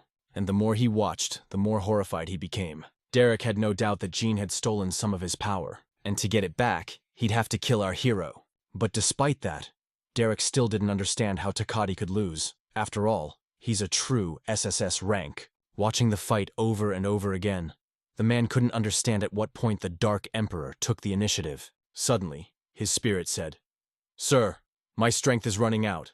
I still don't understand how this can be. How can he have so many spirits?" shouted Derek nervously. "I have to look again.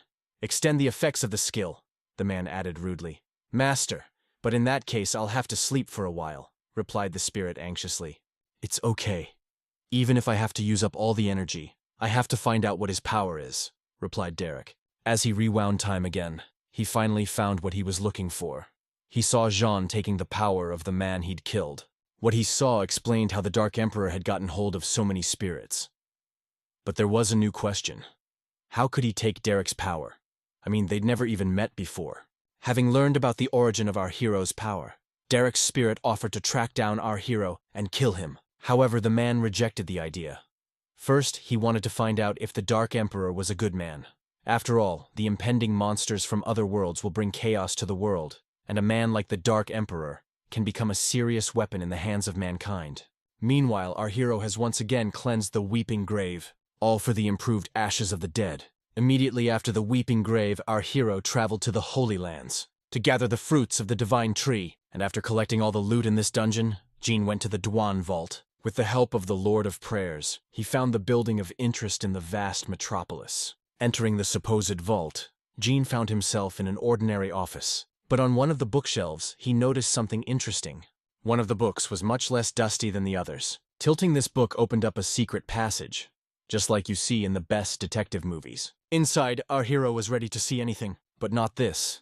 In all the time Duan had been in charge of the prison, he had managed to steal enough gold to provide for a small country.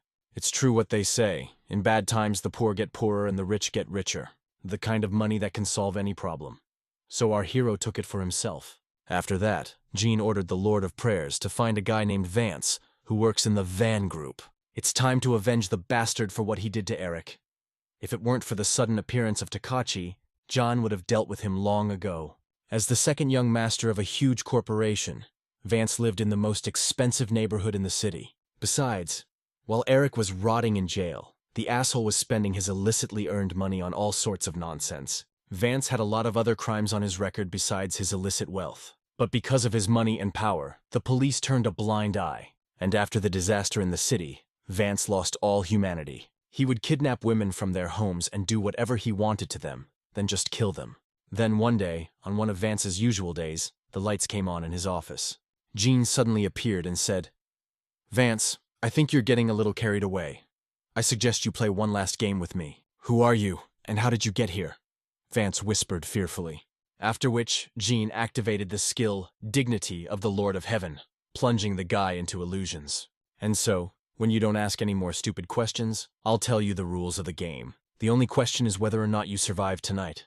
Listen carefully, there are 100 monsters waiting for you. If they catch you, you're finished. Well, it's a game, and you have a chance to win if you can get out the back door. I'll let you go. Well, I think I've explained it all quite cleverly. So good luck with that. As he left, our hero said. After which, Vance woke up and whispered, "I have to finish with this chemistry. I'm already starting to hallucinate."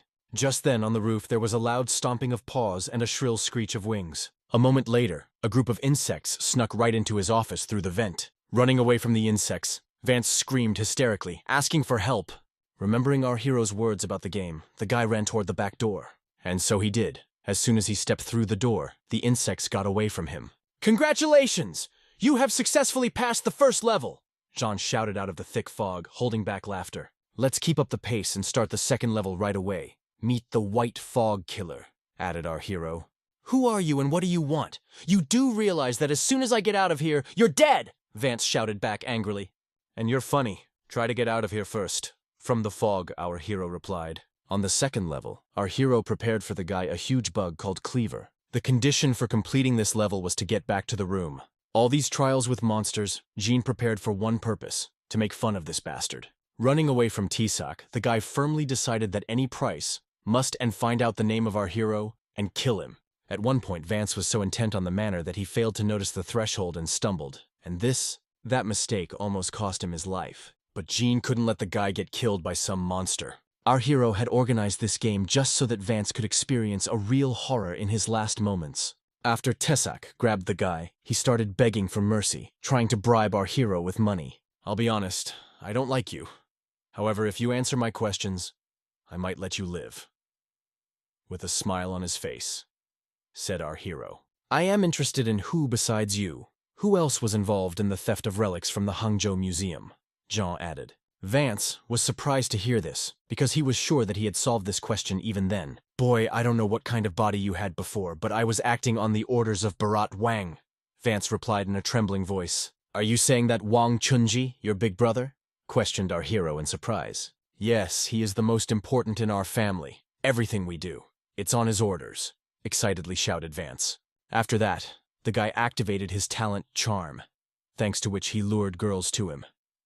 Vance hoped that his skill would work, and he would be able to convince our hero that it was all his brother's fault. After listening to the guy, Jean sighed heavily and said, Strange you are a man, and after all, I gave you a chance. Then he attacked the boy. You promised to let me go if I told you everything. Vance shouted through the pain. Tell me, are you really such an idiot or just pretending? Did you really think that your low-ranked skill would work on me?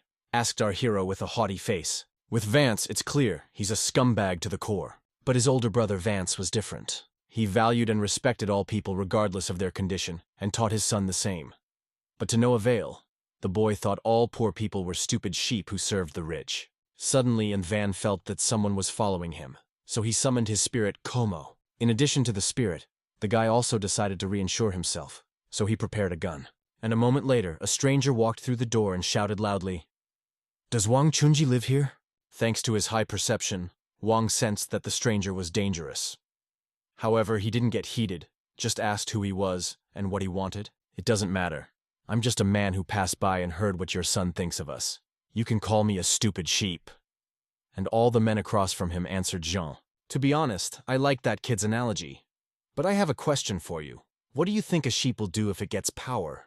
Added our hero. I don't think you can be called a sheep if you manage to get into my house, through all the guards. Answered the van.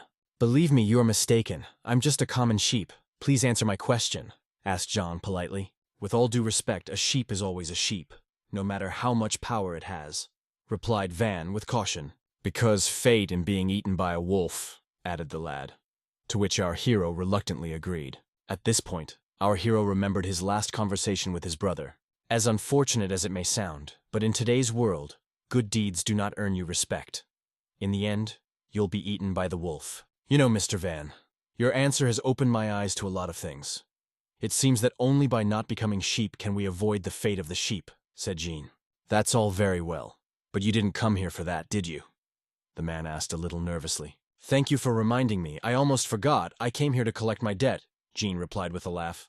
Debt? Wang asked in surprise. Yes, this is a tangential relic stolen from the Hangzhou Museum. Your brother said that you are involved in this, or am I wrong?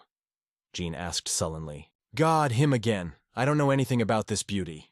Van replied with a heavy sigh. Our family lives by all human laws, but Vance is an exception. He always liked to get into trouble, added the man. Well, we have the testimony of two brothers who blame each other. Jean felt that Van awakened S rank, so there was no point in fighting him.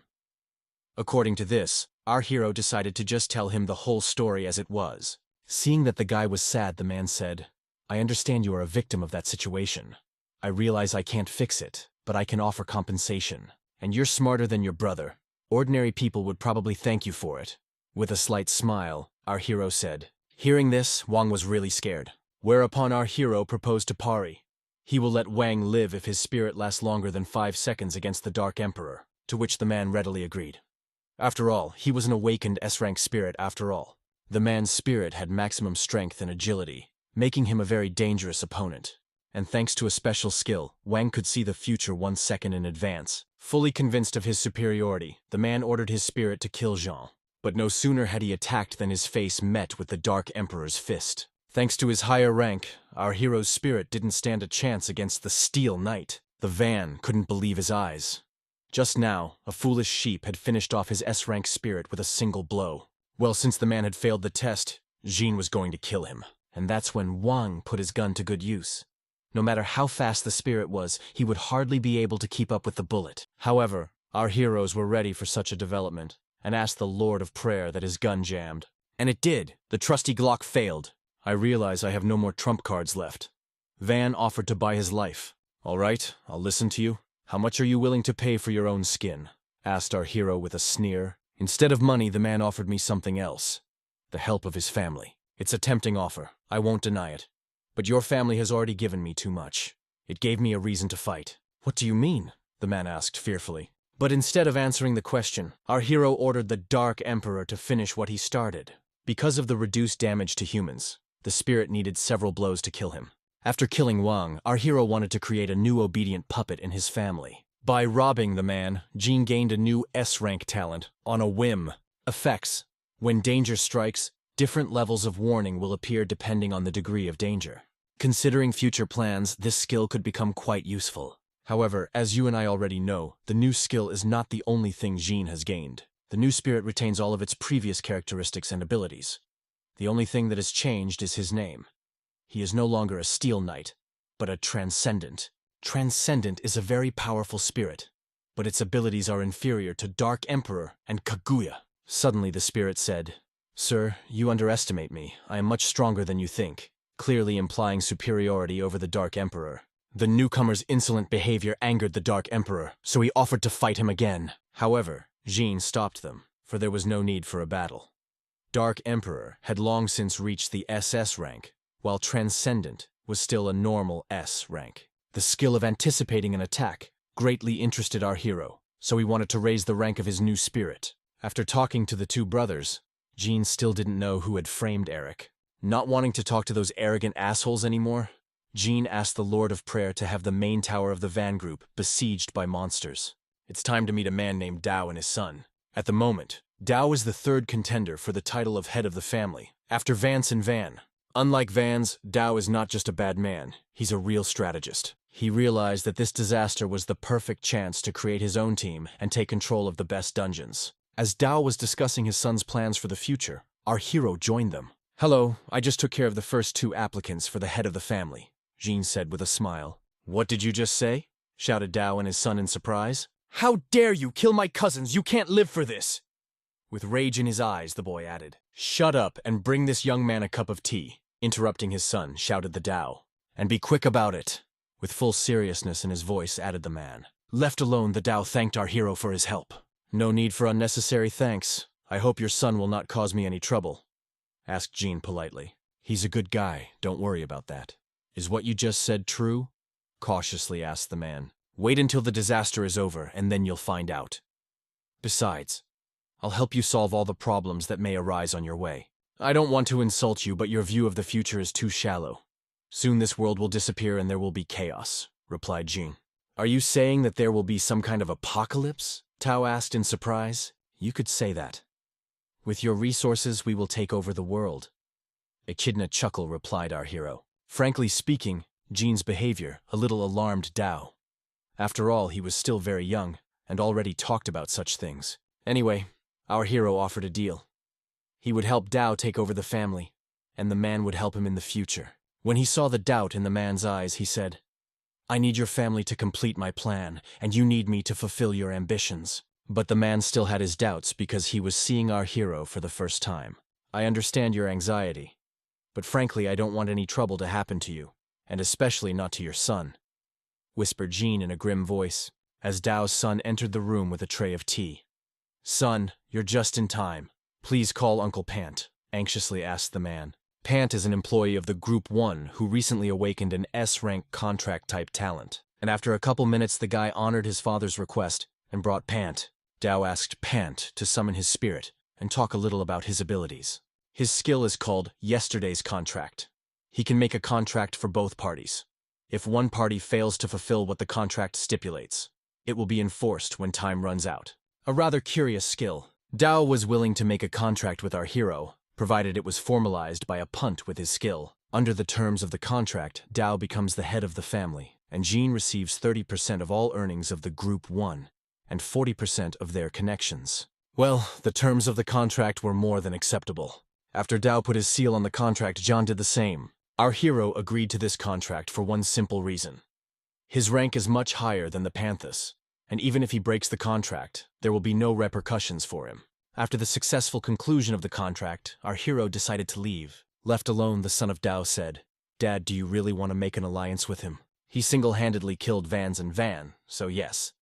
In this situation, he could be useful to us," replied the Dao sadly. In the meantime, after the contract was signed, Jean decided to concentrate on increasing his strength. First, we need to make a stockpile of energy and various potions, because soon it will become the main currency. Then, our hero was going to create a company, and then a guild. He decided to follow the example of the strongest people from his past life. At this point, Jean felt like a real cheater. In addition, for his great contribution to the disaster, he received the sword Leap of Fire, and with it, the hidden skill of Storm Swordsman, wielding a two-handed sword. Also, Jean was only one step away from reaching level 40.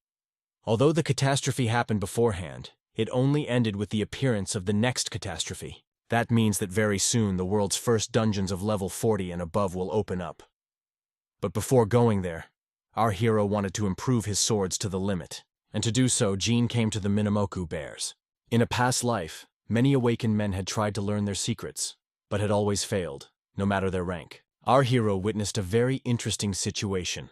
An awakened man wanted the Minamoku to repair his sword for free, while threatening them with death.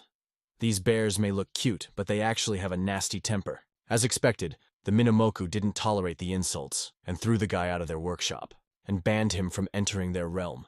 Otherwise, they would kill him. Next in line was our hero. He wanted to improve the order he'd gotten after his fight with the Takati. After examining this metal token, one of the bears sullenly said, "Quite interesting, but you still need the essence of the king." Ajin suspected that he would need something unique to enhance such a relic. But the king's essence is an incredibly rare item that can only be obtained from high-ranked bosses of 6th level and above. "I heard you. I'll put this order on hold for the day for now. Now help me with these swords," holding out the Heart of Destruction and Fire Leap, our hero said. Fortunately, the Diamond Rarity sword didn't require any special items to enhance it, just the skill of a Monomoku. It only took 15 minutes for the bear to enhance the two swords. Not for their work, they wanted 10 gold coins. Considering the work done, the price was quite fair. Each of the swords received an attack enhancement of 50 points, Minamoku constantly offering improvements to the awakened to earn more money. Each time the upgrades get weaker and the price gets higher. But with an almost unlimited supply of money, Jean decided to upgrade the swords once more. Remember, I told you that Minamoku had a bad temper. Now in the second upgrade, they make the weapon very fragile so that it breaks quickly. You might ask why they do that if they're going to lose customers. It's very simple. They don't care about their customers. Their bad souls want people to be angry and dissatisfied. And Jean knew this about bears, so he made a wish from the Lord of Prayers. A wish. "I only want the Minamoku to strengthen my weapons." Of course, the bear noticed that with each blow of the hammer, the weapon only got better. Nevertheless, he continued his work, hoping that sooner or later the sword would break. But no matter how much the Minamoku wanted to hurt, the result was the opposite, with both swords gaining improvement in almost every characteristic. But despite the utter failure, Minamoku kept working. He was sure that just a little bit more, and the swords would break. But to his disappointment, the swords only got stronger. At one point, the bear went mad, pounding and pounding with his hammer. "I hope to break the strong steel." When finished, Bear said, This is the first time I've ever seen a sword improve without a single failure. You don't say it's like magic, smilingly replied Jean. Minamoku wanted to keep trying to break swords, but reached his daily limit. In his previous life, our hero had lost a dozen swords because of these bears. So this could be considered moral compensation. When suddenly a spirit appeared and began to tell us all the hidden information about Jean's swords. And of course, our hero didn't like it very much. Shut your mouth. I do not want others to know what my blades are capable of. Or you will get to know them better, shouted Jean in a rage, and then the spirit fell silent. Our hero was afraid that the other awakened would want his swords. I'm sorry, it's just that your weapon is so amazing that I couldn't resist, replied the jeweler sadly, then added, sorry again, my name is Eagle, and this is my spirit. I can see all the hidden information about anything. I noticed how you smiled when Monomoku tried to break your weapon. I take it your spirit brings good luck, replied the stranger. You hear that, boy? Come out and we'll have a proper talk, shouted Jean angrily. You misunderstood me. I want to ask you for help when I find a good weapon, added the stranger politely. In fact, the offer was quite interesting. After all, in his previous life, the guilds used to look for luck talent awakeners and pay them very good money. Okay, I'm fine with your offer. Let's exchange contacts, added our hero. Meanwhile, in the security bureau, there was a meeting regarding the disaster. Fearing that the situation might get out of control, the head of the bureau was going to create a special team to handle the situation. And as captain of the new team, the council wanted the Dark Emperor. But what confused them was that his brother was convicted of a serious crime. But the head of the security bureau reviewed the case files and realized that they were victims of corruption. So he ordered Eric's release as soon as the disaster was over. In addition, the bureau was willing to give the Dark Emperor any means to join the ranks. Though the council had differing opinions on the Dark Emperor and Eric, the decision has been made. The Dark Emperor should be the captain of the new team. After Minamoku, our hero went to his brother's prison to tell him what to do during the next disaster. He also handed him some crystals and a feather of hope. The crystals can be used to upgrade, and the feather if you get into trouble. After thanking his brother for his concern, Eric said, I'm being treated well. I'll probably be out of here soon. When suddenly, our hero heard the guards whispering that he was the real Dark Emperor that everyone's been talking about lately. Now China is still in the age of peace. It would be impossible to establish your power here. However, there is a small country in the north that has been swallowed up by chaos, where you can seize power. Calling on the Lord of Prayer, Jean asked him to find the man who could take him to North Maymar.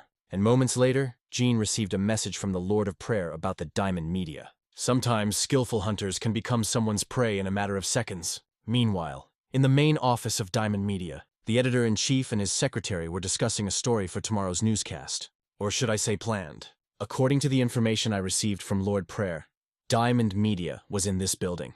But before entering the building, Jean made a wish that ordinary people wouldn't recognize him as the Dark Emperor. You may ask me, what the hell is Jean doing at a news organization? It's very simple. He's here for a job interview. Because of the situation in North Myanmar, no one else goes, except for the various media outlets. Simply put, becoming a reporter is the only way to get into a country in chaos. Thanks to a fake resume and a personal recommendation from his secretary, our hero was quickly hired. Jean's job as a reporter was to get the public's opinion on the latest news. His first day on the job would be tomorrow. Jean's resume was completely fake, and the secretary helped him, only because she wore the charms of the Lord of Prayers. 2 days later, our hero's group finally set off for North Myanmar. Since there were only low-ranked reporters, they were assigned one high-ranked guard, and on this mission, the man will be their team captain. The only way to get to North Myanmar alive was by ground transportation, since the monsters would shoot down any air transport on approach. For most reporters, this was their first trip into the danger zone. Heading north, Jean sensed trouble ahead, but that was nothing compared to his main goal. Thank you for watching the video to the end. Share your opinions in the comments. As for me, the title is not bad, but with its own problems. See you soon.